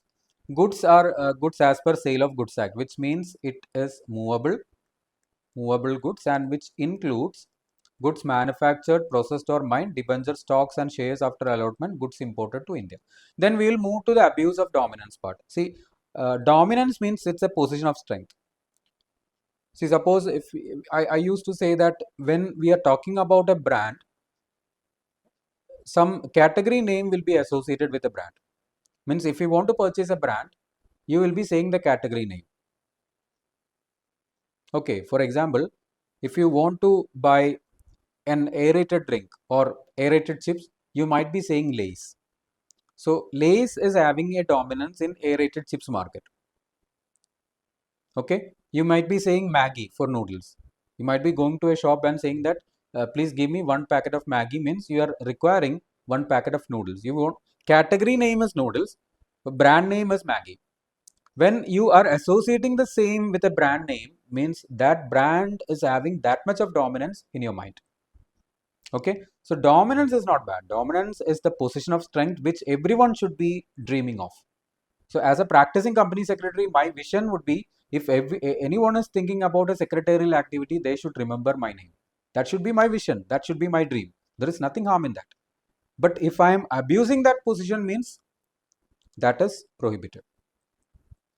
Right? Say for example, Chocos. Kellogg's Chocos is having a dominance in the market. So if Kellogg's is saying that we are not giving 10 rupee packet, we are having only 200 rupee packet or 250 rupee packet. They are reducing all the small packets, which is abuse of dominance. They know that their product is having huge demand. So they are cutting off the small packets, small quantity packets and all. They are just focusing on big quantity packets, means they are abusing the dominant position. So dominance is position of strength enjoyed by an enterprise in relevant market in India, which we'll explain later, which affect competitors, which enable it to affect competitors and consumers in its favor and operate independently of competitors. Please do note that abuse of dominance is problem. Dominance is not an issue under section 4. Relevant market may be either relevant geographical market or product market. Geographical market means the area where condition for competition is homogeneous and can be distinguished from other areas. Product market means a market consisting of product and services which are substitutable or interchangeable. Okay, so abuse of dominance will be like this: imposing discriminatory or unfair condition, including predatory pricing, which means selling below cost, restricting or limiting supply, restricting or limiting technical, scientific or economic development, denying market access, making parties to enter into any supplementary contract which has no connection with the subject of the contract, using dominant position in one market to enter into another. So when you have entered into section 3 or section 4, it will be inquired by Competition Commission of India on its own motion or on receipt of information from consumers, consumer association or trade association, or on reference made by central government, state government or statutory authority. Okay, so commission shall not entertain any reference which is not filed within 3 years from the date of which cause of action has taken place, but if there are sufficient reason, it may allow or accept that. So these are the factors which is considered while determining whether an enterprise enjoys dominant position or not: market share, size and resources, size and importance of competitors, economic power, vertical integration of enterprise, then dependence on consumers, monopoly or dominant position, entry barriers including barriers such as regulatory barriers, financial risk, etc., countervailing buying power, market structure and size of market, social obligation, relative advantage with respect to their competitors, any other factors. Then while considering geographical factors, geographical market, these factors will be considered, and while considering product market, these factors will be considered. So we'll now move to the procedure for inquiry under section 19, which is explained under section 26. See, the point is that if CCI is of the view that prima facie case exists, it will direct Director General to conduct inquiry and submit report. If they are of the view that prima facie no case exists, it will close the matter and pass orders. So Director General will be inquiring and submitting the report, and Director General, if they are of the view that there is contravention, it will be further inquired, or if they are saying that there is no such problem, CCI before closing the matter will be asking for objection and suggestion of the affected parties. On that basis, CCI will come to a conclusion that if there is a case existing or not. If there is case existing, they will instruct or direct the Director General to proceed with the investigation, inquiry, or they will close the matter and pass order accordingly. Then orders might be to continue such agreement or abuse of dominance, not to enter. You have entered this time, this is okay, not to enter or re-enter again, to impose penalty, to make payment of cost, to pass any other orders, to abide any other orders, to modify agreement, to pass any other orders. Penalty might be maximum 10% of average turnover of preceding 3 financial years. If it is related to a penal provision which is committed by a cartel, each party in cartel will be liable for 3 times profit of each year of continuation, or 10% of each year of continuation, whichever is higher. So CCI is having a special power to divide the enterprise which is enjoying dominant position by transfer of assets, liabilities, adjustment of contract, formation or winding up, creation, alteration, surrender of shares, alteration of memorandum, articles, etc. Okay, then combination. We'll move to the part of combination. Combination can be either acquisition, merger, amalgamation, or indirect acquisition. So acquisition of control or shares or voting rights or asset, acquisition of an enterprise where such person is having control over another enterprise in competing business, indirect acquisition, merger, amalgamation, where the combined assets of these enterprise or the combined turnover of this enterprise exceeds the following thresholds. The thresholds are: if the two enterprises which are combining is individual, you will be, and they are both are having only assets and turnover only in India, you will be taking assets more than 2,500 or turnover more than 7,500. If both are in India and any one or both are group, you will be taking this threshold. If any of the enterprise is having assets or turnover outside India, you will be taking this threshold. If both are individual, you will be taking this one. If any of them is group, you will be taking the second one. Okay, so assets is more than 2500 crore, more than 7500, more than 10,000, more than 30, more than 1.25 billion and minimum 1250 crore, more than 3 billion and minimum 3750 crore in India, more than 5 billion and minimum 1250 crore, and more than 15 billion and minimum 3750 crore in India. So you can note that this 3 times will be here, and individual to group will be 4 times. Okay, so group means 2 or more enterprise in which one holds 26% or more voting right, one appoints more than 50% of directors in other, one controls the management of affairs in another. So combination which causes appreciable adverse effect will be only regulated, that will be void.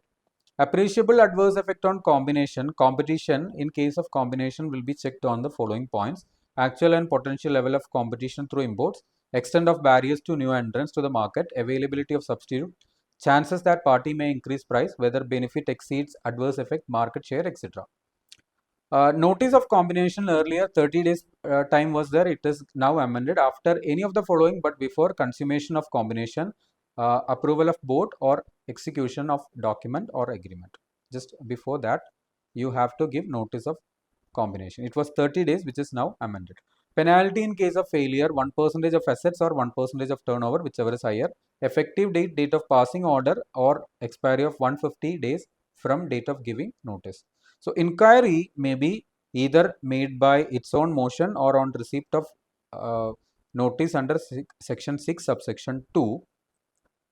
Procedure for inquiry will be CCI to form prima facie opinion, show cause notice to party. Party will have to respond within 15 days. It was 30, now it is 15 days. Director General to conduct inquiry, parties to publish information, affected parties to submit objection or suggestion. CCI may call for additional information and to pass order under section 31. Orders passed will be under section 31. So if there is appreciable adverse effect and it cannot be eliminated, it will be termed as void. It can be eliminated means they will propose amendment. If it is accepted by parties, that is okay. Not accepted, then parties will have to propose amendment, and if it is accepted by CCI, that is okay. If it is not accepted, grace time of 30 days will be given to accept the first amendment. If it is not accepted, that will again be treated as void. Extraterritorial jurisdiction 32. This act is applicable to contraventions or agreements which are entered outside India, then enterprise abusing dominant position outside India, combination entered outside India, party to combination outside India. Interim orders may be passed to stop further violation on temporarily restraining that. Right to legal representation, applicant may appear in person or he can delegate one or more chartered accountant, cost accountant, company secretary or advocates or any officers of company. Power of Commission to regulates its own procedure. CCI shall be guided by principles of natural justice. They have the power to regulate its own procedures. They will be having the powers of civil court. They can seek the experience of experts also. Execution of orders of commission imposing monetary penalty. If any person failed to pay monetary penalty imposed, commission shall proceed to recover the same in the manner as specified in regulation. They can make a reference to income tax authority for recovery as a tax due. So if there is any failure to comply section 27, 28, 31, 32, 33, 42A or 43A, the penalty will be 1 lakh per day subject to 10 crore. Non-payment of penalty may attract imprisonment and further penalty. Failure to comply with orders of commission will attract 1 lakh per day subject to 1 crore. False statement or omission to furnish may attract penalty of 50,000 subject to 1 crore. Contravention in relation to furnishing of information, penalty of maximum 1 crore. So if contravention is made by companies, director, person in charge, manager, secretary, other officers shall be liable. Shall not be liable if the person prove that contravention was committed without his knowledge or has exercised all due diligence. Okay. Then competition commission shall be established by central government consisting of chairperson, minimum 2, maximum 6 members, tenure 5 years, maximum age 65 years. Competition advocacy. If central government want to make any provision related to competition Act, they can put a reference, and the opinion will have to be given within 60 days. Then appeals will be preferred to NCLAT, then further appeal can be preferred to Supreme Court, Section 53. So these are the provisions which is related to Competition Act. So now we can move to acceptance of deposits, which is a small part in Companies Act 2013. So as I mentioned previously, this part is in your material as loans and investment. So accepting of deposit means receipt of money by way of deposits, loan, or any other form by the company. Company can accept deposit from members or public. Only eligible public company can accept deposit from public. All other companies can accept deposit from members. Eligible public company means public company having net worth of 100 crore or above, or turnover of 500 crore or above, which has passed special resolution and filed the same with ROC. So conditions for accepting deposit from members. So first thing, you have to pass ordinary resolution. You have section 73 subsection 2. 5 conditions are there. You have to comply all the 5 conditions. Number 1, issue circular to all members regarding the financial position, credit rating obtained, then number of depositors and amount due on deposits. Okay, then filing with ROC at least 30 days before issue of circular. Deposit minimum 20% of the amount maturing in the following financial year in a separate bank account known as deposit repayment reserve. Then it has to be deposited on or before 30th of April every financial year, certifying that company has not defaulted in payment of interest of deposit or repayment of deposit accepted before or after commencement of Companies Act. If any defaults are made, deposits can be accepted only after expiry of 5 years after making good the default. Then providing security, it is not mandatory in the case of accepting from members, but when you are accepting from public, it is mandatory. Passing of special resolution for accepting deposit from public, passing of special resolution, obtaining credit rating with respect to net worth, liquidity, ability to repay, then comply conditions specified in 73 subsection 2 and provide security by creation of charge. Then common conditions which are applicable for accepting deposit from members and public. Number 1 is tenure, minimum 6 months and maximum 36 months. You can accept deposit having period less than 6 months on some condition for meeting any short-term fund requirement. That amount should not exceed 10% of paid up free reserve security premium, and the tenure shall not be less than 3 months. Okay, quantum or the amount volume of accepting deposit, eligible public company can accept 10% from members, maximum 25% from public. Ineligible public company can accept 35% from members, not from public. Then private company can accept 100% from members, not from public. That is prohibited. Okay, rate of deposit cannot exceed the rate which NBFC can provide on public deposit. Deposit can be accepted on joint names not exceeding 3. Nomination facility will be available. Return has to be filed on or before 30th of June of following financial year. Premature termination is possible after 6 months. So in that case, the company has power to reduce the percentage of interest by 1%. It is not mandatory, they can reduce. Register of deposits to be maintained for 8 financial year. Receipt to be given within 21 days. Company to appoint deposit trustees. Then last section is that repayment of deposit accepted before commencement of Companies Act 2013.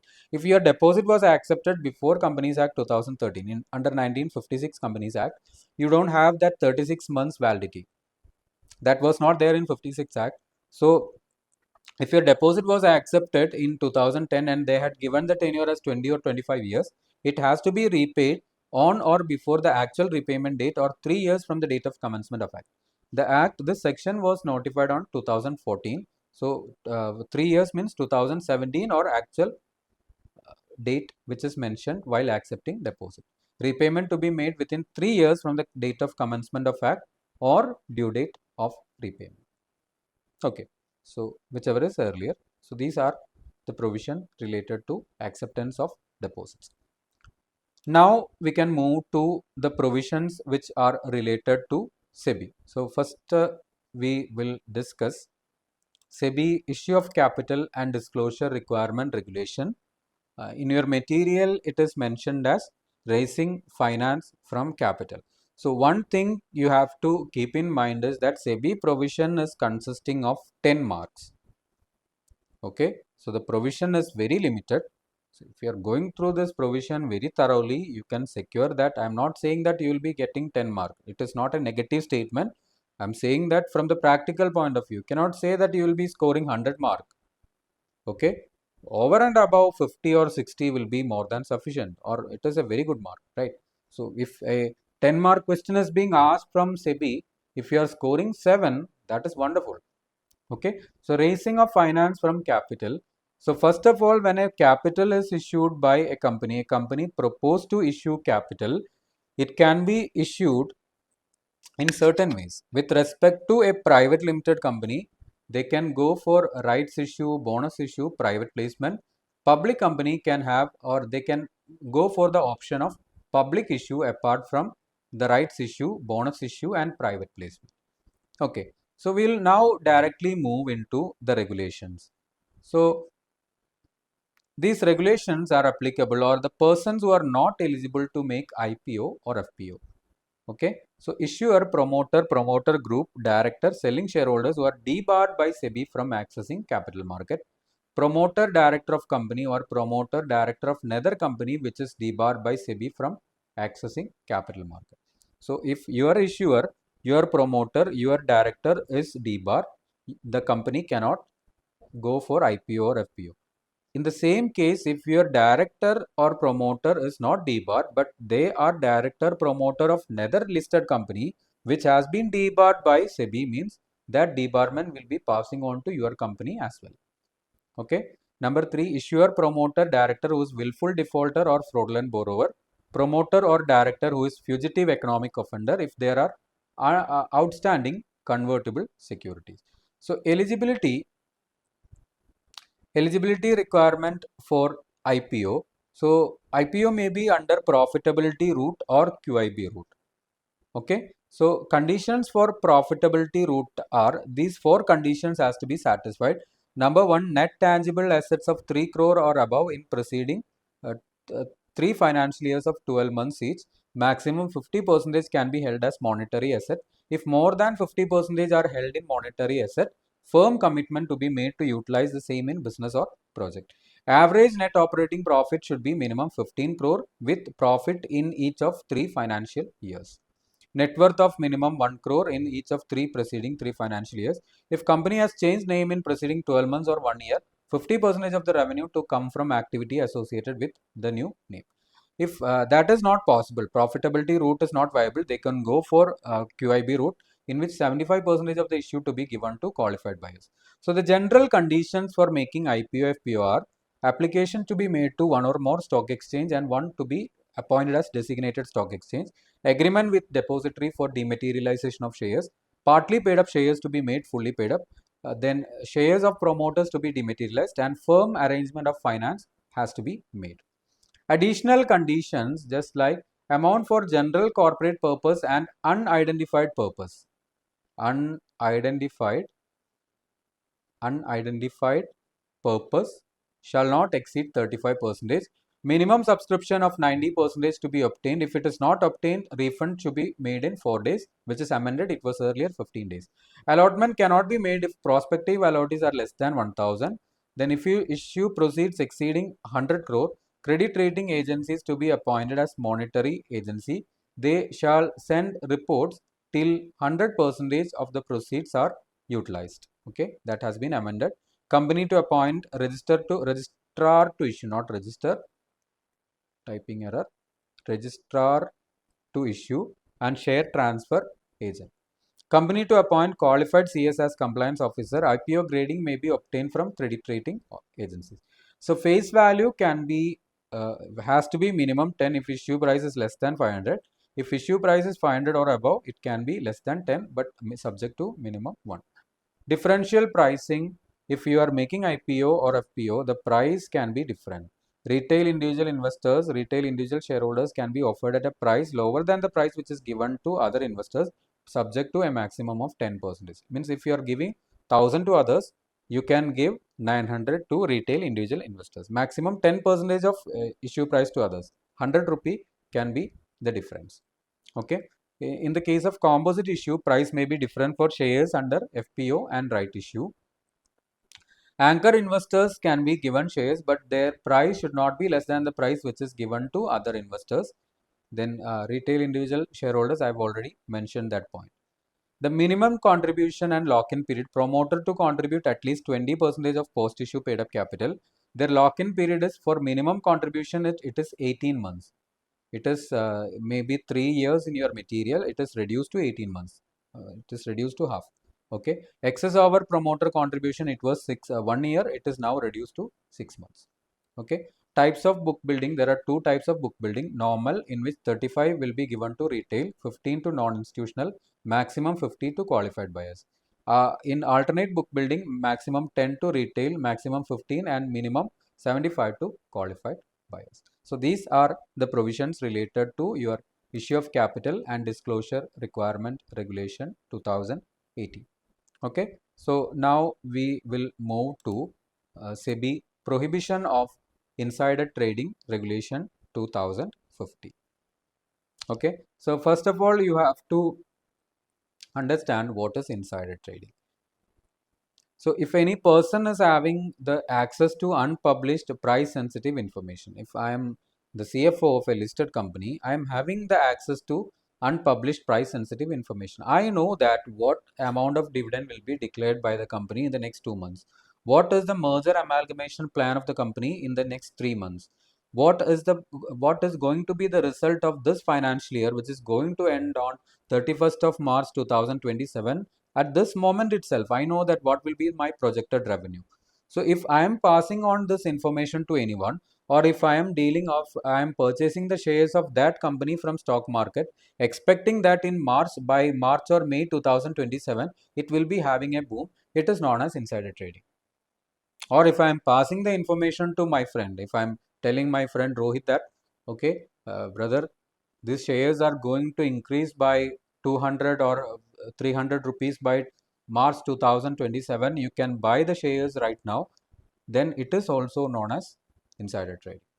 So if any person is having access to UPSI, unpublished price sensitive information, he is giving the access of that information to others, and he is persuading that person to buy or sell the securities. It is known as insider trading, because others are trading, others are investing on the basis of demand and supply. They are doing fundamental analysis, they are doing technical analysis, and they are investing. So while they are investing in this way, if I am giving a shortcut to my friend, that is pure violation. So that is why insider trading is prohibited.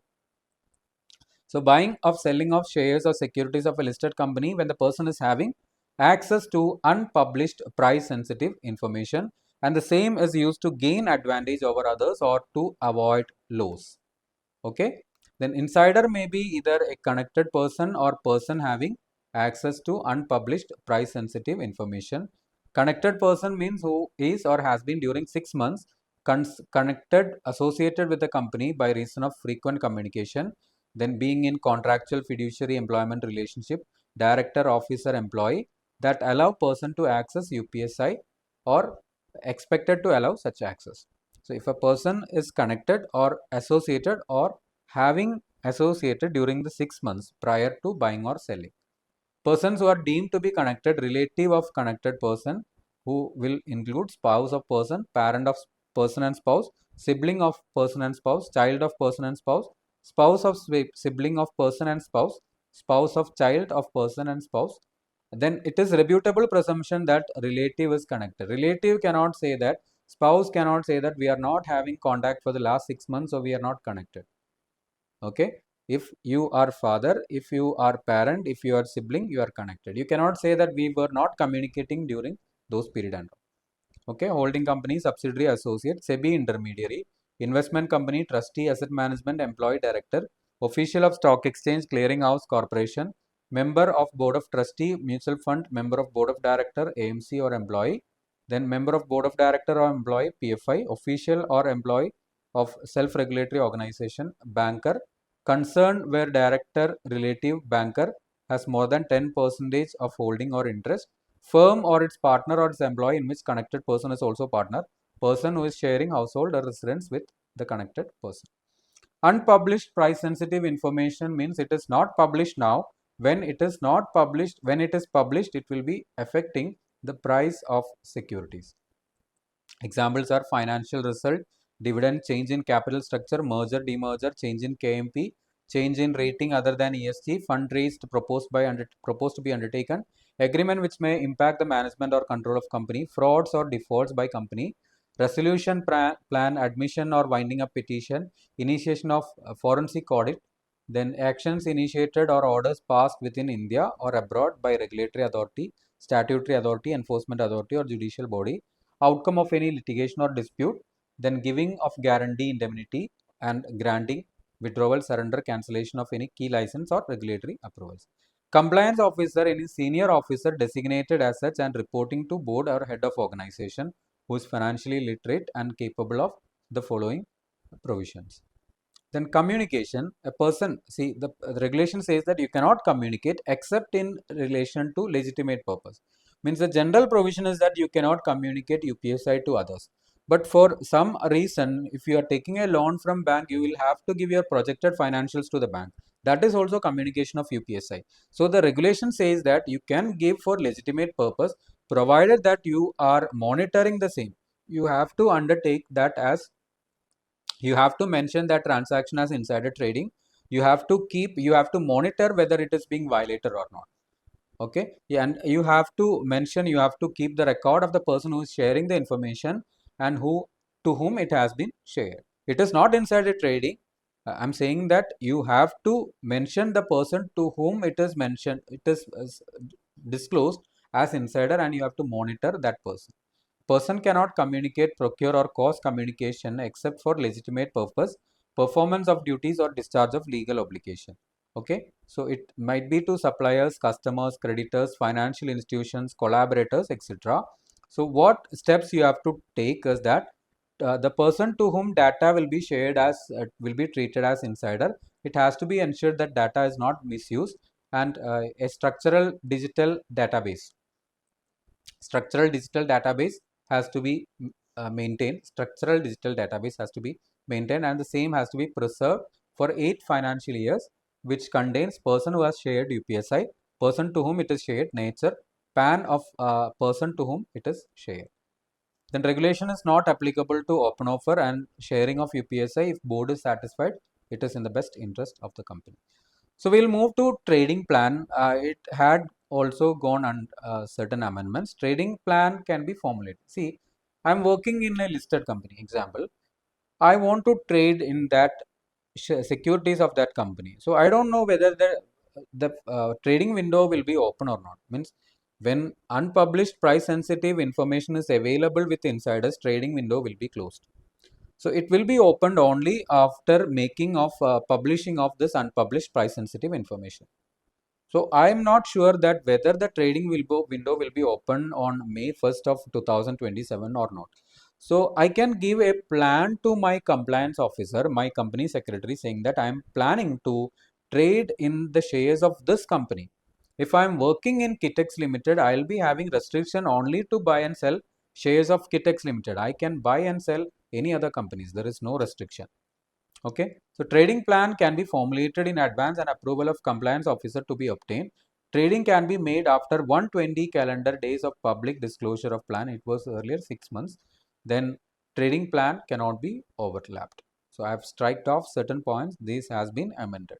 Okay, so disclosure, initial disclosure has to be made within 7 days of appointment or becoming insider. 30 days of regulation coming into effect has been eliminated. Then when if you have conducted or if you have undergone a trade in a calendar quarter which exceeds 10 lakh, it has to be disclosed in 2 trading days, which are the provisions related to disclosure of trading by insiders.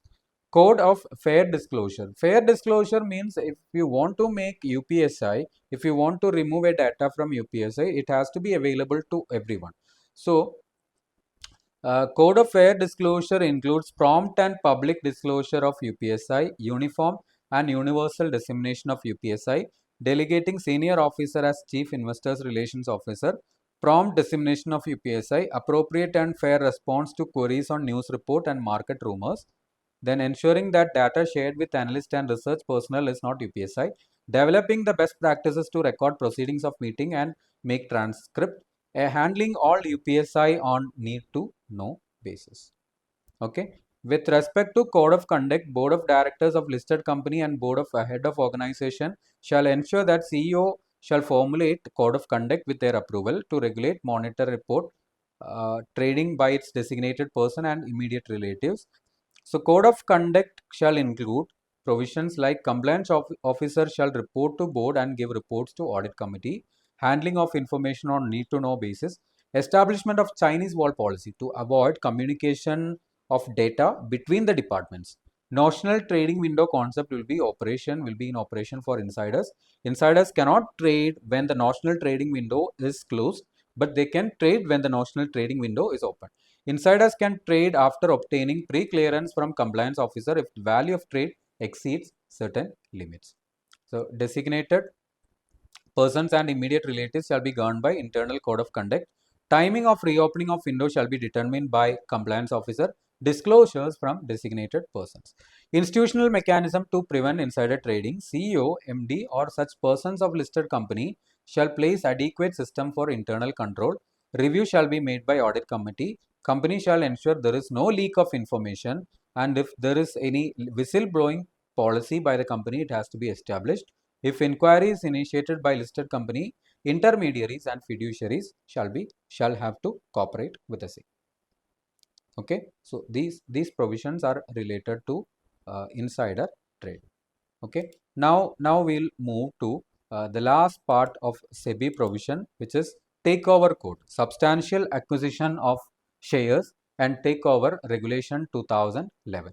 Substantial acquisition, while we were discussing about the compromise arrangement and amalgamation, I was discussing section 235 and 236. I already mentioned here that provision is applicable only to unlisted companies or not other than listed company. We cannot say that it is unlisted. For listed company, takeover code should be complied. You cannot take over, you cannot acquire more than 75% of shares of a listed company, which I was mentioning while taking the provision of compromise arrangement and amalgamation. So, acquirer along with person acting in concert, PAC, when they are taking the shares of target company, they are targeting the shares of target company, they are giving an offer to target company, they are taking the shares, it is known as substantial acquisition. So, when target company is listed, this provision will be applicable. When target company is not listed, the provision of 235 and 236 will be applicable. Okay. So, parties involved are acquirer, number one, person acting in concert and target company. Okay. So, person acting in concert means person with a common objective of acquiring shares in target company along with acquirer. So, there are a deemed person acting in concert, company, its holding company. Suppose if a company is acquiring 20% of share, holding company is acquiring 20%, they are acquirer and PAC, means common objective. So, 40% will be the total acquisition. Company, its directors or any person entrusted with the management of company, promoters and members of promoter group, immediate relatives, mutual fund sponsor, trustee, AMC, etc., collective investment scheme, collective investment management company, venture capitalist fund sponsor, trustee and asset management company, alternate investment fund sponsor, trustee, manager, then it's not manager, it is management company, okay, asset management company, merchant banker and client who is an acquirer, underwriter and client, portfolio manager, underwriter and client who is an acquirer. Okay, merchant banker, underwriter is also. Okay, yes. Then procedure for acquisition, merchant banker shall be appointed as manager to offer. They will be making public announcement. Escrow account will be opened. Okay, after that detailed public announcement shall be made. Draft letter of offer shall be given to SEBI Stock Exchange target company. Dispatch of letter of offer. If there is any upward revision, it can be made, and independent directors recommendation shall be made. Opening of tendering period, maximum 10 days. Payment of consideration and post acquisition public announcement. Escrow account means if you are going to acquire the shares of a company, the target company shareholder should believe you. If you are saying that if you are giving me the shares, I will give you 2000 per share, that shareholder they will be having a lot of confusion. They might be thinking that whether this person is having this much of fund or not. So escrow is just a surety to the shareholders of target company, shall be maintained in the form of deposit with scheduled bank account or bank guarantee in favor of manager to offer or by deposit of frequently traded or freely transferable securities. So consideration shall be made in cash, issue, exchange, transfer of shares of acquirer or PAC, issue, exchange, transfer of securitized debt instrument, issue, exchange, transfer of convertible debt securities, or combination of these instruments. So these are the types of takeover: friendly takeover, hostile, horizontal, vertical, conglomerate takeover. Now we'll move to the last part of takeover code, open offer requirement.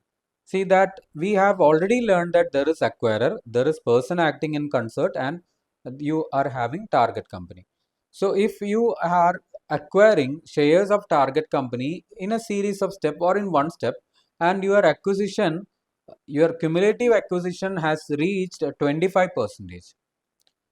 That means 1/4 of the shares of the company are held by this acquirer and target company. So normally what happens is that other shareholders will be having some problems. Means if the management is taken over, 1/4 means somewhat the management is gone. So that SEBI is giving an opportunity to other descending shareholders. If you are you are acquiring 25%, if your trigger point has reached, you have to give open offer of 26%, which is fixed to the other shareholders also. If any other shareholders are willing to exit from the company, they have to be given an open offer. Okay, acquisition, if an acquisition entitles them to exercise 25% or more, which is trigger point, they have to give open offer to acquire further 26%, subject to maximum non-public shareholding limit, maximum 75%. If acquirer hold 25% or more already, the next trigger point will be more than 5% in a financial year. So that trigger point, if that is triggered, 26% will have to be given, subject to non-public shareholding of 75%. Then voluntary open offer can be given by an acquirer who has acquired 25% or more voting rights in target company. Then no acquisition for in last 52 weeks. Then no open offer after 6 months of completing voluntary offer. No acquisition during the period of offer.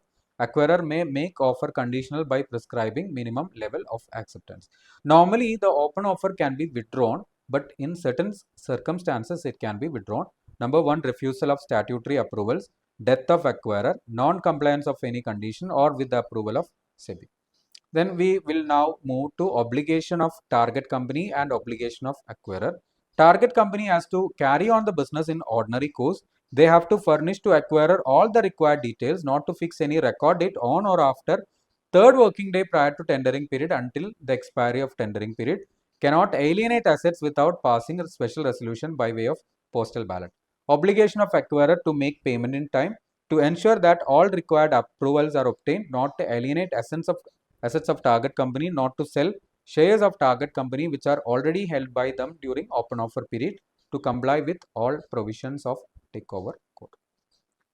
So these are the provisions which is related to SEBI and takeover. So we have discussed all the provisions of SEBI. I think the discussion is clear to everyone. Okay. We can now move to insolvency and bankruptcy code. So we know that insolvency and bankruptcy code is carrying 10 marks for your examination. Okay, so which consists of insolvency and bankruptcy code, liquidation of corporate person, and insolvency of individuals and firm, partnership firm. So before going through the provisions of this chapter, we have to understand what is insolvency and bankruptcy. That is very important. So insolvency is a state of affairs from which an entity may emerge or cease. So simply speaking, we can say that when the amount of liabilities of a person is exceeding the value of assets, it is known as the stage of insolvency. When the stage of insolvency cannot be treated, it will be known as bankruptcy, or it is a legal declaration that a person cannot pay off its debt. So it is insolvency simply means it is a state of affairs from which an entity may cease or emerge, value of assets less than amount of liabilities. Then bankruptcy is the legal declaration that entity cannot repay its debts. It's a legal opinion when insolvency cannot be treated.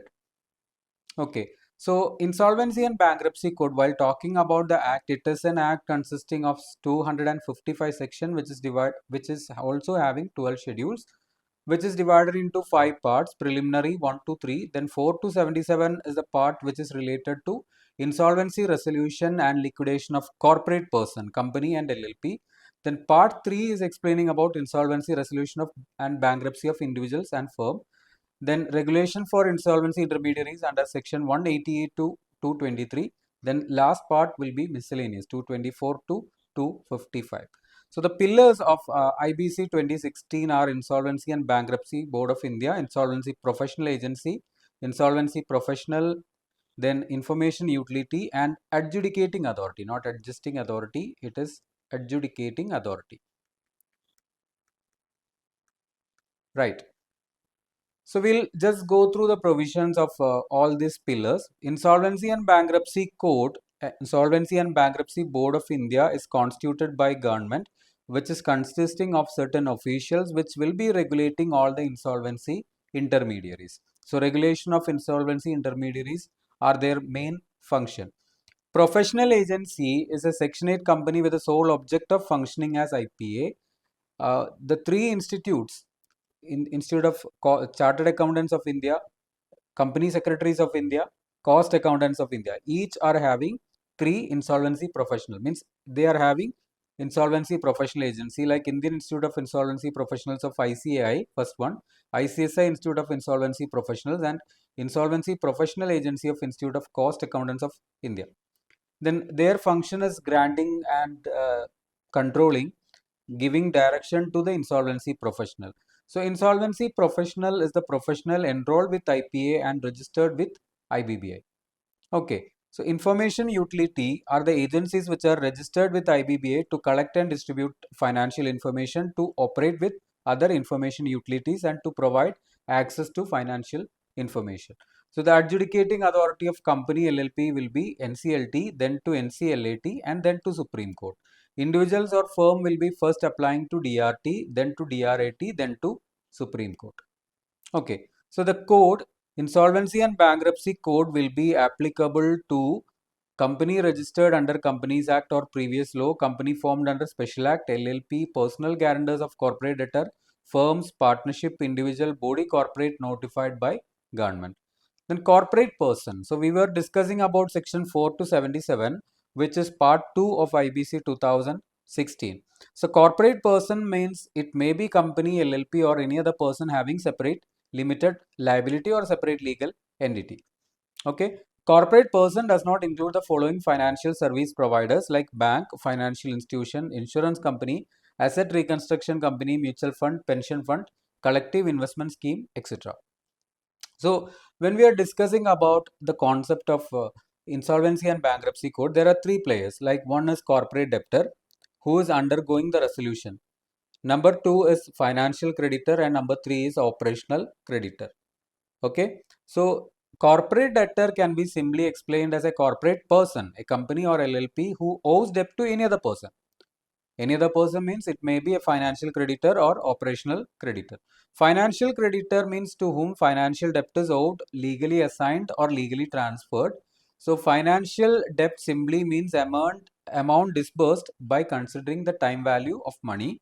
Operational creditor is a person to whom operational debt is owed or legally assigned or legally transferred. So operational debt will be claim in respect of provision of goods or services, employment or any other amount payable to central government or state government. So now we'll move to section 4, which is a corporate insolvency resolution process, which is simply known as CIRP. So it is the insolvency resolution of company and LLP. Minimum amount of default is 1 lakh. But with effect from 24th of March, the government has raised the amount by notification to 1 crore after COVID. Person who can initiate CIRP will be number 1, financial creditor, operational creditor or corporate debtor. So we'll just go through the process of corporate insolvency resolution process. The application shall be made by either financial creditor or corporate debtor or operational creditor.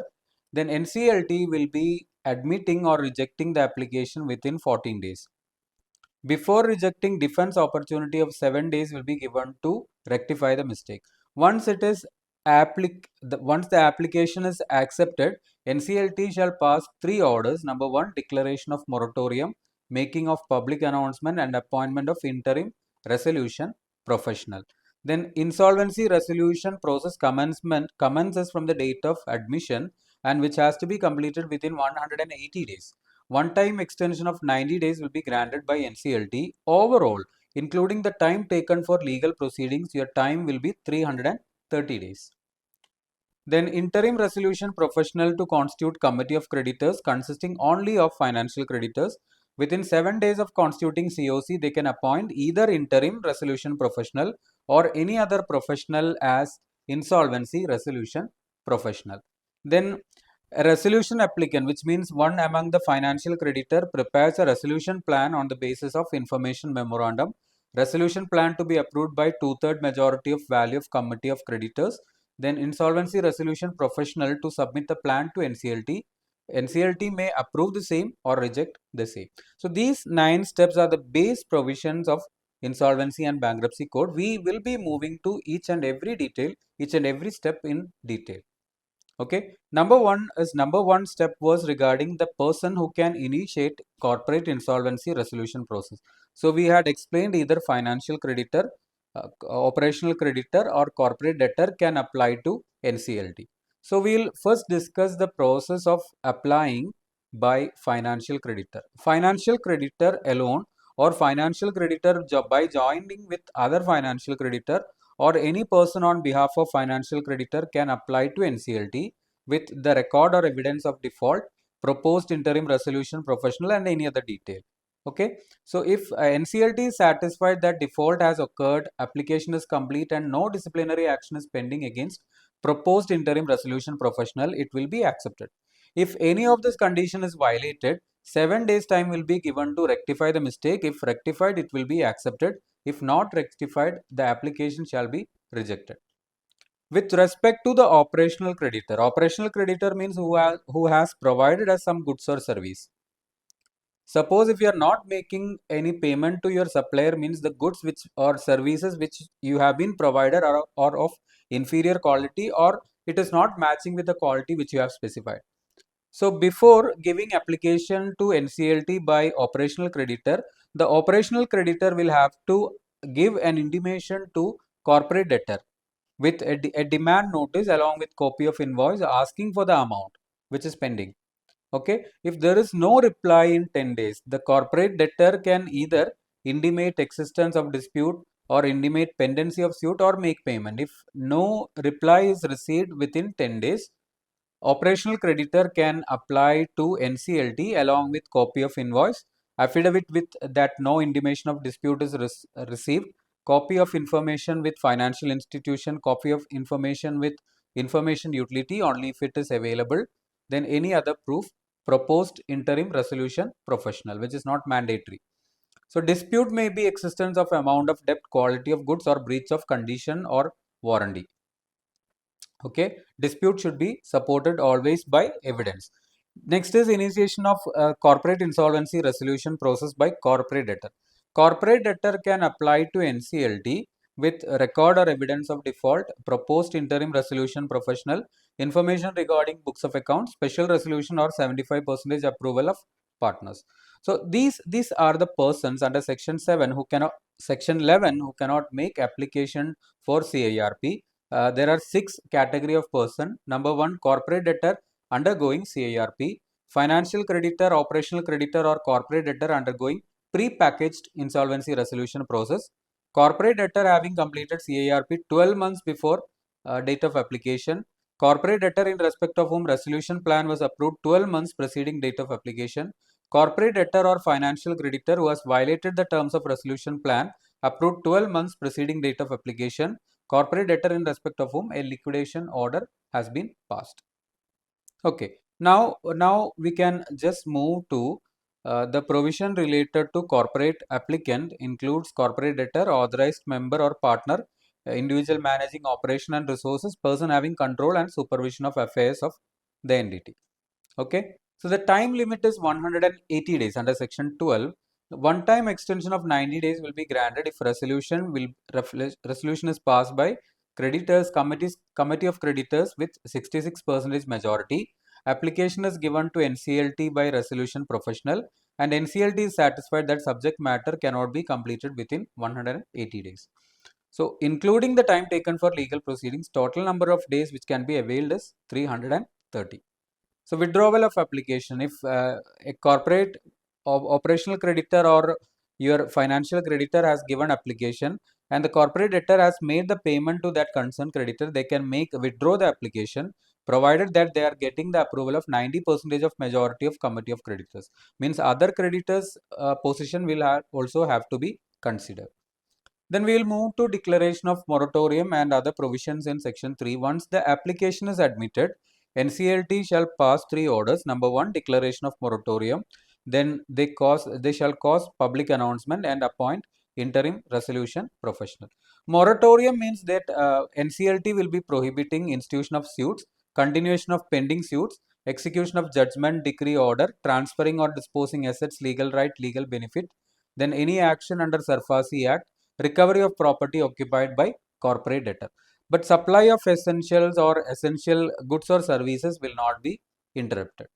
Public announcement shall be made in newspapers, then website of IBBI, website of company. Okay, then the amount of expenses will be first borne by the resolution professional or applicant. Sorry, it will be borne by applicant. It will be made by applicant and will be reimbursed by committee of creditors. Expenses shall be reimbursed by committee of creditors. Contents will be name and address, name of registering authority, last date for submission of claims, detail of interim resolution professional, penalties for false misleading claims, date of closing CIRP. Appointment and tenure of interim resolution professional. Interim resolution professionals duty will be up to, they are having one duty, constitution of committee of creditors, and after that committee will be electing the same person or another person as insolvency resolution professional. So within 14 days they will have to appointment within 14 days of commencement of CIRP till appointment of insolvency professional under section 22. Okay, so if application under section 9 operational creditor does not contain the name of interim resolution professional, NCLT shall make reference to IBBA and IBBA will recommend a person within 10 days. Insolvency resolution professional will be appointed by committee of creditors. They can appoint either your interim resolution professional or any other person as insolvency resolution professional. For that, you have to obtain the written consent of interim resolution professional. Committee of creditors shall communicate the decision to interim resolution professional, corporate debtor, NCLT. In the case where new person is appointed, they will require the written consent. They will file application to NCLT to forward to IBBA. The appointment will be confirmed only after getting the consent of IBBA. If confirmation is not obtained within 10 days, interim resolution professional shall continue till the confirmation is obtained. Then the manner of meeting of committee of creditors under section 24, they shall meet in person or electronic mode. It will be conducted by resolution professional. Notice shall be sent to meet members of committee, board or partners, but the voting rights will be restricted only to financial creditors on the basis of their outstanding amount. Then information memorandum is related to the financial data which will be prepared by resolution professional and which will be given to the resolution applicant provided that they undertakes to comply with resolution plan to protect the IPR of corporate debtor, not to share the relevant information with third parties. If they are complying with the confidentiality, it will be shared. Then the following persons cannot become resolution applicant. Number 1, undischarged insolvent, willful defaulter as per Banking Regulation Act, person convicted for any offence with imprisonment specified in Schedule 12, for any offence for 2 years or above, disqualified under Section 164, prohibited by SEBI for accessing capital market, etc. So, once it is okay that resolution plan will be checked by, verified by the insolvency resolution professional and they will be submitting the same to NCLT. Once NCLT is approving the same, the moratorium ends. Once NCLT is rejecting, what will happen is that it will initiate the winding up of company. So these are the provisions related to insolvency and bankruptcy code. Now we will move to liquidation of corporate person, which is the continuation of this provision. Okay, so liquidation will be initiated. See, when we were discussing about insolvency and bankruptcy code, we were mentioning that if resolution plan is rejected, that will be automatically gone to liquidation. So there are certain circumstances in which liquidation will be initiated. Number one, non-receipt of resolution plan as per section 330 before expiry or before the maximum time limit for corporate insolvency resolution process. If the resolution plan is rejected, when the resolution professional intimates adjudicating authority that they have to be wound up instead of a resolution plan and all, then contravention of approved resolution plan by corporate debtor. Then normally the resolution professional will be appointed as liquidator. The resolution professional will have to submit his consent for that. But in certain cases, when the submitted resolution plan is rejected, IBBI makes a recommendation that resolution professional to be replaced, or resolution professional fails to submit the written consent to act as liquidator. In these cases, the insolvency resolution professional will not be appointed as liquidator. Okay, the powers of liquidator are to verify the claims, to take into custody all the assets, evaluate all the assets and properties, to take measures to protect and preserve assets, to carry on the business of corporate debtor, sell the immovable and movable properties, to draw, accept, make and endorse negotiable instrument, take out in his name letter of administration, then obtain professional assistance from any person, invite and settle claims, to institute or defend any suits, to investigate the financial affairs of the corporate debtor, to determine undervalued or preferential transaction, to sign, verify, execute documents, to apply to adjudicating authority to pass any orders, to perform any other function prescribed by the board. Now we move to the distribution of assets, the waterfall arrangement. Once the company, the corporate debtor is liquidated, what will happen?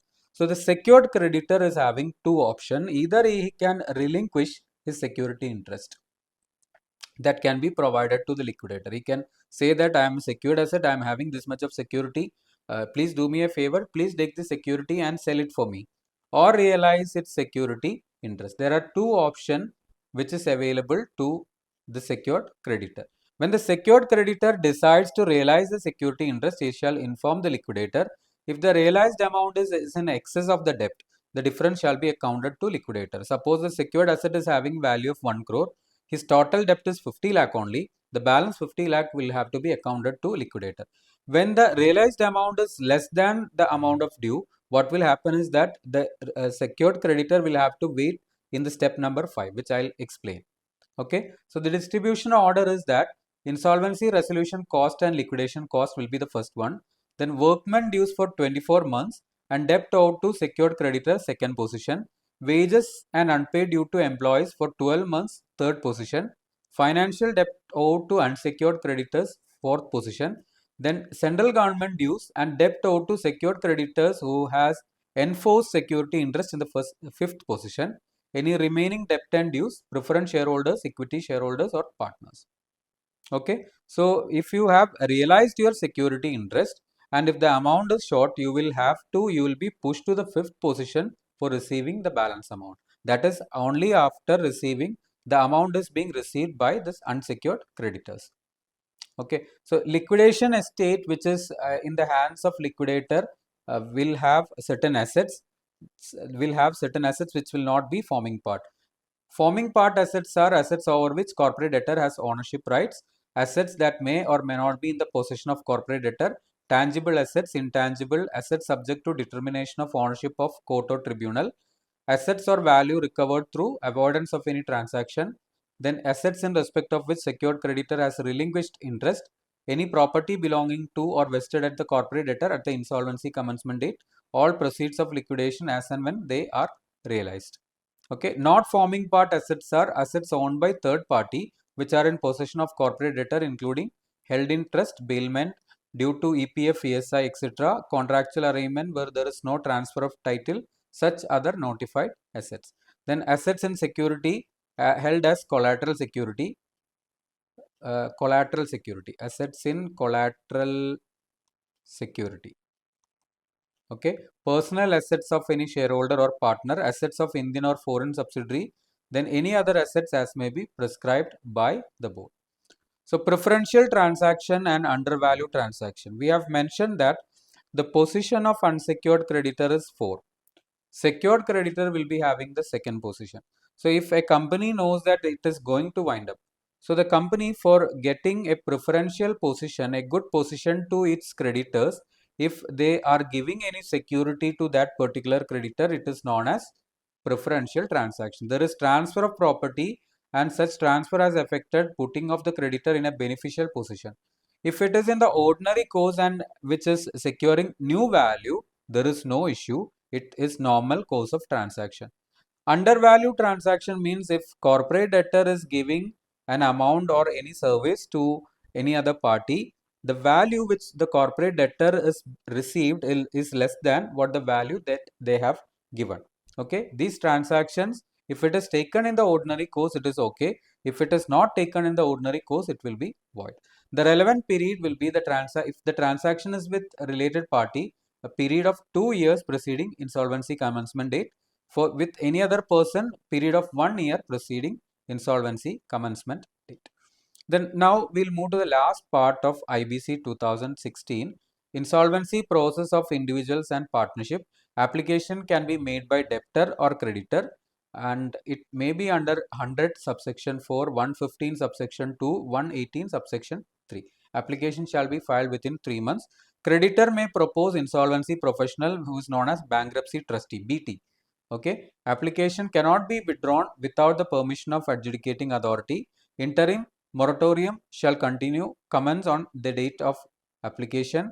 Then adjudicating authority shall direct board to confirm that disciplinary proceedings are not pending against proposed bankruptcy trustee. Then where BT is not proposed by debtor or creditor, adjudicating authority shall direct board to nominate BT. Okay, adjudicating authority shall send notice to creditors to submit the claim. Public notice shall also be issued. Creditor to register claim with bankruptcy trustee. Then they will be making a list of creditors. Okay, they'll hold meeting of creditors. Meeting will be held after distribution of asset, and they will have to report after release of the same. Okay, then disqualification or restriction on bankrupt. They cannot be appointed as trustee, public servant, election. They cannot participate in election of local authority, not to act as director, take part in formation of company, disclose all transaction about bankruptcy proceedings, and they cannot travel overseas. So generally these are the provisions which is related to insolvency and bankruptcy code. Okay, now we can move to the provision related to audit and auditors, which is chapter 10 of Companies Act. So while discussing the provision related to auditor, we will have to go through the concept of first auditor, okay, for the first financial year of a company, and subsequent auditor for the subsequent financial years. So in any discussion with respect to auditors, we can classify the company into a government company or company owned, controlled directly or indirectly by government. So in the case of these companies, CAG to appoint first auditor within 60 days of incorporation. If CAG fails, then board will appoint within 30 days. If board fails, then members to appoint within 60 days. In the case of other company, board to appoint within 30 days. If board fails, then members will have to call an EGM and they will have to appoint the first auditor. Okay, tenure of first auditor will be till conclusion of first AGM. Subsequent auditor in the case of government company or government controlled or owned company, CAG will be appointing within 180 days from the commencement of financial year. They shall hold office till conclusion of AGM. Other companies shall be appointed at AGM. Auditor shall hold office from conclusion of first AGM till conclusion of sixth AGM. For subsequent appointment, AGM in which auditor is appointed will be treated as first AGM. Then manner and procedure of selection of auditor. Qualification and experience shall be sought by audit committee or board of directors. So they shall also consider matters like orders passed or pending before ICAI tribunal, any other information which is required. So in the case of selection of auditors, if audit committee is not constituted, board shall recommend to members. If audit committee is there, audit committee shall recommend to board of directors. If board agrees, they will be further recommending. If board disagrees, they will be referring back to audit committee citing reasons. If audit committee does not want to change the person, board shall make their own recommendation recording reasons of disagreement. If audit committee decides to change the original decision and which is acceptable to board, board shall recommend to members. Now we will move to the concept of rotation of auditors. Rotation is mandatory for listed company, unlisted public company having paid up 10 crore or above, private company having paid up 50 crore or above, companies having public borrowing from bank, FI, financial institution for 50 crore or above, or public deposit of 50 crore or above. So in these companies, if the auditor is individual, it can be appointed for one term of consecutive 5 years. After that, cool off period of 5 years. If auditor is firm, two terms of consecutive 5 years, and after that, cool off period of 5 years. Okay. Then if two or more audit firms have common partner in between and one firm has completed 2 terms, another firm will also be ineligible for appointment. Incoming auditor should not be associated with the outgoing auditor and the same network of audit firms, which means operating or functioning under same brand name, same trademark, common control, etc. If the partner who is signing the financial statement resigns the firm and joins another firm, that during the cool off period, that another firm will not be eligible to become auditor. Auditor shall be rotated at regular intervals by the company. Then audit shall be conducted by more than one auditor. Now we can go to casual vacancy of auditor. We have discussed the casual vacancy concept in the topic of directors. If there is any casual vacancy, just like death of auditor, disqualification, resignation, removal, dissolution of the firm of auditor, then what will happen is that the board of directors will have to appoint a casual vacancy, fill the casual vacancy. If the company whose accounts are subject to CAG audit, it will be filled by CAG within 30 days. If CAG fails, then board will be filling in the next 30 days. If other companies, board will be filling the same. If it is due to resignation, it has to be approved by members in 3 months. Or any other reason, it will be approved or it will be appointed by, filled by board of directors. Appointment of auditors, normally the consent of auditor has to be obtained. Furnish a certificate declaring that appointment is as per limits, appointment is as per terms, auditor is eligible for appointment, qualified, all the details regarding orders passed and pending against the auditor is true and correct. Auditor has to certify that appointment shall not amount to disqualification under 114. Then subsection 9 and 10, reappointment of retiring auditor, means if an auditor is not disqualified, not expressed unwillingness in writing, or not expressed, company has not expressed that retiring auditor shall be appointed, automatically the retiring auditor will be reappointed. Okay, that is 139, 9 and 10. Then we will move to section 140 with respect to removal and resignation of auditor. Auditor can be removed by passing special notice. Special notice has to be obtained, then passing of board resolution, applying to central government, holding general meeting after getting approval of central government, special resolution has to be passed, right of heard to be given to auditor. Auditor can resign before the expiry of term by intimating company, ROC and CAG if applicable. Then we'll move to 142, remuneration of auditor. Auditor's remuneration shall include any fees, facilities extended, then expenses. Then remuneration for the services rendered at the request of the company will not be included in the remuneration. Then eligibility, qualification and disqualification of auditor. We are having 9 disqualification of auditor. Before that we will go through the concept of qualification. Chartered accountant having COP. If a firm is becoming auditor, majority of partners to be chartered accountant having COP, only practicing CAs can sign the financial statement. Disqualification, number 1, body corporate, officer or employee of company. Then any person who is partner of officer or employee, a person who is in employment of officer or employee, firm in which officer or employee is partner. Then person relative partner holding interest in company, holding subsidiary, associate, subsidiary of holding company, or indebted in excess of 5 lakh to these companies, given guarantee in excess of 1 lakh to these companies. Okay, relatives can hold shares having face value not exceeding 1 lakh in the company in which auditor is going to be appointed. The number 5, person or firm having business relationship with company holding company, subsidiary, subsidiary of holding, associate, subsidiary of associate. Business relationship means commercial transaction except professional transaction and transaction in the ordinary course at arm's length price. Then sixth one, person whose relative is director or KMP of company, person who is in all-time employment or who has exceeded the limit of 20 audit per partner. Then for counting 20 audits, the following companies shall not be included. Number 1, OPC, small, dormant, private company having paid up less than 100 CR. Then person convicted for fraud and 10 years have not elapsed. Person rendering the services mentioned in section 144 directly or indirectly to the company, holding company, subsidiary company.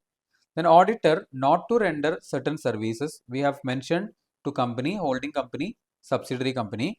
So accounting and bookkeeping, internal audit, design and implementation of financial information system, actuarial services, investment advisory services, investment banking, rendering of outsourced financial services, management services, any other services. Now we will move to section 143, powers, rights, duties of auditor. So first we will discuss the powers and rights of auditor to access books of accounts, to get relevant information and explanation, to access the details of subsidiary company, to prepare consolidated financial statement. Duties of auditor to make inquiries regarding preparation of books of accounts, to prepare audit report, to confirm that books comply with AS, to comply with auditing standards. Powers with respect to CAG audit. CAG shall determine, Comptroller and Auditor General shall determine the manner in which audit has to be conducted. Auditor shall submit the report to CAG. CAG is having power to comment on audit report, conduct supplementary audit. Test audit can also be conducted by CAG. With respect to branch audit of a company, the branch audit can be conducted either by the company auditor, okay, or any other person who is duly qualified to become auditor. If the branch is in India, if the branch is outside India, it can be performed by the company auditor or any other person duly qualified to become auditor as per laws of that particular country. Then reporting of fraud by auditor. As I mentioned while discussing board's report, there are two kinds of fraud for this section. Number one is fraud involving amount less than 1 crore, 1 crore or above. If it is less than 1 crore, it can be reported to board only. If it is having 1 crore or above, it has to be reported to central government, Secretary of MCA. So the provision is like that. If board or audit committee has to be intimated within 2 days. If they are giving, they have to give the reply within 45 days. If they have given the reply in 45 days, it will be sent to secretary along with report, reply received and comments on reply. If it is not received in 45 days, again it will be sent to Secretary MCA with his report and details that reply was not received in 45 days. With respect to the fraud involving less than 1 crore, it will be reported to board within 2 days along with nature of fraud with description, approximate amount involved, parties involved. Company to specify in board's report nature of fraud with description, approximate amount involved, remedial action taken, parties involved only if remedial action is not taken. Then auditor to sign audit report as per 145 of Companies Act. He shall mention any principal assertion, any qualification, etc. will be mentioned in audit report. Then auditor to attend AGM. Auditor or representative can attend the AGM. Representative has to be CA having COP. Okay. Then punishment for contravention company if they are violating 139 to 146. Officer in default if they are violating 139 to 146. Auditor if violating 139, 144 or 145. Okay. Then last section is related to cost audit. Cost audit is applicable to certain prescribed class of companies. Okay. In the regulated sector, non-regulated sector, we are having certain threshold. The cost audit has to be completed by a cost accountant. And cost auditor shall be appointed by board of directors. On recommendation of audit committee, cost auditor will have to comply with cost auditing standards. Okay, so these are the provisions related to your audit and auditors. Now we can move to a very small portion in Companies Act, Chapter 22 of Companies Act, which is explaining about the companies which are incorporated outside India. Okay, so companies incorporated outside India is known as foreign company. So they have to comply three conditions basically. A company or body corporate incorporated outside India. If a company is to be explained as a foreign company, that has to satisfy three conditions. It should be a company or body corporate incorporated outside India, having place of business in India, whether by itself or through agents, physically or through e-mode, and conducts any business activity in India in any other manner. So this is the second one, having place of business. Third one, conducting business activity in India. So explanation by company law committee specifies that if the first condition is satisfied, incorporated outside India, and they are satisfying either of the second and third condition, having place of business or conducting any business activity, it can be set as a foreign company, which clearly means that if you are having a place of business, you will be conducting any activity. If you are conducting any activity, that means you will be having a place of business in e mode or physical mode. Okay, so place of business includes share registration office and share transfer office. Electronic mode includes B2C transfer, B2B telecalling, telemarketing, data interchange, education, research, etc. Status of foreign company, it is not treated as a company under section 2 clause 20. Means if you are reading or coming through any provision in Companies Act, like every company clause will not include your foreign company, but it is a body corporate specified under section 2 clause 11 of Companies Act. So the provision which are applicable to foreign companies are 380 to 386, 390 to 393 are applicable to every foreign company. If 50% or more paid up capital of a foreign company is held by Indian citizen or Indian companies incorporated in India or jointly by Indian citizens and companies incorporated in India, they will have to comply with this chapter and such other provision as may be prescribed. Chapter 22 and such other provisions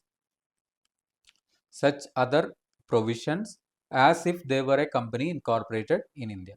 So which are the documents which are to be delivered to Central Registration Center ROC? It was earlier it was Delhi ROC. Now it is online forms and all. So it will be going to CRC. So which document? List of documents include certified copy of charter, constitution, memorandum, articles, etc. If it is not in English, a certified copy of translation has to be given, which should be certified by an attorney, then pleader of High Court, or a competent person in the opinion of uh, ROC. Then principal place of business of foreign company, place of business in India, details of opening and closing, place of business in India on previous occasion, list of directors and secretary, person resident in India authorized to receive notices, declaration that director or authorized person are not convicted for any offence, approval from RBI, approval from sectoral regulators, then any other required documents. It has to be delivered within 30 days of establishing place of business in Form FC1. In case of any changes, Form FC2 has to be filed. Then accounts and audit of foreign companies, section 381. These documents, P&L, balance sheet, list of places, consolidated financial statement, details of related party, repatriation of profit, transfer of funds, will have to be filed within 6 months of end of financial year. Extension of 3 months may be provided by ROC. Okay. Then audit shall be performed by person duly qualified to become auditor. Display of name outside every offices and bills, notices and documents. They have to specify name of foreign company, country of incorporation, the fact that liability of members are limited. That will have to be mentioned in English and regional language. In the case of bills, notice, documents, it will have to be mentioned in English language.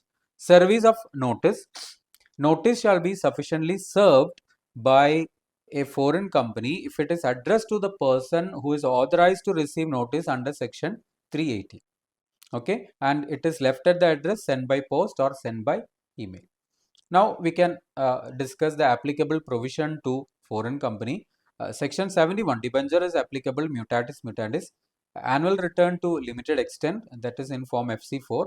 Corporate social responsibility with exception, modification and adaptation, because minimum 3 directors provision is there, CSR committee, at least 1 independent director, that provision is not applicable to them, etc. Location, manner, preservation, inspection of books of accounts, limited extent, registration of charge, mutatis mutandis, inspection, inquiry, investigation, mutatis mutandis. Okay, so these are the provisions related to companies incorporated outside India. Okay, now we can move to cyber laws. It's a very small part which is consisting of 5 marks. Cyber laws consist of 3 chapters in it, and it's a very small part also. So cyber laws is with respect to the Information Technology Act. Okay, the object of IT Act is legal recognition to electronic transaction by recognizing digital signature certificates, facilitating electronic filing of document, amending other act, setting up licensing, monitoring, certifying authority. Then controller of certifying authority is appointed by central government to recognize, license, regulate, supervise, standardize certifying authority. IT Act offences means the offences which is affecting any software or hardware in India. It is not necessary that the act has to be performed in India only. Okay. Example, tampering with computer source document, hacking, destruction, deletion, alteration of data without any permission. Then misrepresentation to controller of certifying authority, breach of confidentiality and privacy, publishing false digital signature. Then if any person is aggrieved by order of adjudicating authority or controller, they have to appeal to Cyber Regulations Appellate Tribunal within 45 days. Further appeal will be preferred to High Court in 60 days. So that clearly means the civil court will not be having any jurisdiction. So now we'll move to information technology, reasonable security practices and procedures, and sensitive personal data or information rules 2011. See, personal data is the data from which identity of a person can be obtained. Sensitive personal data means a bit more personal, not a bit, somewhat, it is more personal depending upon a person. Suppose if I'm taking my mobile number, it is a personal data. But if I'm talking about my ATM pin, my UPI uh, password and all, it is sensitive personal data. I don't like it to be published with others. Right. So personal data means data from which identity of a person can be obtained. It can be collected by government or private organization or agency. Data protection means to minimize the intrusion of a person to one's privacy. That is data protection rules. Sensitive personal data means information related to password, financial information, psychological, physiological, mental health condition, sexual orientation, medical records, biometric information, details which are provided to any body corporates. Okay, about details received by any body corporate also. And information which are freely available and accessible in public domain is not treated as sensitive personal data. So while collecting the sensitive personal data, body corporate and person will have to comply the following rules. Will have to draft a privacy policy, and that should be available in public. The privacy policy should consist of type of information collected, purpose of collection, reasonable security practices adopted to maintain confidentiality, then consent of person providing information to be obtained, information to be collected for lawful purpose. It shall not be retained for purpose other than for which it is collected. It shall not be retained for longer period. Person providing information to be made aware of about the collection of information. Person providing information to be given an option to review and review the same and make correction. Maintain adequate security. Designate an officer as grievance officer for disclosing the information to third party, approval to be obtained, reasonable security practices and standardization procedures to be adopted. Now we will move to the punishment for contravention. Section 43 and 72A are the sections. Negligence on the part of body corporate in maintaining reasonable security which caused wrongful loss or gain to any person, body corporate shall be liable to pay damages. Then disclosing information without consent, penalty which may extend up to 25 lakh. Then data privacy and business intelligence. BI means a technology driven process in which data is analyzed and meaningful information is obtained. So business data intelligence, BI, is all about you are taking data of a person from some warehouses. Suppose for example you are taking the data from supermarket, or you as CMA final students, you might be knowing that after passing your CMA inter, you might have received so many calls from many institutions saying that you can join here, You can pay this much of fee, you can pay part fee now, you can pay the balance now, after some time, etc. So from where these people are getting the data, this data will be uh, stolen from somewhere, right? Stolen in the sense that some authorities, maybe from the chapter or from the examination center. I believe the data will be misused from the chapter. Okay, I'm not blaming anyone. That data will be provided by the chapter, or it may be from the institute itself, right? Or from elsewhere, I don't know from elsewhere it is going. Okay, so the data will be obtained from there are lot of option to obtain data. What I'm saying is that if you are going to a supermarket, you are buying, you are giving the mobile number, means if your mobile, the data can be tracked from a supermarket. If I'm visiting, if I'm buying goods from, if I'm buying some commodities from supermarket every month, and if I'm giving my mobile number for getting some reward points and all, they can track my purchase record. If they are giving, if they are selling this record to any other person, and if they are matching my mobile number, and my mobile and Aadhaar will be linked. So once if a person is getting my mobile number, he can access my Aadhaar. So he knows that it is being purchased by this person. This person is of this age. This person belong to this geographical area. Then from that, an analysis can be made, which is known as data business intelligence. Business intelligence is not about your analytics. It is you are taking data from other sources. Okay, it is simply, you can say that data privacy is there. Data privacy means you are stealing some data, data of personal data is being taken from some other sources, and you are arriving at meaningful information. Technology driven process for analyzing data and delivering actionable information. You are collecting the data, preparation of queries, you are making prompt, then analysis of data, delivering key performance indicators, then helping in making decision. If my purchase data is obtained, and if you are analyzing my purchase data, you will understand what all things I am buying. Okay, then you are collecting the data from several company secretaries, for example. So you will be understanding that, or you are collecting the data from several people who are of my age. So you will understand what all things, what all product are being bought by these age category groups. So you can market accordingly, right? Then BI tools, there are features. These are the features of BI tools. Like BI tool will be having ad hoc analysis tool, means they will be having an option to initiate analysis for a specific issue. Then online analytical processing, it is a tool used to solve complex issues. Mobile application, mobile BI means application, BI application which is available on mobile or tablets. Real-time BI tool in which data is updated on real time. Operational intelligence, BI tool that delivers information to operational managers. Open source BI tool consisting of free version and premium paid version. Embedded BI tool which is embedded or put directly into business application. Collaborative BI, collaboration of BI tools and other functions. Locational intelligence BI tool which give insights into geographical data.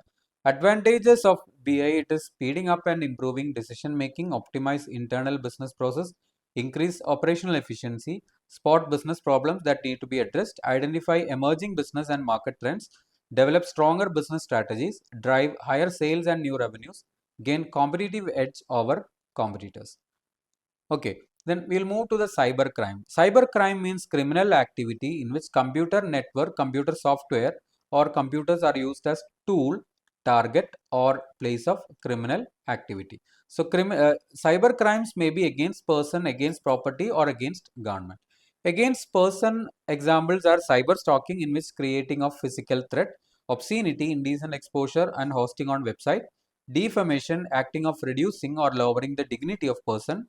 Hacking, unauthorized access or control. Cracking, stranger entering your system and tampering or stealing confidential data.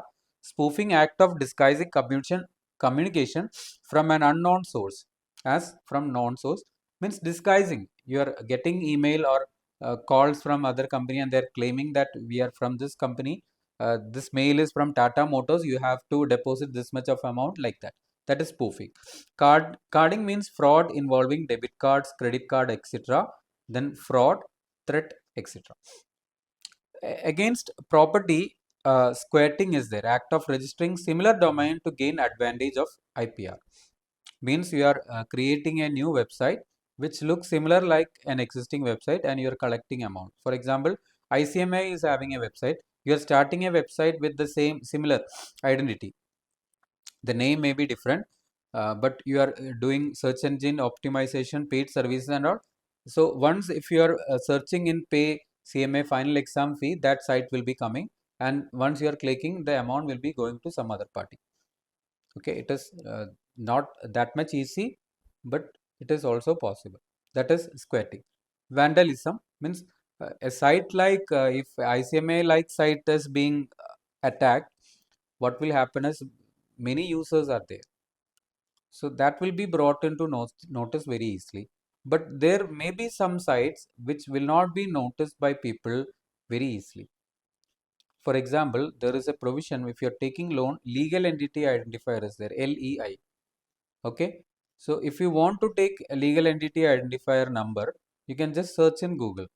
The official website will not be coming first.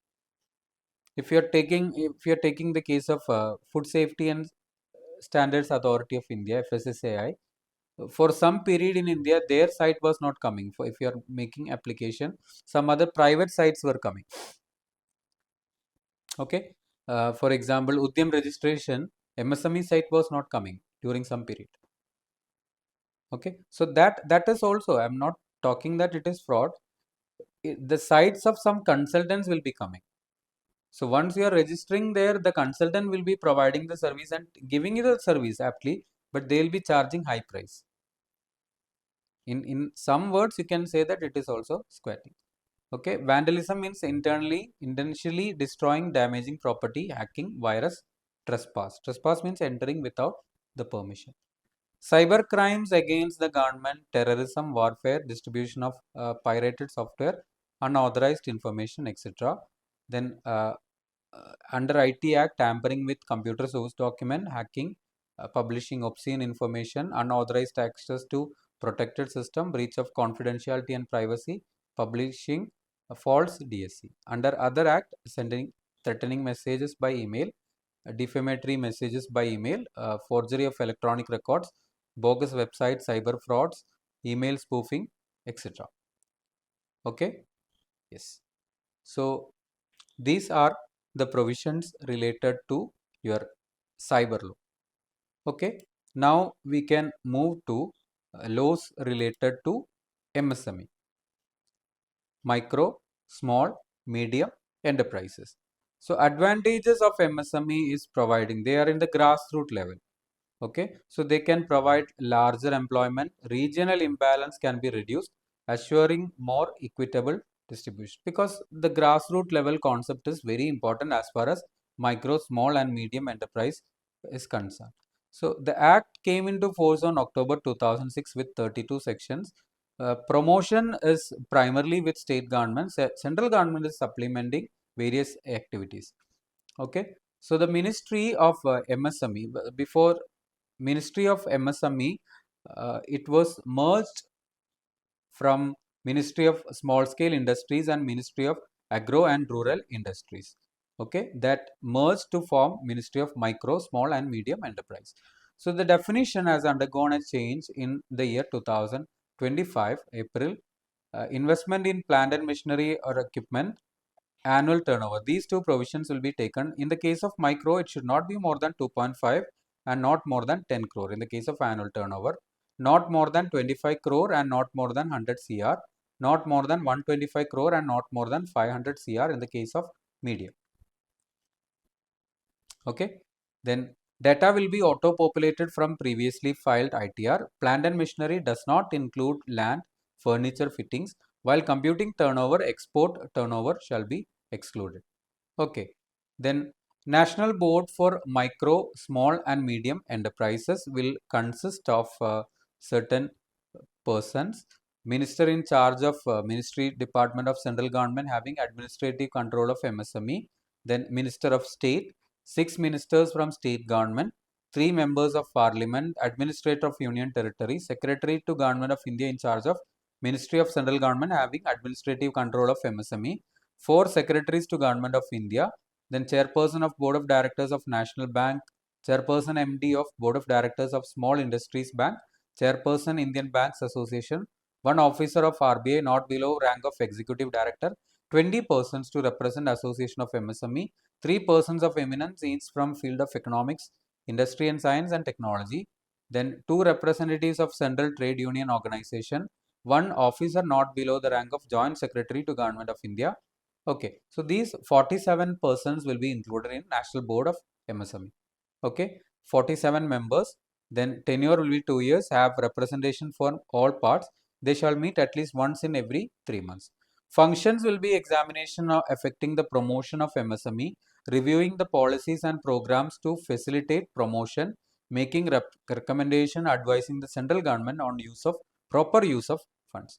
Advisory committee for MSME consists of Secretary to Government of India in Ministry or Department, 5 officers of central government, 3 representatives of state government, 1 representative each from MSME association. Member secretary of national board shall act as member secretary.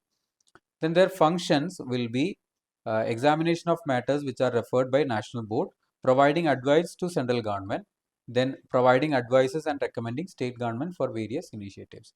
So filing of memorandum, it has to be filed with the prescribed authority by any person who intends to establish micro or small enterprises at his discretion, medium enterprise engaged in providing services at his discretion, medium enterprise engaged in manufacture or production of goods specified in Schedule 1 to Industries Development and Regulation Act 1951. So industry which were earlier registered as SSI having investment in plant and machinery more than 1 crore but not exceeding 10 crore will have to file information memorandum.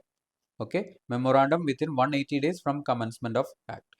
Then promotion for development and promotion, measures for promotion and development of MSME, facilitation of promotion, development and enhancing competitiveness of MSME, skill development, technological upgradation, market assistance, infrastructure development, etc. Okay, then these are the other measures for promotion and development of MSME. Okay, then with respect to the liability of buyer to make payment, buyer shall make the payment to supplier on or before the date agreed date between the buyer and supplier. If there is no agreed date, it shall be paid on or before the appointed day. Appointed day means day immediately following after expiry of 15 days from date of acceptance or date of deemed acceptance of providing goods or service. Okay, so actual date of delivering goods or rendering service is known as day of acceptance. When objection is made by the buyer within 15 days regarding acceptance, day on which such objection is removed by the supplier, which is day of acceptance. Deemed acceptance, when no objection is made by the buyer within 15 days regarding acceptance of goods or service. Day of actual delivery of goods or rendering services. Period agreed by the party shall not exceed 45 days from the date of acceptance or date of deemed acceptance. Delay in payment shall attract compound interest which shall be 3 times the bank rate notified by RBI. Okay, buyer shall be liable to pay the amount along with the interest. So in case of any dispute under section 17, it shall be referred to Micro and Small Enterprises Facilitation Council. They shall seek the assistance of sender providing alternate dispute resolution. In the case conciliation is not successful, it will be referred to arbitration. Provision of Arbitration and Conciliation Act shall be applicable. Okay, then application for setting aside decree, award or order. Court shall entertain any application to set aside decree, award or order. It can be made either by council, institution, center providing alternate dispute resolution only when applicant other than supplier has deposited 75% of the amount. Okay, so this is about your Micro and Small Enterprises Facilitation Council. Yes. So in the case of requirement to specify unpaid amount with interest in annual account. If the buyer is required to get annual statement, we were discussing about delay in payment. If the buyer is required to get annual accounts audited, the following details shall be included in annual statement of accounts. principal amount and interest due, amount of interest paid and amount payment made to suppliers beyond the appointed day, amount of interest due and payable without adding interest specified under the Act, amount of interest accrued and remaining unpaid, further interest remaining due and payable even in the succeeding years.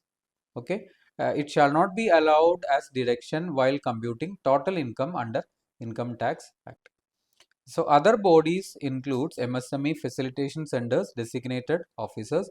New schemes under MSME are Champions Portal for effective and speedy grievance redressal, MSME Samadhan for delayed payment monitoring system, procurement preference policy, establishment of fund under Section 12, National Small Industries Corporation, emergency credit line guarantee scheme, then secured business loan by SEBI.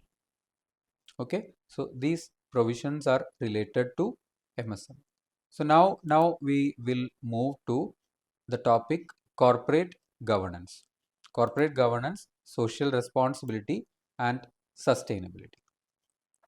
Okay, so simply corporate governance means corporate governance is complying the provision in true letter and spirit, or simply you can say that you are considering all the stakeholders of the company. Okay, achieving the object of the organization after considering all the stakeholders, compliance of all the applicable law in true letter and spirit. The pillars of corporate governance are lying under accountability, transparency, fairness, responsibility, managing risk, etc. Okay, so corporate governance is a proper tool for transparency, prudent and participative management, enhancing value of organization, accountability, innovation, professionalism, then stakeholder recognition. So we can find the difference between ethics and corporate governance. Ethics means it is the inner self of an organization, inner self of an individual, which is reflected at the workplace. Governance means it is a method of achieving result based on ethics. Then ethics is applying at all levels. It applies, governance applies only at top level. Emerges naturally, need to be studied and experienced. Regulations are not important. Regulations are important in the case of corporate governance. With respect to the management and corporate governance, management is focused on objects and targets. It is the method of achieving result. It applies to all levels, applies only to top management. Emerges automatically, need to be studied and experienced. It is not important. Regulations are not important. Regulations are important. Result oriented. This is methods are more focused rather than results. There are four theories: agency theory, stewardship theory, stakeholders theory, trusteeship theory. So the main theory now is stakeholder theory, which specifies that director to keep a balance between the interest of different stakeholders. Stewardship or agency theory. In agency theory, directors are considered as agents of shareholders. Stewardship theory, directors are considered as stewards of assets of company. Trusteeship theory, directors are considered as trustees of company. Okay, now we can move to corporate governance in family business. As we specified, corporate governance is the concept of considering all the stakeholders. So, family business means the majority stake is held by the family members or relatives. So, the problem in such a case is that there will be less compliance, there will be not compliance, governance. Means they will be forming a part, they will be forming as a coterie. So the other non-family members will be reluctant to take part in decision making process. So family business means majority of voting power is in the hands of controlling company.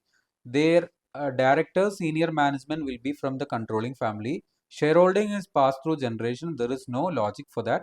Conflict of interest of company and promoters. Decisions are taken on emotions. Then formation of coterie or group among family members.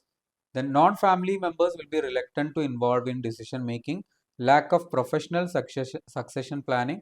Image of founder is reflected in all decisions. Death or disability of senior member is resulting in management crisis. Recent trends are separation of ownership and management. Members are acquiring financial education from outside. Outside means reputed institutions. Professionals are being encouraged in organization. Focus of promoters are on compliances. They are not holding any directorship post except like non-executive directors and all. Proper succession planning. Separate trust or societies are formed for satisfying the family objects. Then we'll move to the corporate governance and CSR. So Sustainable Development Goals and UNGP, United Nations Guiding Principle, has to be understood first. So Sustainable Development Goals are the goals which are adopted in 2015 as a part of 2030 Agenda for Sustainable Development. 17 goals like no poverty, zero hunger, good health and well-being, quality education, gender equality, clean water and sanitation, affordable and clean energy, decent work and economic growth, industry innovation and infrastructure, reduced inequality, sustainable cities and communities, responsible consumption and production, climate action, life below water, life on land, peace, justice and strong institution, partnership for goals. These were identified. UNGP is the first comprehensive guidance for human right, respecting and promoting human rights. So, what happened is that government had introduced national voluntary guidelines in the year 2009. Okay, so after the process of after SDG, Sustainable Development Goals, and UNGP has been introduced, to align with the same, MCA revised the guidelines to National Guidelines on Responsible Business Conduct.